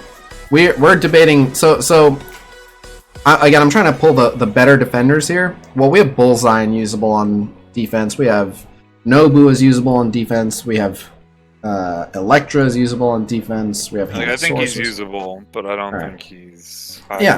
Usable is believe it or not, usable is actually below the 50% mark. Usable just means like, well, they'll be there. They're not. He's not directly costing you the match, but. All right, so he gets usable across the board. So now we're going to debate his placement. So, campaign rate, Dark Dimension. I can see him jump into elite for sure. If you give him offense up for his AoE, if you're using him to give the other Spiderverse characters more focus, making Venom and Carnage more reliable. Yeah, but they're not good for campaign, is my point. Venom's alright for it, for sure. Venom's like the best out of them for it. Yeah, Spider-Man's not bad for it. I think we had Spider-Man. Spider-Man's fine. Right. But so having extra focus on Spider-Man stun and stuff is good. Again, I'm just saying I can see him jumping up to elite. It's fine if you don't think so. It's not that important to me.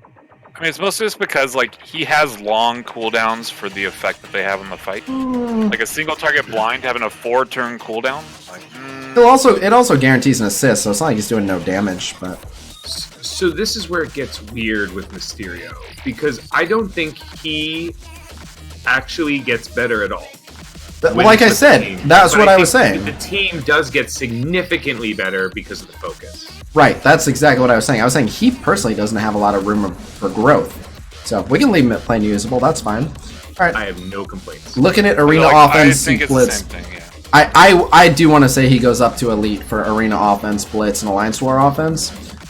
Partially because for those you get to pick your matchup and you can make sure you get that ability block out of the special, and partially because you can bring in some other Spider-Verse and make use of that focus. I think because of the deflects is fine. Because of the deflects. But because of the short nature of the fights, I think his deflects alone. That and heal block, like opening up on the AoE, and you have to remember he's Sinister Six. When Shocker gives offense up, his AoE is offensed up. So I'll give you the numbers on it. It's nothing mind-blowing, but we're talking max Mystero 9101. It's times 300.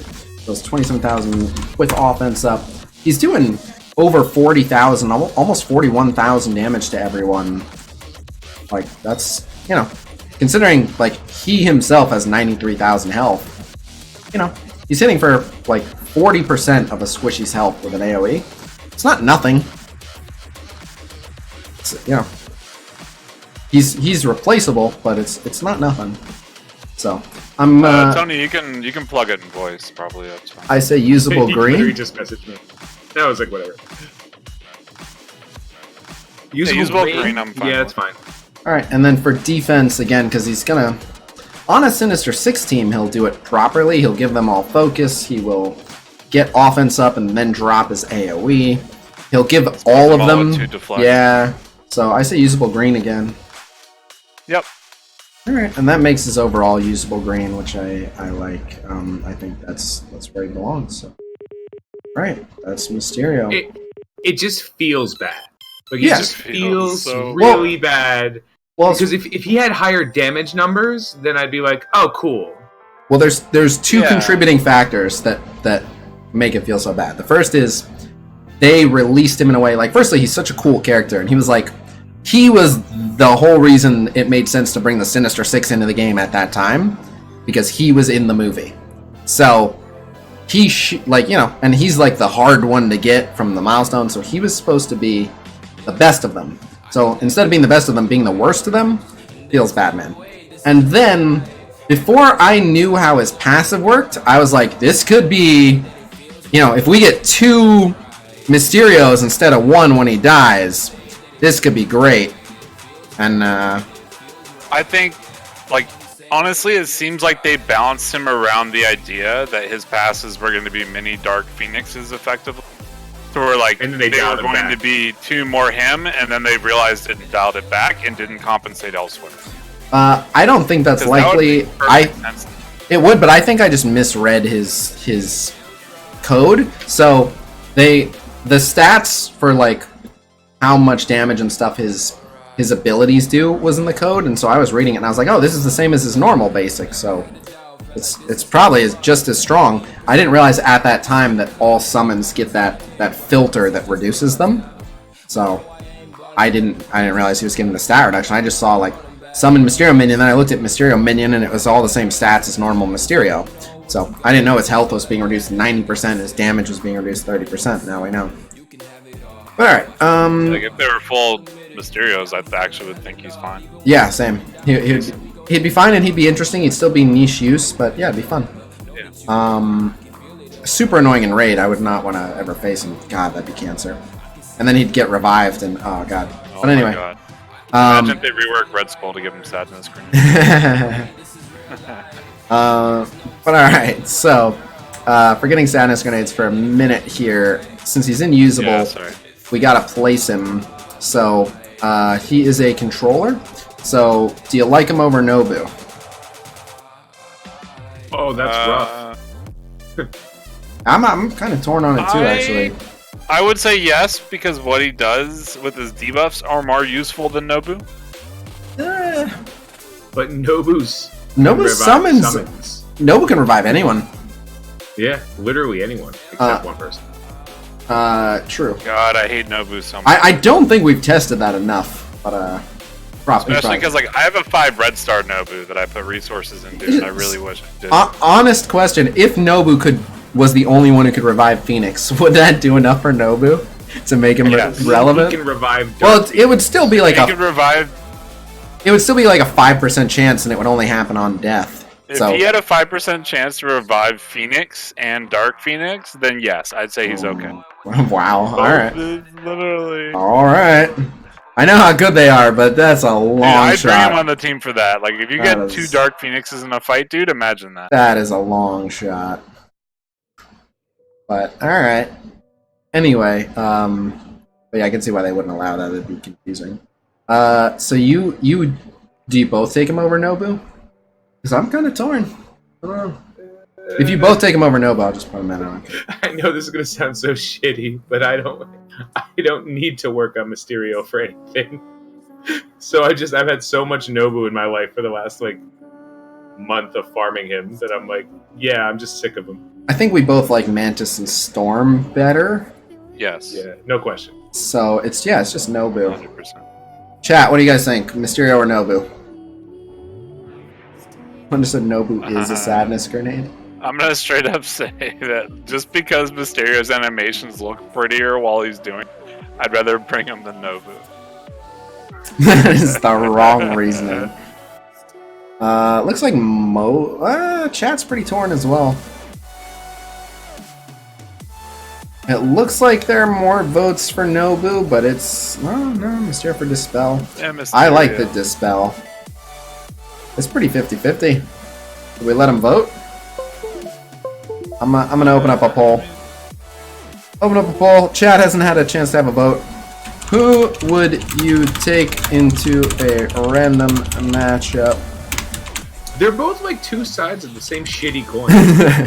Like they really are. Yeah. Nobu option Like it's one of one. those like Summon. it's one of those pennies where they ran out of like copper partway through, so it looks all like deformed and fucking. Alright. Oh, here's the one. Nobu might get a rework. Nobu might be reworked. I like it. I like it. Not at all what we evaluate them on, but totally fair point.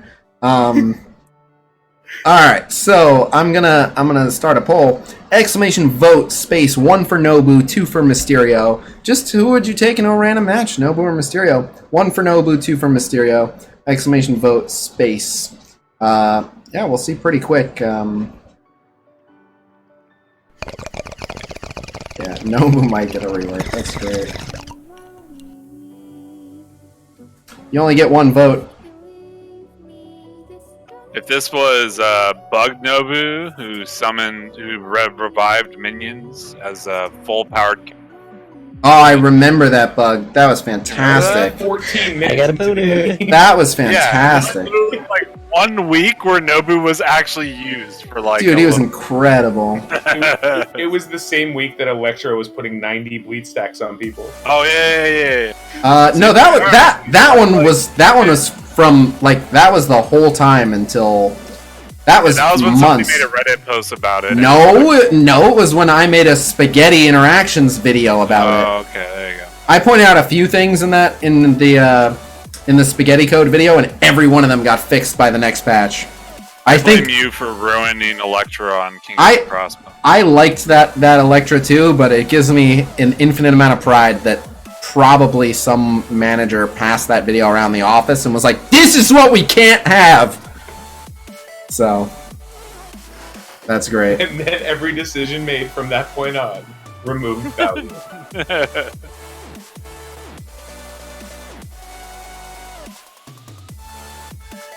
And that exec vowed on that day to ruin Khasino's videos. So that's why they release shit and change it the day after he does.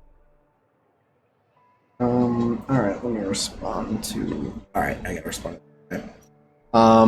Yeah, it's called Special Interactions. But alright, so it was 2-1 in Mysterio's favor. I'll just stop it here. Alright, 2-1 in Mysterio's favor here. So, yeah, Mystero will go here. And then we're gonna have to, again, place him for, among the tech. But I don't think that. Or Mystero. Or Mystero?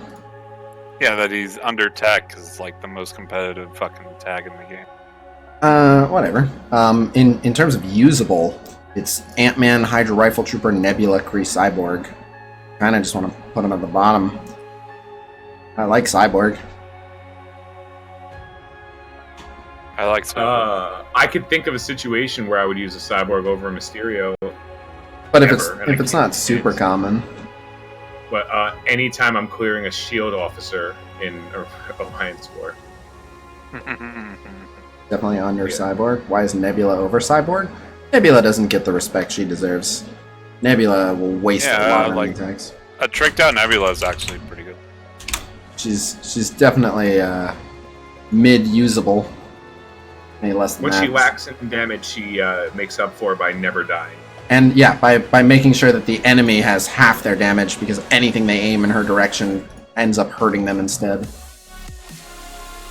She just wastes so many enemy turns. The only time Nebula sucks is when she gets ignored. But I've put him over Teen Titans Go Cyborg, but not OG Teen Titans Cyborg. Alright. But yeah, there you go. So that's Mystero. And I believe that is it for the Sinister Six, which means that everything we have left is fantastic. Oh no, we have Coulson, and then we have the newest characters. Oh, and then Falcon. I said we'd wait. Are we actually looking at Falcon again? No. No. Okay. I said that as it. Let's just see where we actually have him, just to make sure. We have him. Demigod, God, Elite. Yeah. Okay. Yeah, I'm happy with that.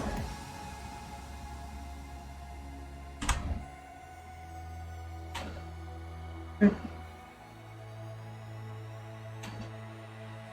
Alright. So let's do Coulson. So Coulson, if I'm not mistaken, we're pulling Coulson's kit from a combination of the JSON and MSF.gg. Because yeah, this has all X's. So let me go to the JSON as well. So Coulson. So in the data mine, in the code, he's Coulson, but in MSW.GG he's Agent Coulson. But anyway, so we'll put some numbers to him. It is tough to gauge his. It's tough to gauge his.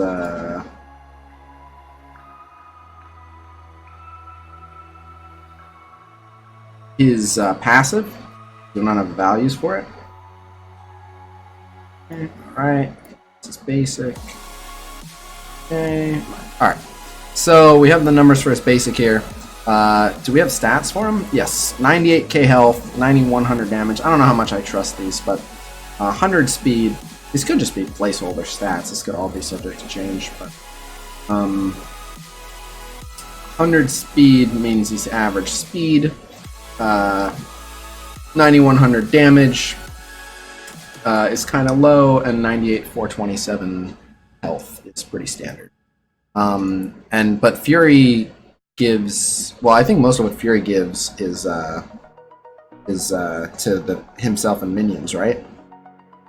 I'm assuming they're going to add Coulson to all that, honestly. I would imagine they would, but until we see it, we gotta go off Because this. Fury gives them resistance and armor, I think. Alright, so so his basic does 230% damage, chains and does 180% damage to anywhere from 2 to 4 people. So that can be a very big chain, but it's minimum going to hit 3 people. And then he'll rewind the primary target's turn meter 20%, and that is not reliant on crit. He just will rewind the primary target's turn meter 20%. That's the basic. So he's not hitting very hard, but he's hitting multiple targets and he's rewinding turn meter. So let's try to remember that. And keep in mind, this is all subject to change. Global stats. If they have any shield, he gives all shield 10% max health.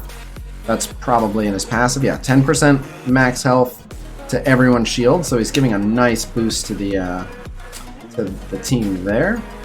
His passive, proc 20% chance to proc an assist now on turn for any shield. Yeah, so he'll proc a 20% chance to proc an assist on any, for each shield minion or Nick Fury ally, gain 20% chance to assist, and then that's separate from 20% chance to assist now on each shield ally's turn. When Nick Fury is attacking, counterattack and put taunt on security. That's amazing. Okay, so that's that. Let's look at this. On attacked, proc counter for Nick Fury.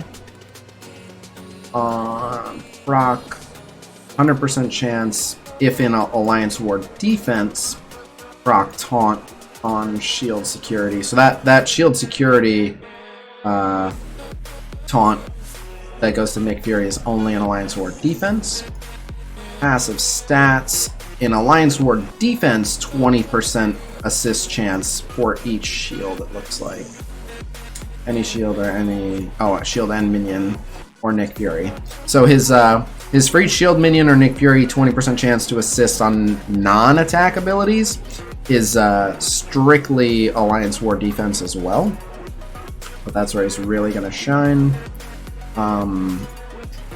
But so we have to be mindful of how much that matters. We have to be mindful of how much that matters in other game modes and off the team. His special will do 200% damage, and then 150% damage to the other 10. Proc transfer 4 buffs, except taunt. Only in Alliance War defense will that happen to Nick Fury. Includes the primary target. Lip buff, only if Alliance War defense. So he's pretty much heavy Alliance War defense. But it looks like the remove is from whatever. Okay. The remove is whatever. So, his special is attack primary target for, what was it, 200%? I have it right here. 200%. And then other enemies for 150%. On war defense, copy all positive effects from the primary target to Nick Fury, then flip all positive effects on the primary target, and then not on war defense, clear all positive effects on all enemies. So just wiping out everyone's buffs on turn 1 is great, and then he'll copy all positive effects to Fury and Alliance War defense. So that's really good. And then we just have to look at the ultimate. He is a tech protector, by the way. Alright, the ultimate. Proc, 100% chance to proc defense down on the primary enemy. Proc assist now on 2 people who aren't minions. If they are shield, they get offense up. And if he gave them offense up, he also gives them deflect. It looks like he can give everyone deflect. 280% ability damage to 10 people. Okay, so what it's saying is defense down to primary target. Apply assist now to how many allies? Assist now says 2. 2 people, so he calls 2 assists. So defense down, call 2 assists. If they're shield, give them offense up, then attack everyone for, how much did we say? 280% damage. If anyone wants to write this all down, by the way, go back and clip this and write it down. That would greatly help. But that's what we've got. I should probably just make a video on Coulson's kit, or someone else can. If any of the other content creators are lurking here, someone make a video on Coulson's kit. But, so, you guys gonna remember that? A little, kinda? Did I bore you guys to sleep? Cainage, Tony? Oh no, I'm here. I just maybe I have a different piece of information, but never mind. We're using this. Okay. So, campaign raid Dark Dimension. What he will do is turn meter rewind 20% when he hits and chain a bunch of people. He'll attack a primary target, but hit everyone else, and clear all positive effects on enemies on turn 1. He'll defense down primary target and call 2 assists. And then he'll AoE everyone for a good amount of work. Then that is all health. That's all shield based.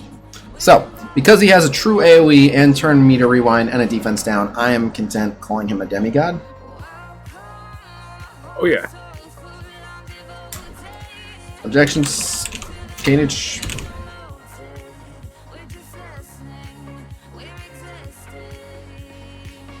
Cainage, did you die? I didn't know Cainage left. Reposted kit and link recap. Let's check it out. I don't know if it's exactly the same, but... Okay, perfect. Thank you very much. Yes. Yes. Yes, good. Yes. Okay. Yes. Yes. Perfect. I think Cainage did die. Alright, well... What speculation, if you have any actual information, I'm curious. His assist, also, when he assists, it also turn rewinds. That's speculation, because I can check that. When he assists, it also turn rewinds, and I believe it procs, specifically procs Shield Security's passive, so it gets the defense. No, it actually doesn't. I'm looking at his counter assist. It does not turn me to rewind. Something else. That's why I was like, it's something I saw, but it's not the same sheet when you're looking at. This is the newest one. Okay. All right. Yeah. But yeah, what happened to Cainage? I have no idea. He didn't say anything either.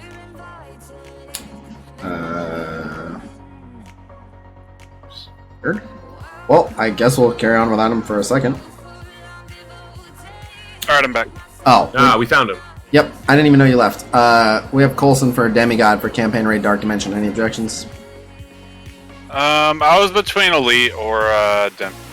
I got him Demi. He'll clear buffs from everyone on turn 1. Yeah, like he's gonna have an AoE buff clear. He's gonna have turn meter rewind on assist. On his very next turn, he'll defense down and call 2 assists, and then AoE everyone. So he has 2 things that...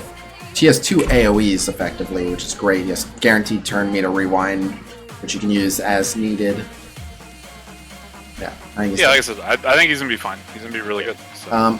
Demigod for Arena Offense, Blitz, Alliance War Offense. Any objections? Nope, I think he's good there.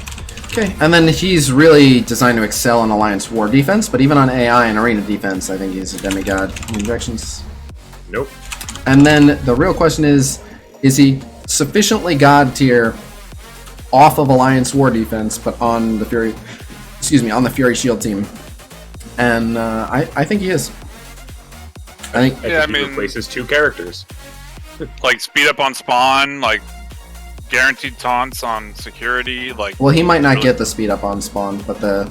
I mean, I assume he will. Like, I assume they're right, gonna but add everything. So do I, but we can't. We can only base him off what we see. So, I don't like. I think you're right, but since we can't see it, we gotta grade him if he showed up today.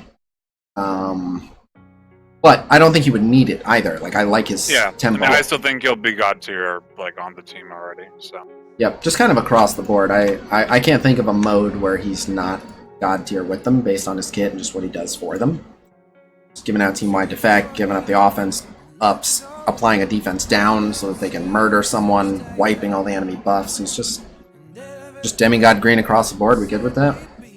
Yeah, I think it's even better. I think you could just put him and Nick Fury with like him and 2 other people, and then throw in some people, get some better assists out. But like he's just really, really, really good.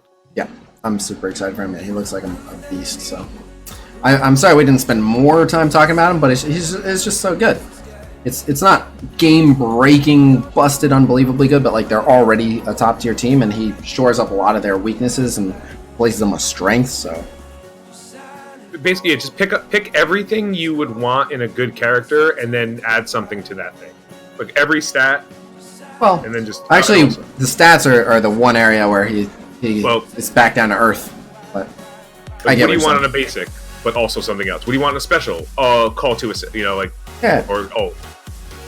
No, it's good. Very fair point. All right.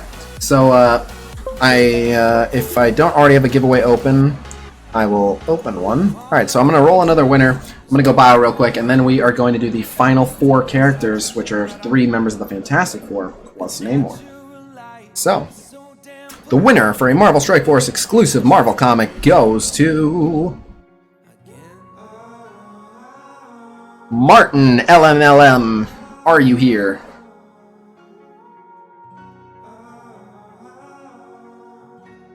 Cool. Alright, congratulations, Martin LMLM. You won. Give me on Discord your name and address. I'm going to open another giveaway. Exclamation comic, please, all one word. Exclamation COMICPLZ, all one word. Exclamation comic, please, in the chat, and you are entered in for a chance to win. I'm going to go bio 2 seconds. I will be back, and then we will do the newest characters. So, BRB.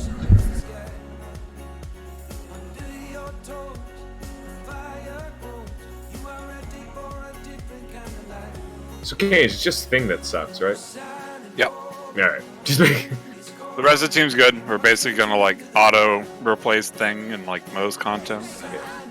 Yeah, I was like, we're on the same page, right? Like it's Yep. And I have to break character because my I shit talk Reed Richards like it's my job. Oh, I know. Like trust me, I am dreading the day when I'm doing an update on Cyclops' tier list placement. Oh no. Because I hate Cyclops, and he's going to be a very good character. The prevailing thing in my stream is that we've decided that the only thing that Cyclops needs to have is, or that we need another buff to Wolverine, and it's if Cyclops is present, whenever a character takes an action, Wolverine Wolverine calls an assist, any character, and punches Cyclops once. Yes, that would be fantastic. Yeah, because he doesn't do enough damage, because we already talked about that. So it's not going to really make a difference. And Cyclops has 14 hit points, but it'll be great. Yeah, but like, so everyone's telling me like, don't invest in Mr. Fantastic, and I'm like, I know I'm not supposed to, but God, he's so good. He's so good. I know they gave him like the right mixture of kit for the team as well, and like if it wasn't for counter Namor, situations, and Namor. Like if it wasn't for Namor, I'd be like, oh wow.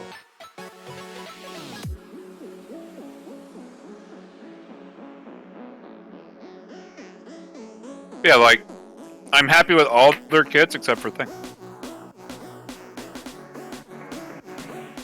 Because like they broke their usual trend, which is making brawlers from the comics into tanks like the Hulk. Yeah. And then they decided to randomly make someone who would fall in line with that and keep him as a brawler for no. But I guess to be fair, I don't think he was ever really the tank. Mr. Fantastic was always closer to the tank in general. Like but for me it's more so. Yeah, for me it's more so the fact that they took the Thing and they gave him tank stats for the game. Yeah, and then made him a brawler. Well, I like that. Why? I like it, and I'll tell you why. I like everything they did with him. So like when you look at the Thing, he's made out of rock, so he couldn't be squishy. He had to be tanky. You can't have a squishy giant rock creature. Right? Yeah, but so that's like a brawler with like 80-something speed, like... Well, I don't know how fast he's in the comics, but I feel like the other characters are a bit more agile than him. I think his thing was always strength and sturdiness. Yeah, but I don't think he's below average strength, right? Well, that's my issue, is they make a lot of characters slower than I think that they should. You said below average strength, but speed, like, he might be... I'm in speed. Like, I don't think he'd be below average speed. So let me rephrase. I understand that he shouldn't be below average speed by lore. I don't think you're wrong, but if you're gonna make him hit really hard and take hits really well, you can't also make him fast. If you're gonna make him fast and hard hitting and very survivable, then his actual kit values need to look bad. And even though we look at the stats, like if all his abilities like deal 200% damage, we would be like, Thing sucks.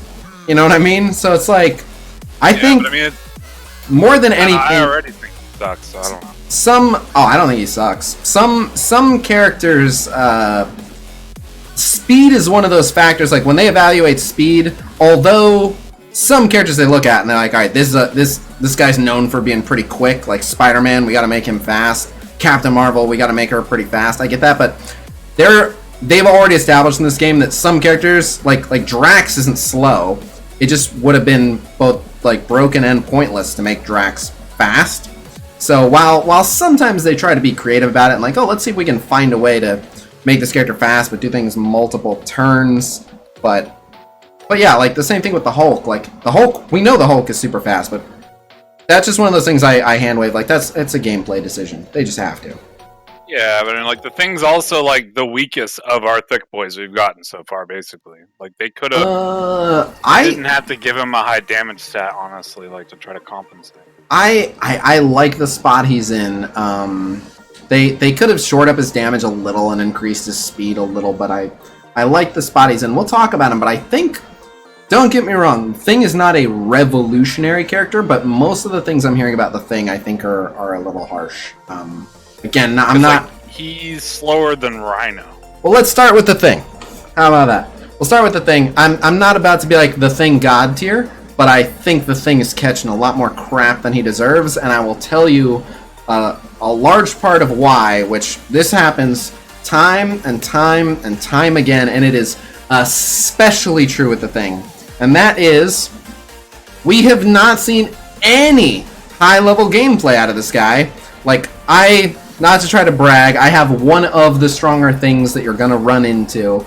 I do that on purpose. I try to be like, let me get one of the strongest versions of the character you'll see. And me, as someone with one of the strongest things that I know, he's all the way down here at 3-star, 3 red star. That's the first thing. And he has new uniques, so like I can't even take him past gear tier 10 because I don't have his uniques unless I want to spent tons of cores refreshing my supply shop, hoping to get lucky, so there's all that.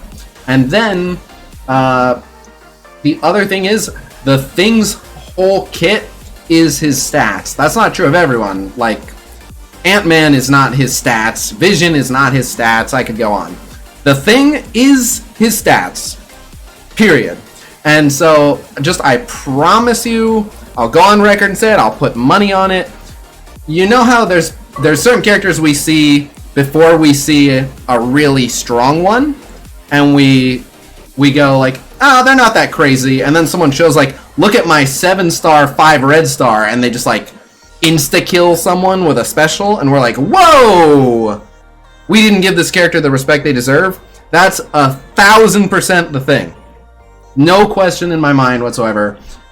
His whole kit is his stats. He's just super tanky, great armor, really good damage, good multipliers. Like, he's slow, but you can't kill him quickly, and you have to show some respect to his abilities. I don't feel I was wrong about the Wakandans. I stand by everything I've said about the Wakandans. But that's another debate for another day. But I have strong Wakandans. I'm very happy with them. But anyway, most 7-star, 5 red star characters are going to look impressive. Yes, but we compare them to what they can do compared to other characters at that level. Well, we'll get to that. 210k damage on a Fantastic Four team in war, we'll get to. Thing has no combo, but I don't think he needs it.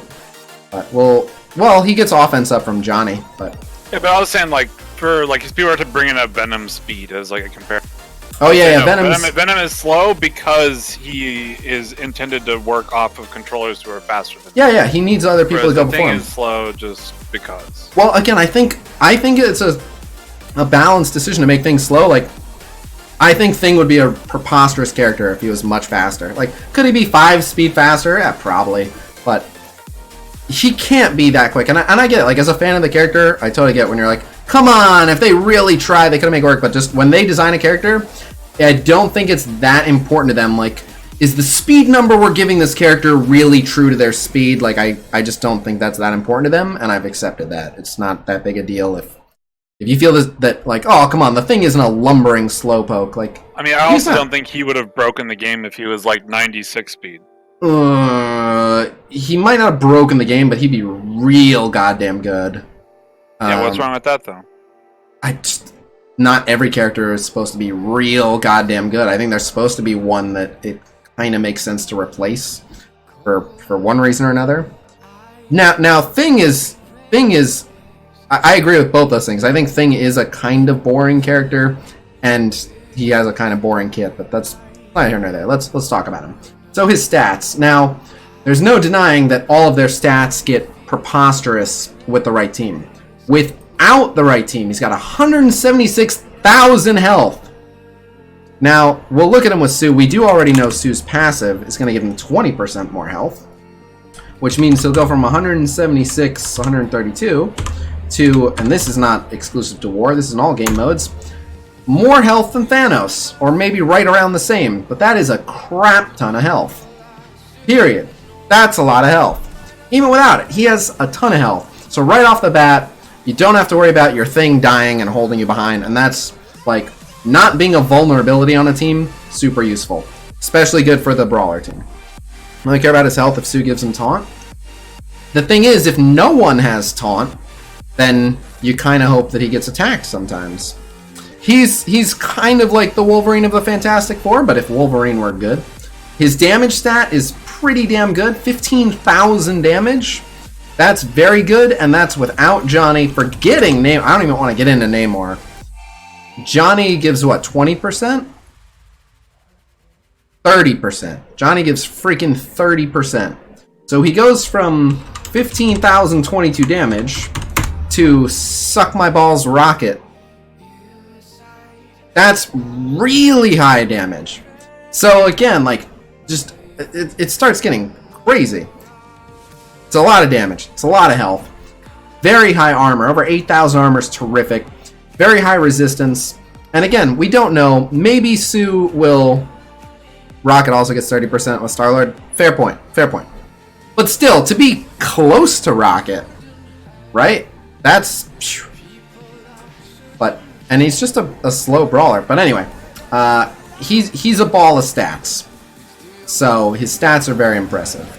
Now we'll get to his kit, and I'll keep his base damage numbers in mind, which is his basic does 350% damage, so he's got a 52,000 damage basic. Brutal. Then he has a special, which is always going to hit for 280, 220, 220. Quick maths, we're looking at 500. Is that... Am I crazy? That's 720 damage? I think it is 720 damage, which is 108,000. The Thing's special, which is every third turn, does 108,000 damage. Without Johnny, without offense up, without anything. The Thing will walk up to Vulture. I mean, I guess Vulture might be a bad example if he has a deflect or something. But the amount of health Vulture has, all things being equal, the Thing can just use his special and 100 to 0 him. That is a massive nuke. 108,000. It'll kill him in the next fight, too. Yeah. Alright, that was funny. Good stuff. So that's pretty freaking nuts. And then what's curious to me is that ability is such a lower cooldown.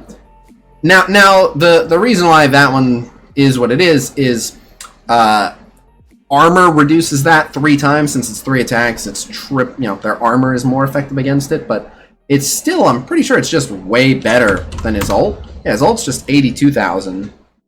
Didn't you miss donation? Oh shit, I normally do it on stream. Frick. I thought we would be done by 5, I'm not gonna lie. Shit. Please forgive me. I mean, I kind of gave you guys advance notice. Yeah, you were here, you could have told me. Yeah, I kind of deserve a strike. My bad. No, that's strike 2 alone. That's not strike 1. I think it's strike 2. I have to look when strike 1 was. Then the other thing is normally, like, I get to play some while we're waiting for people to show up for the stream. But anyway, neither here nor there. Better start planning for a new leader. Fuck out of here. Mystero joke counts as 2 strikes. Fuck out of here. Anyway, I know, my bad, brownies. Again, I normally do it on stream, and I really thought we'd be done by now. So he, between his ult and his special, which you can do back to back, you can do over 180,000 damage just in the 2 abilities. And if the enemy makes a mistake of hitting him, they take even more damage. So again, he's just a wall of stats. Like, he just, like, when I say he hits like a brick wall, he is. He's a literal walking brick wall, both in terms of trying to damage him and what happens when he hits you. You don't want to hit a brick wall. You don't want to get hit by a brick wall. That's the thing. So, is he boring? Yes, but I think they made him boring in the best way. Considering I don't think he's that exciting of a character conceptually. I love what they've done with him. So let's talk Thing. And keep in mind that his stats, all those damage numbers I gave you are without Johnny. So let's look at just with Johnny, because this is where it gets real absurd. So we've got 15,022 times 1.3, 19,528. Then he's gonna do 720% on the special. And then if he has offense up from Johnny, which he can, because Johnny goes first, he will do 210,000 damage. You were saying he'll do 210,000 damage in war. He gets the offense up from Johnny in war or not in war. I know you were thinking of the damage Namor gives him, but so why is his special so much better than his ult? Who cares? It's a 3-turn cooldown. He can do 210,908 damage every 3rd turn. Are you understanding this? He will break your face. Anyway, so people who are trashing the Thing, how do you feel about 210,000 damage every 3rd turn, including turn 1, just by having Johnny Storm? We still shitting on this guy? Yeah, it's like 5 turns for a normal character. It's okay. Oh, shut up. Get up. Every He has to have some weaknesses. Feel like he's usable? Get the fuck out of here. He's a true Thanos killer? Yeah, he'll fuck up Thanos. That's kind of weird, though, that the thing will just beat up Thanos. I feel like that shouldn't happen. Yancey Street special. Anyway, so, Campaign Raid and Dark Dimension. I got mixed feelings on this, because on the one hand, what he suffers from is being all single target. He hits one person at a time, and he takes his sweet-ass time about it, too. So, that isn't as good for Campaign Raid and Dark Dimension, but the flip side is, not going to die on you. And that is good for Campaign Raid and Dark Dimension, is having a team of people that aren't going to die. Pretty much every time they lob an attack at him, you're like, yes! Like, you want them to attack him. Even though there is no way to make that happen, when they hit him, he's like, heh, doesn't really feel it, and they take damage. So, what are we thinking? We're just saying a survivable single target damage dealer. Yes, but a incredibly menacing, incredibly survivable, high damage, single target damage dealer. There are obvious drawbacks, no utility, no AoE, but he will almost always be among the last to die. He has good resistance, so it's not even like he'll be particularly receptive to slows and offense downs and stuff. He'll shrug off a good amount of debuffs, and when he does hit you, as Cainage likes to say, he fucks. I'm afraid of how we're gonna rate the Thing, because I don't think... Because he's the worst among the team, but I guess just on its own, Elite. I think Elite is kind of harsh. I got him low Really? demi. I think he's low demi. Let me look at what we got.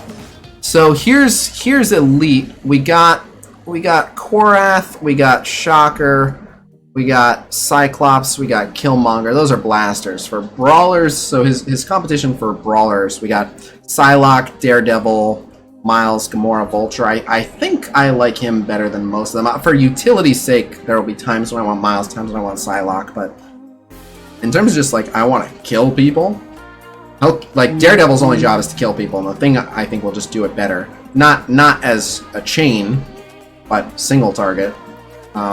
Yeah, I'm thinking Demi, and then he's Bio. We look at who's Demi and Bio. Miss Marvel and Drax are tanks. JJ's utility. Venom is utility. Carnage is another damage dealer, and while Carnage has obvious advantages in speed, yeah, I got the Thing in low demi. Thing. And yeah, if you put defense down, he'll just break someone's head. How are you gonna give a guy Elite when he does so much damage on turn 1? I don't know. He's slow. He's slow. Like, thank you. I don't think that hurts him enough, though, because he, like, I don't know, when I look at, like, slow characters who are a drawback, I can't say this enough, I don't try to lack an appreciation for speed, but, I'm trying to think, like, well, so like, Venom is slow, and that didn't stop us from not only giving Venom Demi, but high Demi. Yeah, but Venom is slow. Kingpin is... I know, Kingpin is slow. We have him in Elite, though.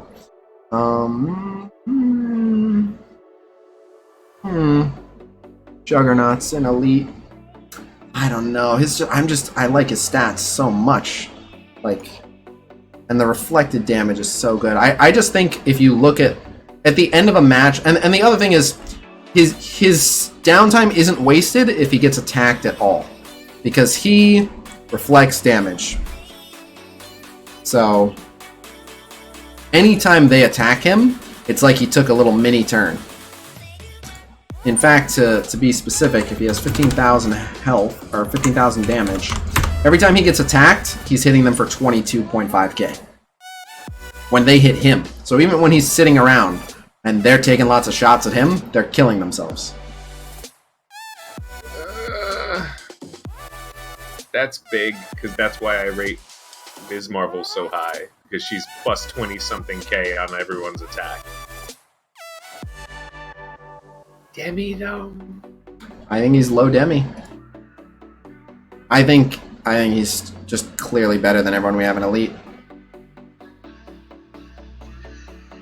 But he's He's slow, but you don't want to attack him. You eventually have to attack him. You're gonna waste a bunch of time attacking him. And the thing is, like, for all his reflected damage, you're guaranteed good value. Even if the whole rest of your team dies, only the thing is left, the enemy team could realistically kill themselves trying to finish off the thing's giant health bar, even if they play around him until the end. And every third turn, he's firing off that special and just murdering someone. I'm willing to concede Demi, but only if you answer this question. Hit me. Who would you rather use in a fight? In the dark, Hulk or Thing? The Thing. The Thing. Alright, if you're willing to say you'd rather use the same level, maxed out, Yep. Thing than Hulk, I'll concede Demi. but so it is a slightly situational. The Thing overall, but Hulk if I know it's going to be a short engagement, like a blitz match, I might go Hulk because Hulk's big move is a bit more oomph behind it, but Hulk's like a one trick. It's a great trick, but it's one trick. So if I know, like, this is going to be over and it's going to be over kind of quick, I want Hulk to get in, do his thing, and get out, I'd rather have that. But if it's any game mode at all where I think it's going to go more than 3-4 turns, I want the Thing. The battle will be over before he uses his special the second time with Fantastic Four. You're giving them a lot of credit for ending the fight very quickly, but anyway. Yeah, I think I go the Thing. The fact that it's I have to think about it, you know. I think over brawlers.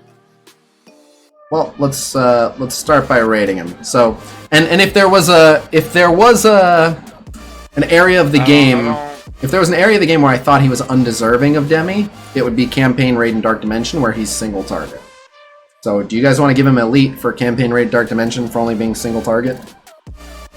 Yes, I thought so. We were talking about. It is, but I was kind of saying overall. Yes.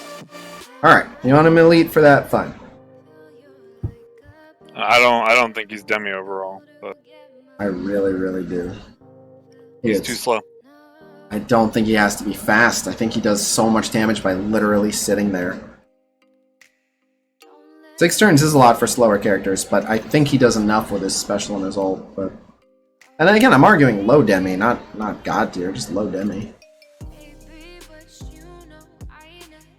Just again, real quick, the characters we have in Demi, like Punisher, Iron Man, Falcon, War Machine, Loki, JJ, Venom, Quake. Yeah, you're looking at blasters, not. I know. I was looking at everything, but I mean, we have BP in Brawler. I don't think BP is Demi.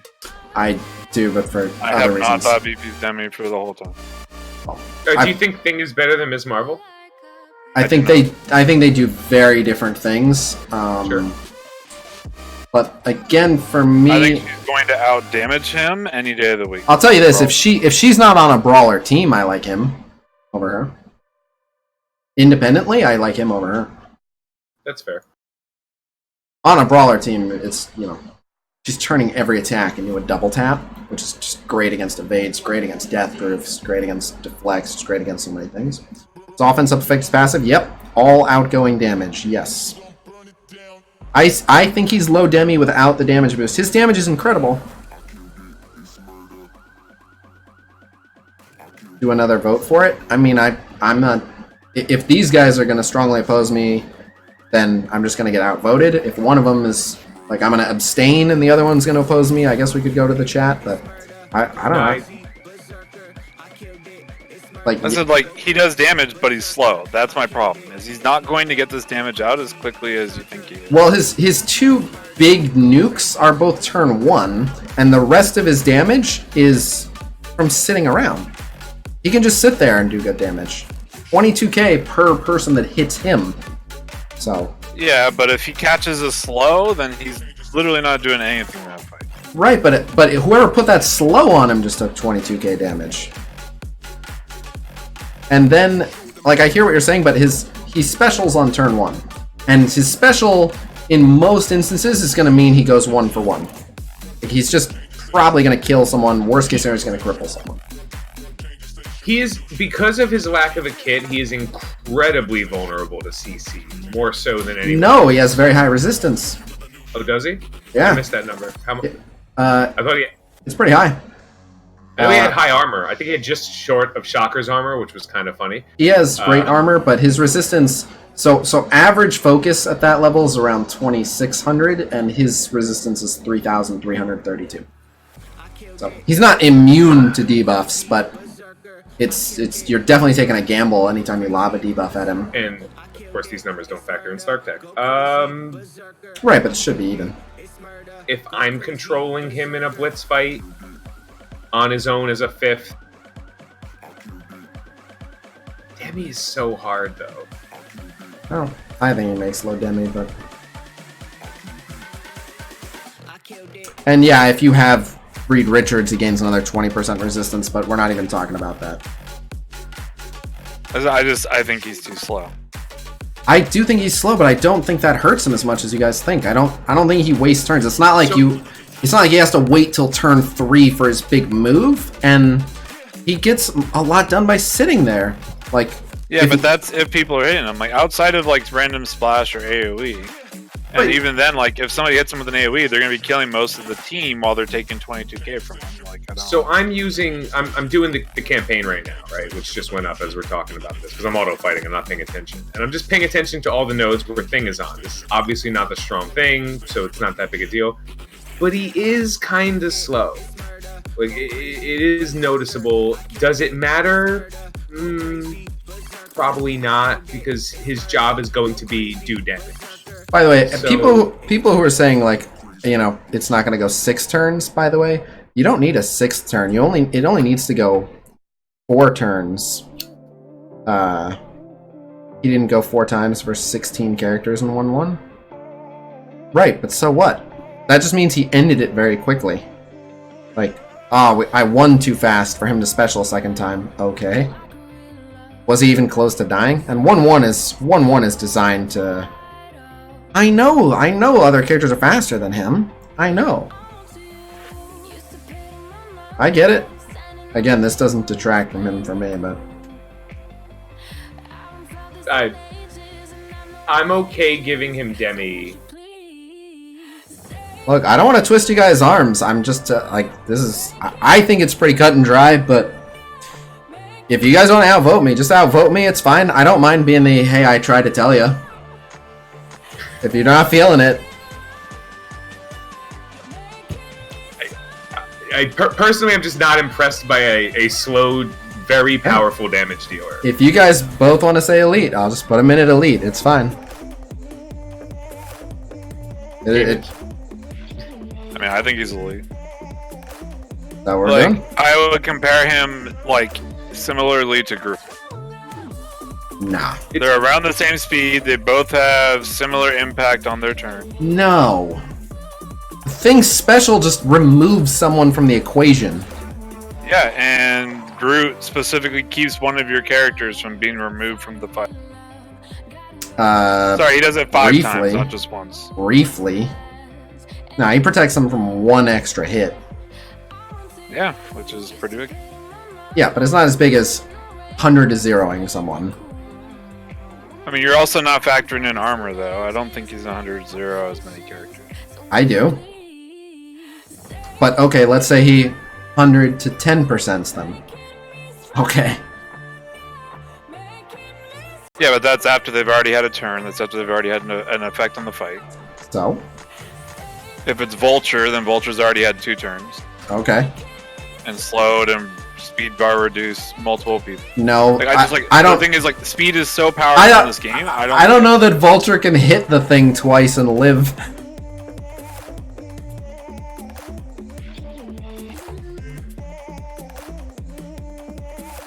Look, if you guys are saying elite, I'll put him as elite. I've got nothing more to say. If you think that it's possible that I'm not considering how much the speed handicaps him.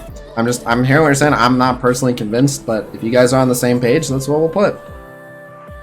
Doesn't Doesn't the thing have extra,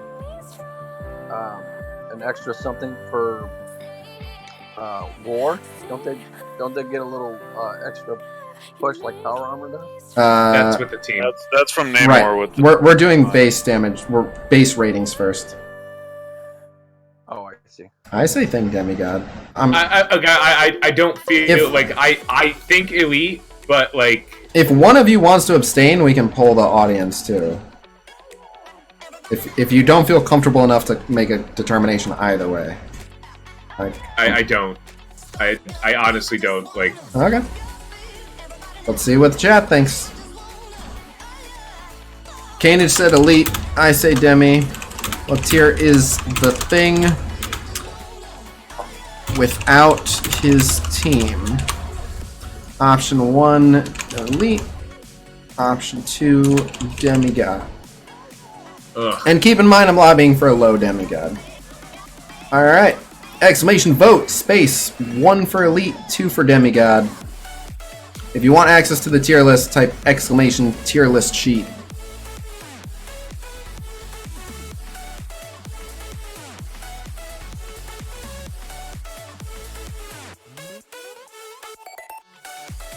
I'll tell you this, it's pretty damn close.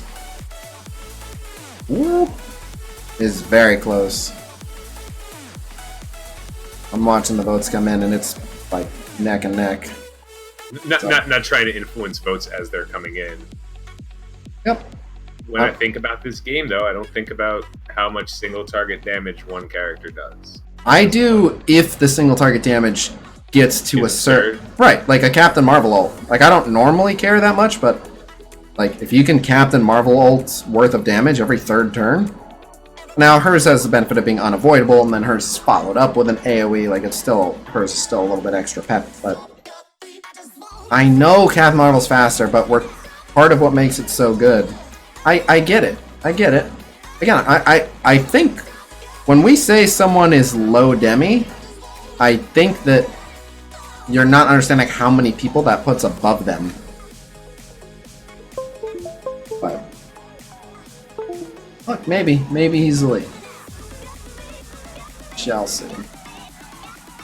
Trying to look at if let's assume we put him at the bottom of demi. His speed might not be a detriment. He might be the finishing touch on something. I'll tell you this: if we put him at the very bottom of demigod for brawler, he would be the 8th best brawler.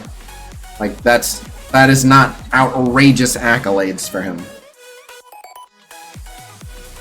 Some tanks do apply defense ups before the thing goes, so his damage would take a hit. But yeah, we are evaluating him solo. On his team, he should have offense up from Johnny, but no, I hear what you're saying. And then it also depends if Reed is on the team, he could have just plucked the defense ups off people.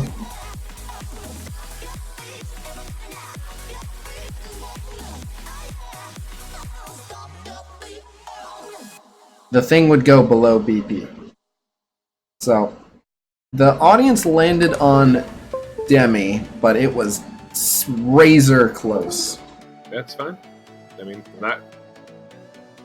And it's not. It's the kind of thing that after a couple of, like, after a month or two. Yeah, we'll come back and revisit it. A full understanding of it. Not only that, but we've been saying the entire time, like we wouldn't be having this debate if it wasn't like right on the line. So whether it's just above the line or just below the line, either way, understand that he's right around the line.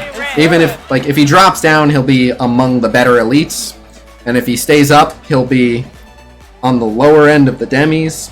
So yeah, just know it's close to the line either way.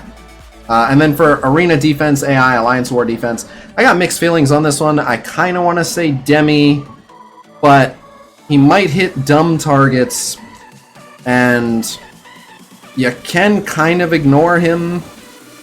I can see elite on his own on defense, which would make him elite overall. Definitely elite, just because he suffers the nebula. Like, I'm just gonna ignore you until I don't have to anymore, and you're gonna hit someone. Sometimes that'll work out. Sometimes it won't.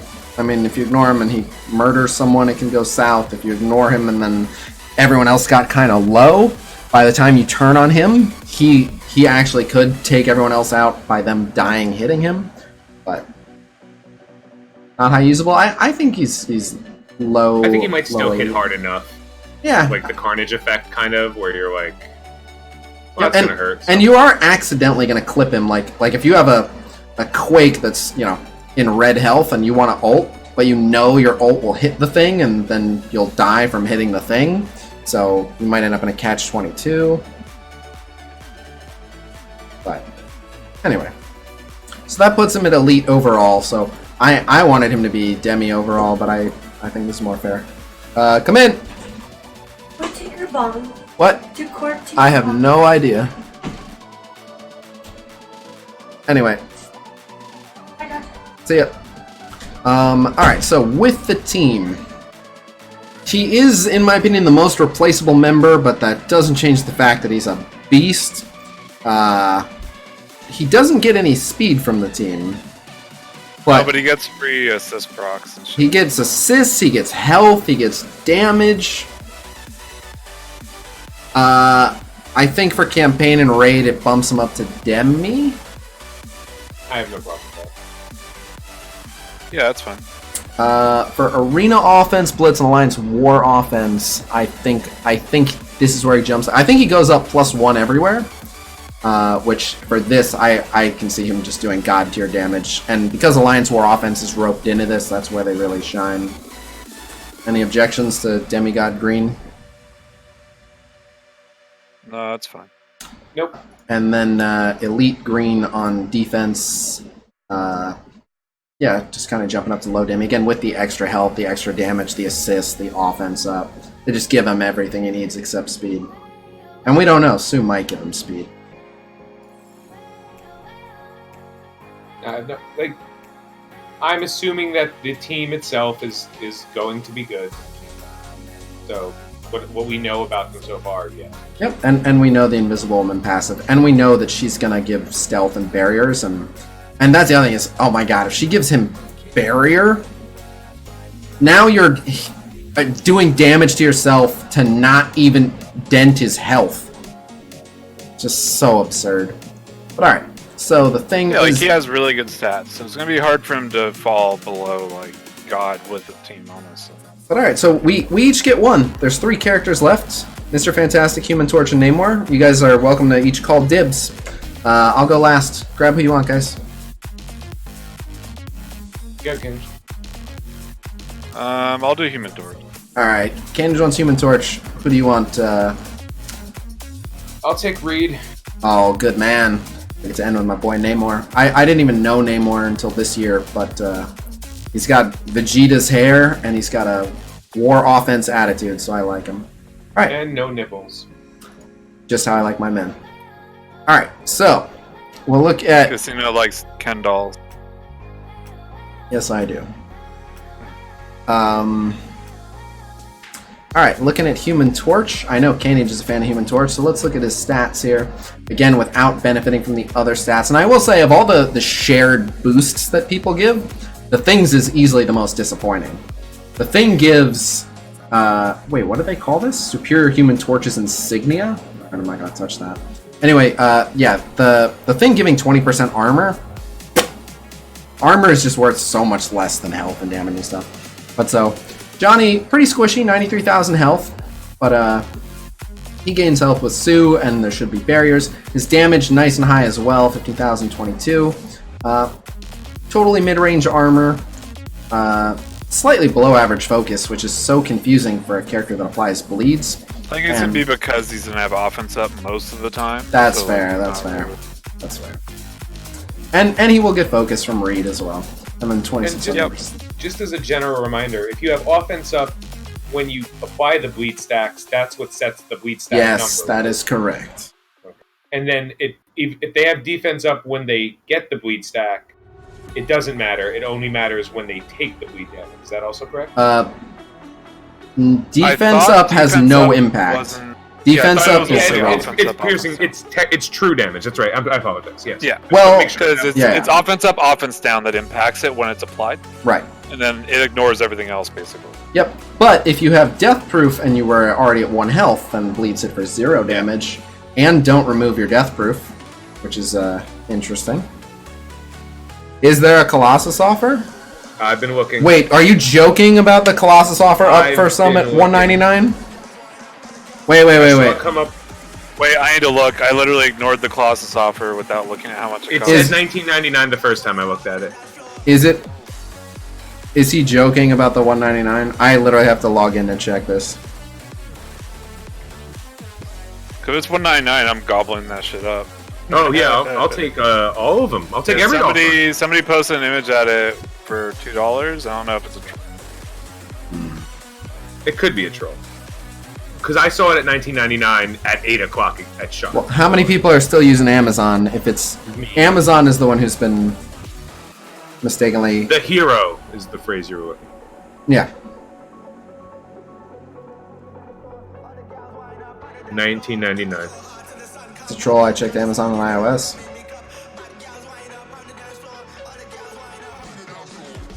Aww.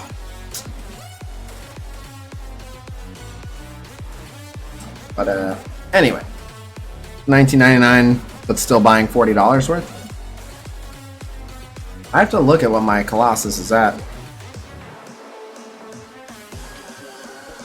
That's not a piss poor offer, but How many shards is it for $20? it's five orbs. Colossus specific So- orbs? Yeah, I believe That so. ain't It's bad. 5 heavy metal orbs, so that was at 30 minimum. They're 8 average. I think the 8 minimum average? is 6, but 8 is the average. So on average, you're getting 40 shards. 40 Yeah, mine's $19.99. So for $40, you'd probably get 80. Yeah, mine. All right, that wouldn't do much for mine. All right, we'll do super quick offer review, and then we just got a few characters left. Review. Clobbering time. Wait, is that an actual thing orb? Oh man, for $20 I can get 2 the thing orbs and 2 red star orbs. I might do that one. It's not a good value at all, but it's the only way to get the good thing orbs. Crap, I might have to do that one. I'm not happy about it. That one's a ripoff. Probably gonna do the thing offers, but anyway. All right, back to back to other pyro. I will. I'm gonna do gameplay and stuff when we're done. But back to Johnny Storm, Human Torch. Primary attack, 210% damage and a 2-turn bleed. So this ends up translating to good damage, but it's over time. His basic doesn't actually do that much damage as it is. It'll do 32, 33k damage, and then a healthy bleed for 2 turns for sure. Only single target, but still, it's not bad. The gain +2 offense up to a maximum of 5. I love the wording on this, because this means if he already had offense up, it extends it for 2 turns, which is really nice, because Namor makes them spawn with offense up, and then this extends it. Apply +1 offense up to a maximum of 3 to the whole team, and then attack primary target for 350% damage. And again, he's got about 15,000 damage. Now, he's already benefiting from his own passive, so he doesn't gain an extra 30%. In war with Namor, he'll gain extra damage, but without that, you're just looking at 52k damage with his special, also known as less than a thing basic, and no bleeds on it either. Oh, actually, he'll have the offense up, but assuming the thing also has the offense up. Actually, I think it's still less than a thing basic. I don't know. Anyway, it doesn't matter. But yeah, so I guess it would be 1.5 actually, since it's offense up. So it would actually do 78.75k damage. But okay. His base stats do include his own. Yes. It might not say it here, but it should. Yeah, it doesn't on the ability page. It doesn't, but it should. But I did ask Cerebro for clarification on that. So for every other character like this, it does, but it would not be unheard of for Foxnex to randomly create a character that, like, what? Oh, we didn't even realize we had been doing it that way. So like Venom's focus on the stat page already includes Venom as his own Spiderverse ally. Weird stuff like that, but anyway. And then the attack all enemies for 400% damage. Now this isn't ready until turn 2, but 400% damage AoE, offense down to all enemies is terrific, and it's unavoidable and can't be countered. It's just great. Now, once he does that once, he's probably not going to do that again for the rest of the match. That's very long. We believe the maxed out damage is 15,000. And then, on turn, flip 2 negative effects on self to positive effects. That is really, really good. It won't flip stun, but it will flip many other things. And so he's not going to bleed because he has all this bleed resistance, but some of the ones that people don't know about, if he's blind, he'll flip it to stealth. If he's ability blocked, he'll flip it to counter. If he's heal blocked, he'll flip it to death proof. There's some interesting stuff that you get. I love when he gets hit with a heal block and then just flips it to death proof. So that's cool. His ult in campaign is 5 turns? What? That's not what they sent us footage of. Anyway. Did he mangle? Cerebro said in Reddit the marketing team are watching those sales, so that's good to know.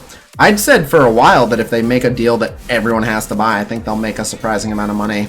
I'm very interested to see. Maybe by mistake they're taking my suggestion. I don't know. And then gain 30% damage, give everyone 30% damage. Yeah. So I like Johnny. His ult is a game changer, but it's not till turn 2. But he is very fast. Yeah, he's 127. So well, when I say turn 2, hold on. So he'll start here. That'll be his first turn. 3. Yeah, sorry, it is turn 3.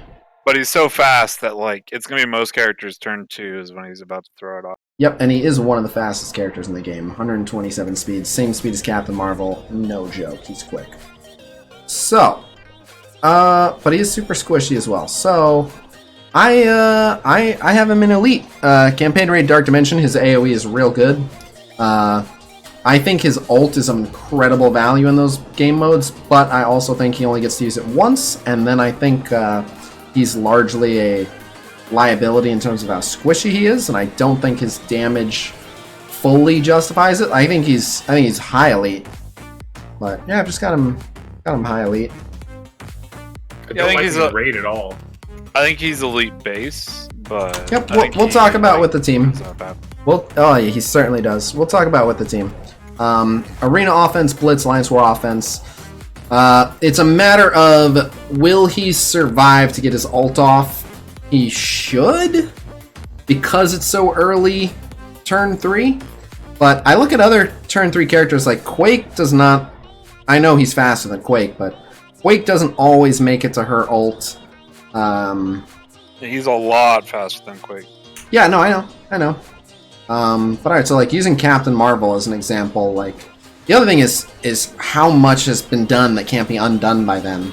There's no denying his ult is a game changer, but not only is it very possible for him to die by then, but how much irreparable damage has there been? And he's not immune to ability block, slow, stun, blind. Well, his ult is unavoidable. I mean, so there's he that. is. So what are you talking about? He's immune to those because his passive will flip them the positive. That is an excellent point. That is a very good point. He has the Deadpool effect, but better. Yeah. Well. Yeah. Because it makes it positive. Yeah, sometimes I think I'd rather have the healing, especially on a squishy character. But I would rather have the healing, but I get it. Yeah, yeah. An offense down becomes an offense up. Oh, you're right. Etc. Etc.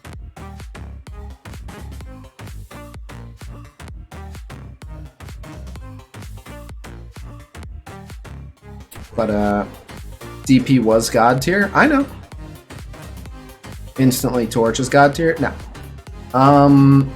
DP does all debuffs except for stun. DP, you have to remember why DP was God tier because of what the situation looked like at the time. Another reason that Quake tends to make it to her third turn is because she slows people. I'm just thinking about against the Guardians, and again we're thinking no synergy. Against the Guardians, they could just kill Johnny. Against Fury Shield, they could just kill Johnny. Against the Brotherhood, they could just kill Johnny. He's just so vulnerable. Yeah, but that's the same thing goes for Rocket, though, right?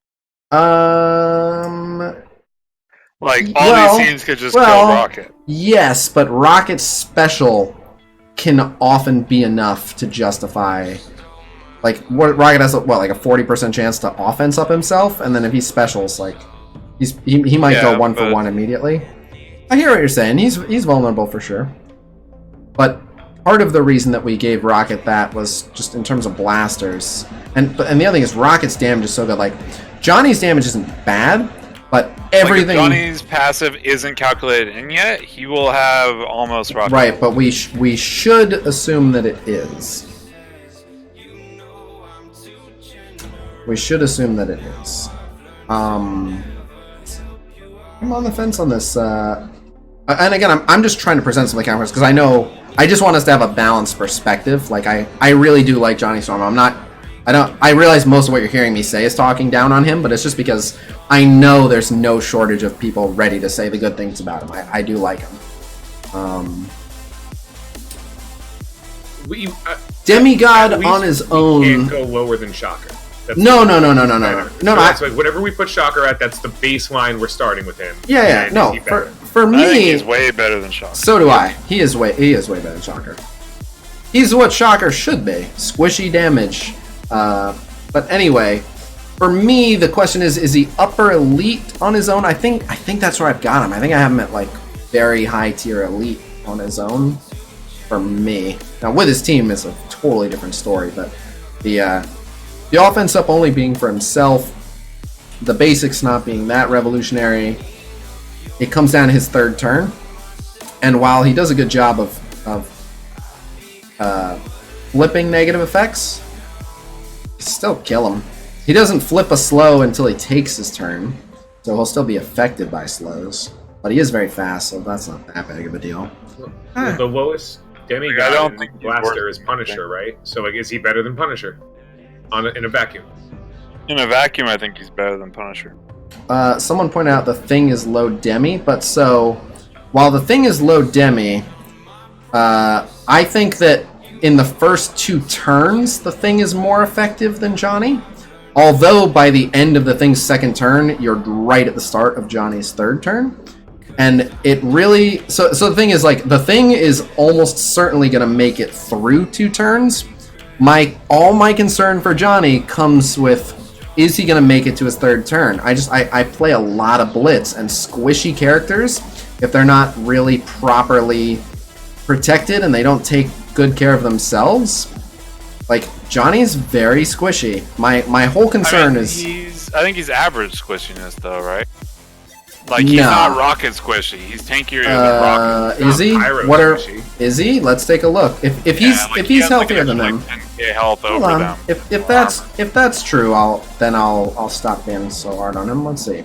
Pyro, 88k, just shy of 5k armor, whereas Johnny, 93k and just shy of 4k armor. So he has 5,000 extra health, but over 5 attacks, he loses all that by having less armor. So he's about Pyro squishy. 5,000 more health and 1,000 less armor, that's Pyro squishy.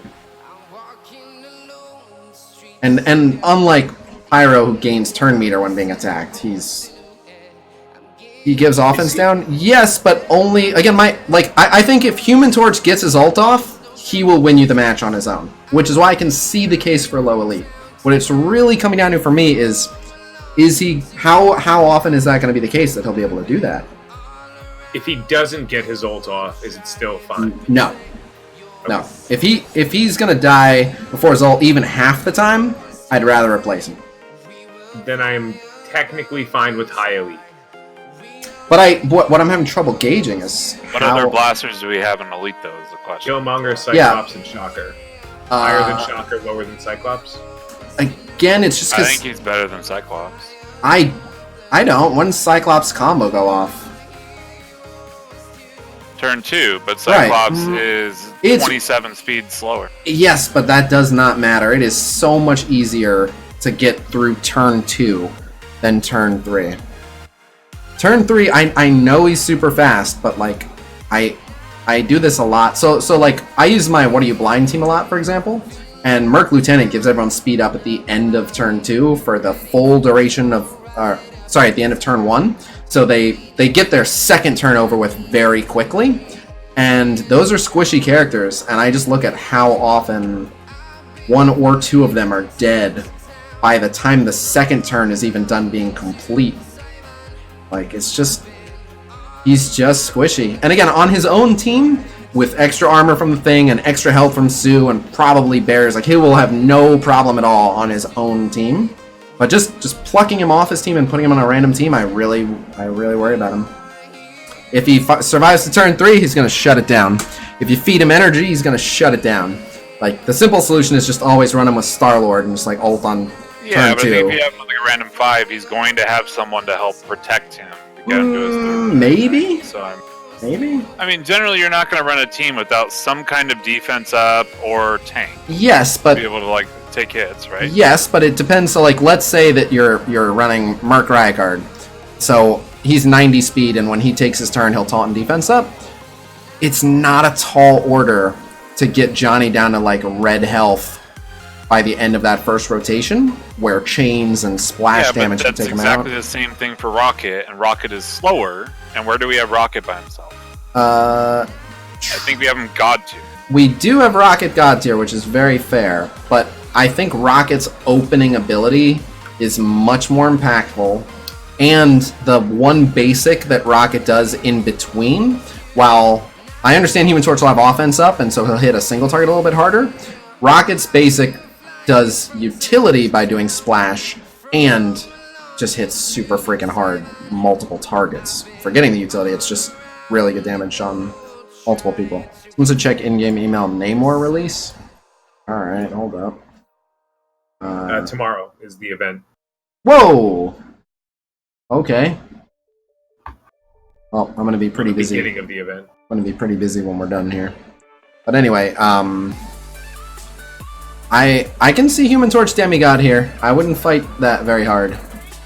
If he lives, he'll be fine. Like, because he's going to do slightly less damage than Rocket. They're pretty close to equivalent squishiness. But he's faster than Rocket, and he'll have the utility of the offense down. And he has guaranteed offense up on himself for his important turns. What's Pyro? What's, like, what are the characters that Pyro's you like? Pyro's one of the best blasters. So I get what you're saying, which is in terms of blasters. I also think Johnny's one of the best blasters. You're winning me over by pointing out that Pyro and Rocket are both God tier blasters, and then War Machine, Falcon, Iron Man, and Punisher are the demigod blasters. And I think he's up there with them. I do too. No, you're right. He's demi. Sold. I'm not gonna resist that. In the scheme of blasters, you're absolutely right. He's demigod. And even based on that, if we're gonna rank them like that, I can even see him being demigod overall. Especially with his ult. Like if we're given Falcon, Iron Man, if we're given Punisher demigod, I want to go back and put him at demigod then. I'm sold. He's demi. Who'd you just turn to Demi? Sorry, Human Torch. Okay. Yeah, compared to other blasters, because that's really how we have to rate him. I've been over here like, he could die, but that's like when we restructured the tier boundaries, we did it to draw that line of like, look, if you're the best blaster, you're a god tier character for your job. Even if your job is like, well, it comes with the drawback of being easy to kill, like, okay, but we have to assume people have even a modicum of common sense where he'll have some protection, so fair enough. So arena defense and AI, he could pick some silly targets, but his ult, he's one of those characters you have to kill by turn 3. You really don't want that ult going off. So yeah, he's literally a faster Quake that's going to do more damage, so he's kind of scary in that way. Runners, you have to count. As far as win condition goes. Yeah. All right, I'll take demigod. I'm sold. Putting it in perspective with the other blasters, I'm sold for sure. And then any objections to him going god tier on the Fantastic Four across the board? I think so, and I think the way that you help him in campaign and raid is Thanos. For sure. Because that helps his long cooldowns. For sure. Basically, if we could do it with like Minerva, we can easily do it with Mentor. Not right, and my favorite is just put Star-Lord next to him and ult on the start of his second turn. Yeah, that too. It's like just give him the energy. Just, here you go, have an ult. And then every turn after that, he did like every 4th turn. So, yeah. The pool is so big, it's too good. He's too good. He's too good. And when you build anything around him, he's too much. You comp around him, he's melting shit. So I think we're all in agreement. He's demigod across the board, and he's ready to go god. Now I'm actually mad at myself. Like, wow, I was really trying to say this guy was elite. Now I'm like kicking myself. Thanks for setting me straight, guys. This is why we do the tier list. I know this game pretty well, but I mess up from time to time. Good call. And this is why I say, don't, just because I'm saying one thing, do not hesitate to be like, shut up, Khasino. Alright. That does not apply to you guys, chat. Except a couple of you. Incoming wave of shut up casinos. Yeah. 3, 2, 1. There it is. Yeah. Anyway. Alright, so gonna go Tony's pick, Mr. Fantastic. Oh god. Alright. Shut up, chat. Alright, so Mr. Fantastic, by the stats, he is pretty healthy, 155,000 health, low damage, just 9,100. Very good focus, which is exactly what he needs. Totally baseline resistance, totally average armor, 102 speed. So, with the exception of having quite a bit more health than the average goober and high focus, otherwise he's just pretty standard. But I there's one aspect of Mr. Fantastic I really like. But so, his basic, low damage, especially considering his low base damage, but chaining to 3 adjacent targets, like every basic hitting potentially 4 people, is really good. In terms of utility, it's just, like, most teams have 5 people. If no one's in stealth or has counter or anything, that's most of a weak AoE on every freaking basic. Like, hitting 4 people with basic is freaking good. To get a little ahead, it's even good on AI because the amount of bad choices you can make are still 50-50s. Well, yes, but also no. So you're gonna wanna, assuming you look ahead to see like who has counterattack, who's in stealth, you can always hit 4 targets. Where it will not be uncommon for the AI to pick like the inner right character and just chain to the right and be done. So they might, you can still have bad target selection, but still, to kind of back up what you're saying, is if someone's very low on health, it's harder for him to avoid finishing them off. Is I think what you're getting at? Yes. Like the bad target selection isn't as bad as it could be in other situations. Yep. You can do less damage, or you can hit fewer targets, but you're often protected.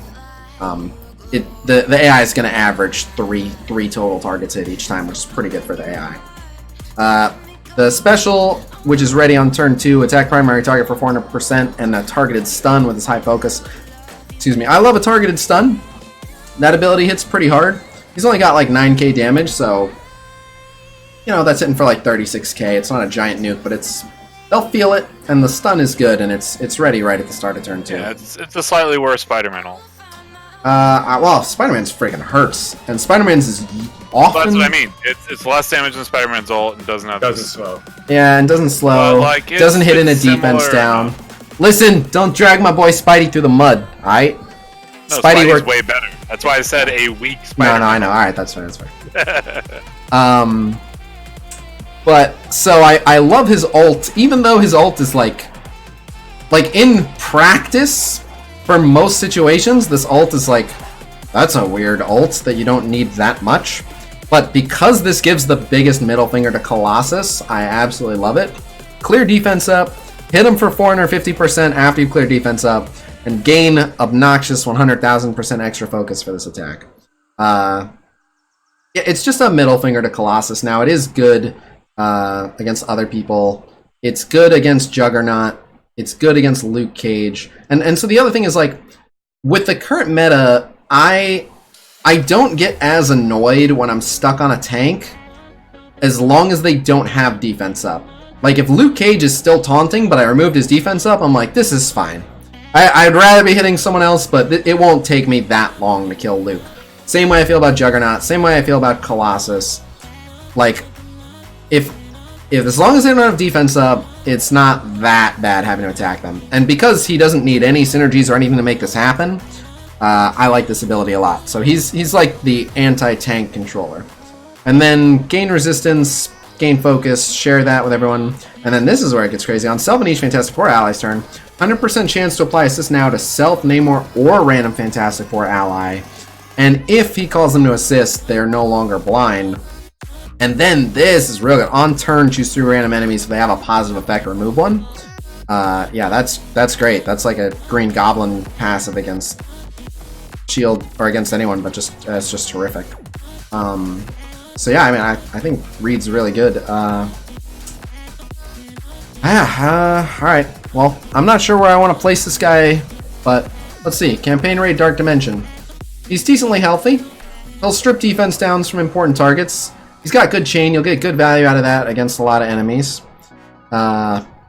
He'll call assists if he has his team with him. Oh, and any plucks buffs? I'm giving this guy Demigod. Yep. You mean Reed with Black Widow. But I get what you're saying. Objections, Cainage to Demigod? Nope, that's fine. Arena offense, Blitz, Alliance War offense. Without his team. Again, I got Demigod. Passive. Yeah, the passive will be good. That passive. Passive will be good. A targeted stun. Is fucking. The passive's Yeah. stupid. You could accidentally have Namor or another Fantastic Four member on the team. It's so dumb. Yes, but it is random enemies, so. But yeah, choosing 3 is pretty good. The other thing is it only plucks 1 buff, so it's getting more and more common for people to have 3, 4 buffs. So he might, he might pull like a counter stack off someone who was taunting, and you're like, come on, man. But yeah, it's like a Green Goblin passive. Green Goblin passive, half the time I find myself like, no, come on, oh, why? You could have helped me out. But the other half the time, I'm like, oh, that was lucky. This is fantastic. So, overall. This is the one I wouldn't fight an Elite if someone said it. What's the one I wouldn't fight it? Let's see. But it's not bad. He's going to open up and remove defense up, but I don't think The question is, will he use the ability if nobody has defense? That is an excellent question. Well, the alternative would be him basic attacking, so I think he's going to open with a nuke anyway. The better question is, will he hunt the defense up? If some characters have defense up and some don't, will he make sure to always pick one that does? And there is a way to check this in the code, but I don't have it on hand, and we're approaching 6 p.m. here. This has been a very long tier list stream. We still have another character to go. So let's just assume it's random. Yeah, let's not assume it's the best possible thing in the world. Let's assume it's random and he always opens with it. It's still a decent nuke. And then he's still on turn going to pluck random buffs, and then he's still going to turn to stun if you don't look out for him, and that stun can be very inconvenient. I mean, I can see him Demigod here. I'm with Tony. I wouldn't really fight hard if you felt he was elite, but you can argue on war defense he'll pluck counters. Counters. You mean if you have hanger buff? But he's the one on defense. No, so I'm saying, like, if you were to go into him on defense, is hanger counters on offense? Am I confusing myself? Yes. Oh. Okay, I know one gives deflect on like offense. if I brought it, if I was to fight him, he could pluck 3 counters off. I mean, that's he still saved his team hitting into 3 counters. Yeah, that's what I'm saying. It's big enough deal that I'm like, that's pretty huge. Yeah. Yeah, his pass is really annoying. So like, I wouldn't fight Elite, but I also just think he's. Yeah. The other thing though is he's a controller, and I kind of want to err on the side of caution. As much as his passive is a pain, and he does have a targeted stun, controllers tend to not be very smart. Let me just check the Demigod controllers on your sheet. But I'm also looking at check the Demigod controllers, and while you're doing that, I'm also thinking of who are my best offense teams, and their power armor, their X-Men, they're people that have defense ups that he will strip. So just to say it, is he better than Loki? That's the question I've been asking myself. He's definitely better than Ronan. He's in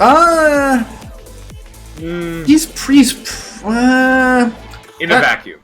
I'm on the fence on that one too. It's close. I wouldn't fight it that hard, but I'm on the fence about that because that's summons, that's buff clear anytime he's a basic, that's multi-target ability block. But yeah, I think he's right around there. He's about on par with them. So does that make him Demi, or are those the bottom? Loki is the bottom Demi. So Ronan so is give me high the elite. top elites and let me see if I think any of them are. Ronan and Hawkeye are the top 2 elites. Oh, so he's on the line. He's on the line. I think he skirts the line and makes it into Demi, but he walks the line. I would put him at just under elite, or just the top of elite on defense. I could see it. I'm kind of torn. Yeah, I'd say specifically because he can pick a random target for the stun. Half the time he'll be hitting a tank, which nowadays the tank's gonna kind of shrug it or. Yeah. All right. Yeah, and if he wastes that ult, Yeah. All right. Outside of that, he doesn't have any insane survivability factor to prop him up on defense. He's still demigod overall. Now let me throw something real crazy at you.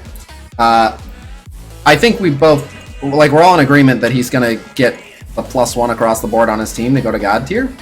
I think on defense, even though he won't be using his abilities intelligently, and even though they're not a defense team, I do think he jumps up to God tier on defense with his team for all the assists.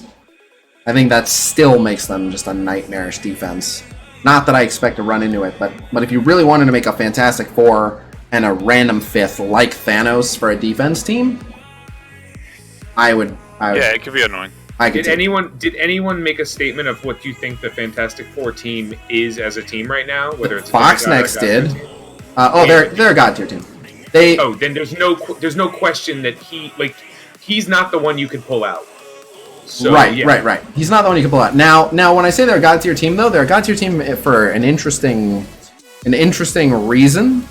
They are not intended to beat Brotherhood or X-Men in Arena. They are supposed to be super well-rounded and strong everywhere. And then with Namor, they're supposed to be one of, if not the top 4 teams. But I'm looking at them, and so Fury Shield has lost their reign as the best team at anything, but they're so good at enough things that we kind of all agree they're still a God tier team, right? Even though they're not number 1 for anything, I think the Fantastic Four are gonna step right next to them and be like, hey, we're also really good for everything and the best for nothing, except they might have a claim to Alliance War offense gods. But I'm interested to see how much of that is just Namor. Hey, any 4 people want a free Alliance War win? Come with me.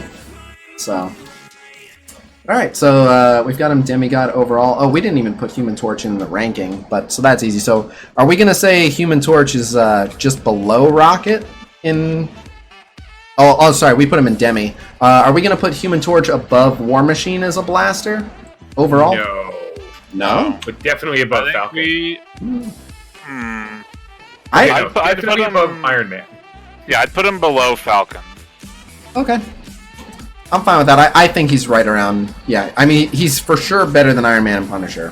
Falcon, it's close for me. It's pretty close. I mean, Falcon's turn meter is terrific, but... They do different things. I know. It's hard. I know. Whatever. Yep, close enough. Right now, I'm on the Falcon high, right? We have Falcon, we don't have Johnny. Fair. Alright, so we've got Human Torch there.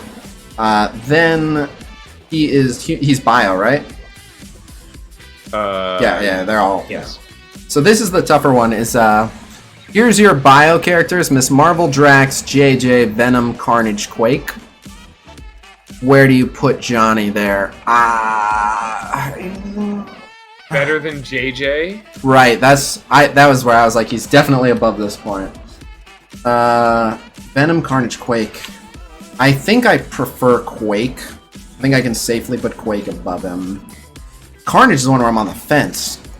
My weird flex is I don't think he's better than Carnage, and I think Venom offers enough utility to make him a little better, but I'm not sure.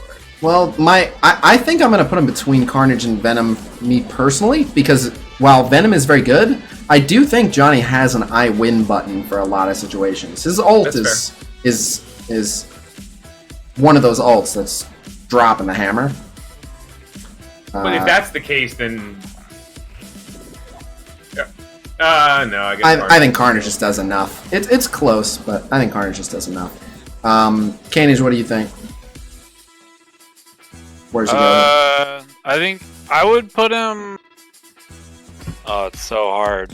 It is, man. Like, it's hard comparing people that do different jobs. But that's why I would say don't stress about it too much, because there are people that do different jobs. So, if two people, between Carnage and Venom is probably fine. All right, I wouldn't stress about it. If we're talking people that do different jobs, people are not referencing this. I would use him with Venom. I know, yeah. You know, Me like too. I'd be like, that's so. I know. You know. I know. I hear you. It's just a formatting thing. Oh, have I been putting spaces? Oh, well, then I need to put spaces. Uh-oh, awkward. Some of them won't have spaces, but I'll clean it up later, I guess. All of the ones down. Oops. Okay, and then we're gonna place Mr. Fantastic, which will be in just a sec. Now I'm just cleaning up. Rhino gets that. What else did we? Did I get Rhino over here? He's bio. Alright, should be close enough. I might have missed one, but whatever. So Human Torch for Blaster we have in. So we're looking at Mr. Fantastic, and he is a controller. Yeah, Mr. Fantastic. So for controllers, we have him at Demigod. Yeah, Mr. Fantastic, Demigod. Yeah. So the Demigod controllers are Loki, JJ, Venom, Quake. I think, again, I still take Quake for sure. Venom, I'm not sure. Well, we were really looking at like between Loki and Ronan. Yeah, I'd put him below Loki. Just below Loki. Okay. If you want to reassess the guys that are above Loki, that's different. That's not. No, I was just. Yeah, in a vacuum. Someone hosted. There that was. Thank you. Whenever I defend Loki, I'm like, he does everything he needs to on turn 1, and then anything he does after turn 1 is a blessing. Yep. I like his turn 2 quite a bit too. He wastes a bunch of enemy turns. Combs, thank you very much for the raid. But yeah, turn 1. He can die after that. He's usually done enough. All right, and then looking at bio, so we have to put Mr. Fantastic somewhere on the list of Quake, Carnage, Human Torch, Venom, JJ, Drax, Miss Marvel. I kind of think he belongs at the bottom of that as well. So that's interesting because he's higher as a controller than Venom and JJ. No, he isn't. No, he's the bottom. Yeah, that's right. Yeah, that's probably fair. Objections, Cainage. Oh, that's fine. Alright. Then we have one character remaining, and that is Namor. And I'm really happy to end on Namor. A lot of fun. Now, disclaimer. We all think Namor is awesome. I've had ample time to think about this. Namor is way less awesome, specifically outside of Alliance War Offense. Yeah, what Mr. Seattle said. He's actually kind of meh. So our initial evaluations outside of his intended game mode and off of his team as well, he's not that good. So we're going to start off by being pretty hard on him because, well, he's not that good. 173,000 health is no goddamn joke, though. He's tanky, some bitch. His damage is low. 8,200 damage is really low damage. Above average armor. Very low focus. Average resistance. Decent speed. 113 speed ain't bad. So, his basic will do 210% damage and 50% piercing. While that's not bad, it's still actually a low damage single target basic, especially because it's low base damage. So, yeah, his basic is unimpressive. Although it's mixed damage, which is good, his low base just makes it meh. Watered down, if you will. Attack primary target on the special, 350% damage. Adjacent targets hit for 340% damage, so it's a nice splash damage attack. It's nothing crazy. If they block, bonus attack 2 times for 100% piercing, the primary and adjacent. That is way more valuable in war. There are characters who will block outside of war, but they're few and far between. If I'm not mistaken, just a quick peruse of the roster here. The characters who will block, we got Captain America, Shield Security, Colossus if he gives himself deflect. In Raid, some of the Wakandans who give themselves deflect. M'Baku will block, Miss Marvel gives herself deflect. Falcon can block. Merc Ryguard. Did I skip Merc Ryguard? Well, if I did, Merc Ryguard. I don't think I reached him yet, but I did. And Sentry has a very low chance to block. Mystero. Mystero will block. Vulture has a very low chance to block. Sentry. I said Sentry has a low chance to block. Merc Ryguard can block. Alright, they're a moderate... There's more characters with block than I thought. Ultimus can block. But, who you warring with? Haven't checked yet.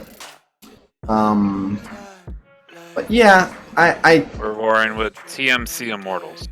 Alright. I don't know who that is. Alright. And then, now his ultimate is on a crazy long cooldown, and in a normal game mode it's just 300% damage, and that's it. So, yep. It's just... And then, gain damage and gain armor. And this is... That damage stat is with the damage added, so... Just mega. So, let's rate him up. I'm gonna give him a charitable usable for having an AoE in Campaign Raid in Dark Dimension and for having high health. Objections? Yep. No. Arena offense, Blitz, Alliance War offense. This is his game mode. One of them anyway. For Arena offense and Blitz, it doesn't even make that big of an impact, even though he's a war god. These things only apply to war offense. So while war offense, he jumps to god tier. Overall, like, I think we can only average out to giving him demigod. And even that, or I mean elite, I'm sorry. I think we can only average out to giving him elite. Because it's only one of those 3 game modes. What we might need to do is make a new, like I have Raid Essential, we can put War Essential. You want to put War Essential? Have him be the first ever War Essential? Just usable War Essential? Yeah. I mean, he is the first ever War Essential. I think that may be accurate. How did we... Okay. So I'll make it the same format here. But yeah, that's the way to do it.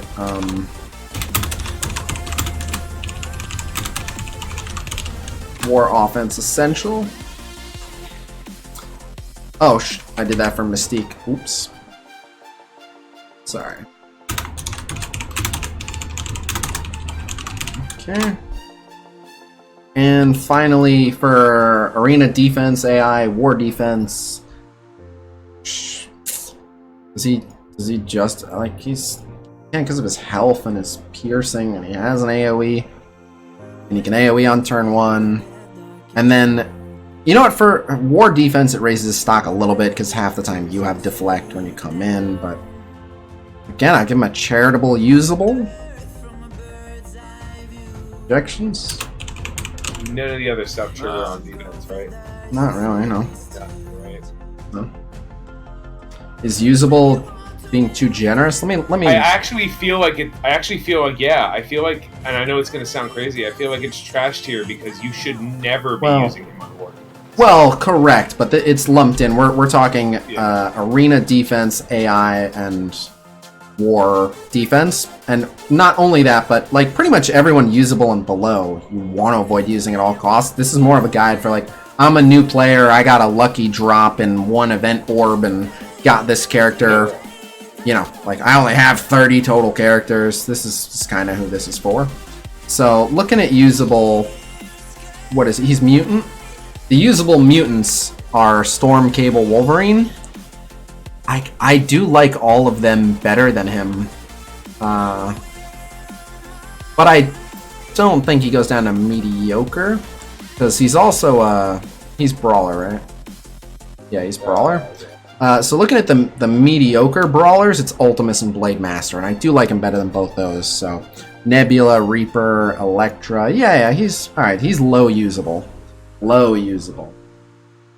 You got to be extra bad to get in the trash. No, yeah, no complaints, but like, all right, yeah, he's low usable, barely, which makes him usable overall. So now we are going to evaluate him with his team, not in his game mode, but with his team. What his team will bring him is 20% armor, 20% focus and resistance that he doesn't need outside of war offense anyway. I guess the resistance helps a little bit. 30% damage, 20% health. And 30% damage brings him up to only 10,730. I'm still not impressed with this guy. I think it kind of bumps him to high usable. Like, he's just not... He's not the smart fifth for them for most things. Although he will trigger the assists from Mr. Fantastic. And he will get the offense ups from Johnny. Yeah, so his opening AoE will be offense up. Alright, he jumps up a tier. Alright, he goes to Elite. As their fifth, he goes to Elite. But are those offense ups only for the named people, or is it for everybody? No, it's Fantastic Four and Namor. Okay.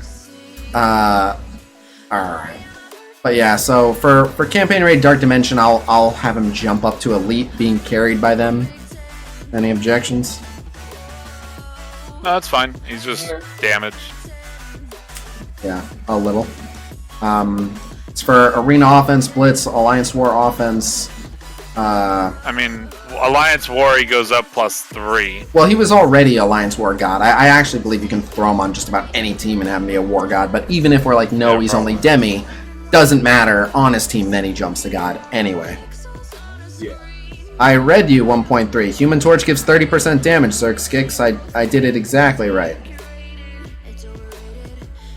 Make me read you to correct you. Anyway, yeah, so I give him a green overall. Still think he's definitely replaceable for Arena Offense and Blitz. Now, you won't have to replace him for Blitz, but your team will have a better success rate without him, I think. So that team would, so on Blitz or offense, you think that just not using him there? Yeah. Yeah. Then alternatively for Blitz, could you think of a better place to put him than that team? No, that's probably where I will put him, but not because it makes him so good, just because it's a good team. Carry. Yeah, they'll be fine anyway. You can skirt him in there, but like if you're trying to build like the best Fantastic Four hybrid, like that's an Ultron spot or a Phoenix spot or just any character that just rates way better. Like his whole claim to fame is he'll get Reed Richards assists and an offensed up AoE, but like any other AoE that's almost as good will be fine there. Or an AoE that's better. Like I almost would say like I'd rather have Iron Man, even though Iron Man's AoE won't be as good. Then Iron Man's turn 2, you still got Unibeam, whereas Namor's turn 2 is like a little stab. So, you know what I mean? Like there's just so many better options for him. But same thing on defense. I think he jumps up. I think he's just usable green across the board. Any objections? Nope. Right. Yep. Let's do his overall placement, and then we are. But it's good to have that specific war offense essential tag because it'll let everyone know like, hey, here's what his job is. It is a vanity project. And I think fortunately Coulson is so good it won't matter, but if they change Coulson, I think they're going to try to have him end up with a Alliance War defense essential tag. But okay, so we have him at usable. So looking at usable brawlers, would you take Namor over Nebula, Kree Reaper, Wolverine? I'm on the fence with Kree Reaper. I think I would take him over Nebula, but it's kind of close. I'd take him over Reaper. Even though Reaper has the bigger single target? Alright. What about Wolverine? Wolverine's without the team, I'd bring him over Wolverine probably. Okay. What about Elektra? Like specifically because he has AOE. Right. He's like No, decent speed. Like he's not amazing or amazing damage.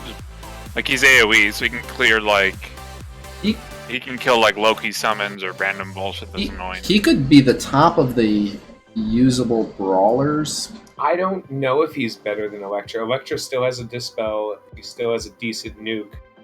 I mean, the problem with Elektra is she may as well not have a dispel. Right, her focus sucks. Her focus is like the worst in the game, basically. But any % chance is better than 0. That is true. That is true. You know what Namor can't do? Ever dispel. Right. So, in an Alliance War, don't say never. I mean, Alliance War, he's fucking god. Don't never say never. But yeah, no, he's so I mean, I think I like America Chavez is just better than him. So yeah, on a random team, I do. So I'll stick him here. That's fine. But so generally, because he has AOE, so yeah, I'd like him over Elektra for the AOE. Where I'm getting lost is, do we really like him better than Wolverine? I guess. Yes, because Wolverine. You have to remember, this is Wolverine, right? Yeah. He's not on the X-Men. He doesn't have bonus crit. He doesn't have any damage. He doesn't have assists. He doesn't have like the extra health. I know, but even just his self-healing and his big single-target nuke, I don't know. That's available on like most people's turn 4. I know. Namor gets like AOE out the gate, and then he has a 3-turn cooldown on his decent pop. That makes this next placement pretty easy. It's just Namor or Cable, and I'm thinking Cable. I'd rather have Namor over Cable. I won't fight that too hard. Namor's faster and has an AOE. That's the only reason. Cable makes other people Cable slower. has an AOE. It's not a good one, but he has one. Yeah. Yeah, well, but his is like a tickle. Yeah. It's true, but his ult is pretty impactful. His ult's really good. And if you get that kill, 70% turn meter. Damage. Oh, no. Cable does way more damage. For sure. But an AoE is an AoE. Yeah, but Palace, he's good enough. Like, he's good enough at what he's good at that it doesn't matter what else he does. I don't know. I think I like Cable better than Namor. I think I'll take Cable over Namor. It's not. I'm not gonna fight it too much. That's fine. We're not fighting Cable versus Namor in the bottom of the fucking barrel. Thank you. The bottom of usable, but yeah. No, usable mutants. I think just the utility of a turn meter rewind will win you more matches than an AoE that's just all right. Like, he doesn't even give himself offense up, so it's just a low base 300% AoE. Does it once. Like, if I could give him points for his awesome kill animation, I would, but... See, someone was saying put him over for better animations. Wish I could, but... Yeah. Actually, he's the 12th mutant, so I can now get more Hulk shards, so that should give him something, too. Imagine not having 7-star Hulk. I'm just kidding. I realize almost no one does. Just flaunting my blubber real quick. Alright, but yeah, I think that's a wrap. Let's give away the final comic and conclude this properly. This was a surprisingly long one here. But yeah, so the final winner, I'll go ahead and roll 2 people because this was a long one. The final 2 winners of a Marvel Strike Force exclusive Marvel comic goes to J Drill. Congratulations, J Drill. Are you here?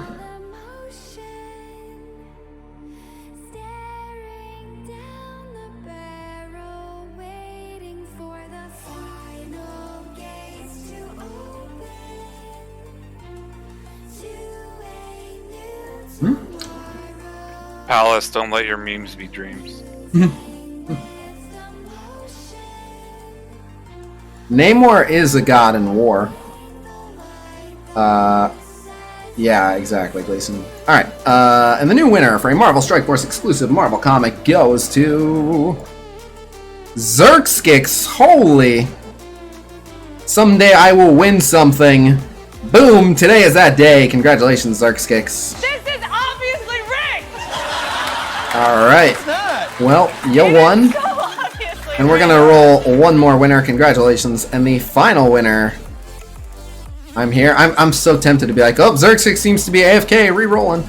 Anyway, the final winner of a Marvel Strike Force Marvel exclusive comic goes to... Anthony786. Congratulations, Anthony786. Are you here? Keep in mind, if you did not win a comic today, I give away at least one of these every single stream, and that is twitch.tv/Khasino every day at 1 p.m. Pacific time. Oh, Anthony doesn't seem to be here. I think we're gonna re-roll. But while I'm going over that, also anyone... Oh, there he is. All right, congratulations, Anthony786. Got yourself a comic. But yeah, anyone is welcome to join my Discord, discord.gg/Khasino. We got blitz predictions, infographics, videos, content creator Q&A, and more. And yeah, so on that note, huge shout out. This was a very long tier list stream. We started at noon, so what did we go, 6 hours? 6.5 hours? So can we get an exclamation clappa in the chat for Cainage and TonyScungili for toughing it out for 6.5 hours?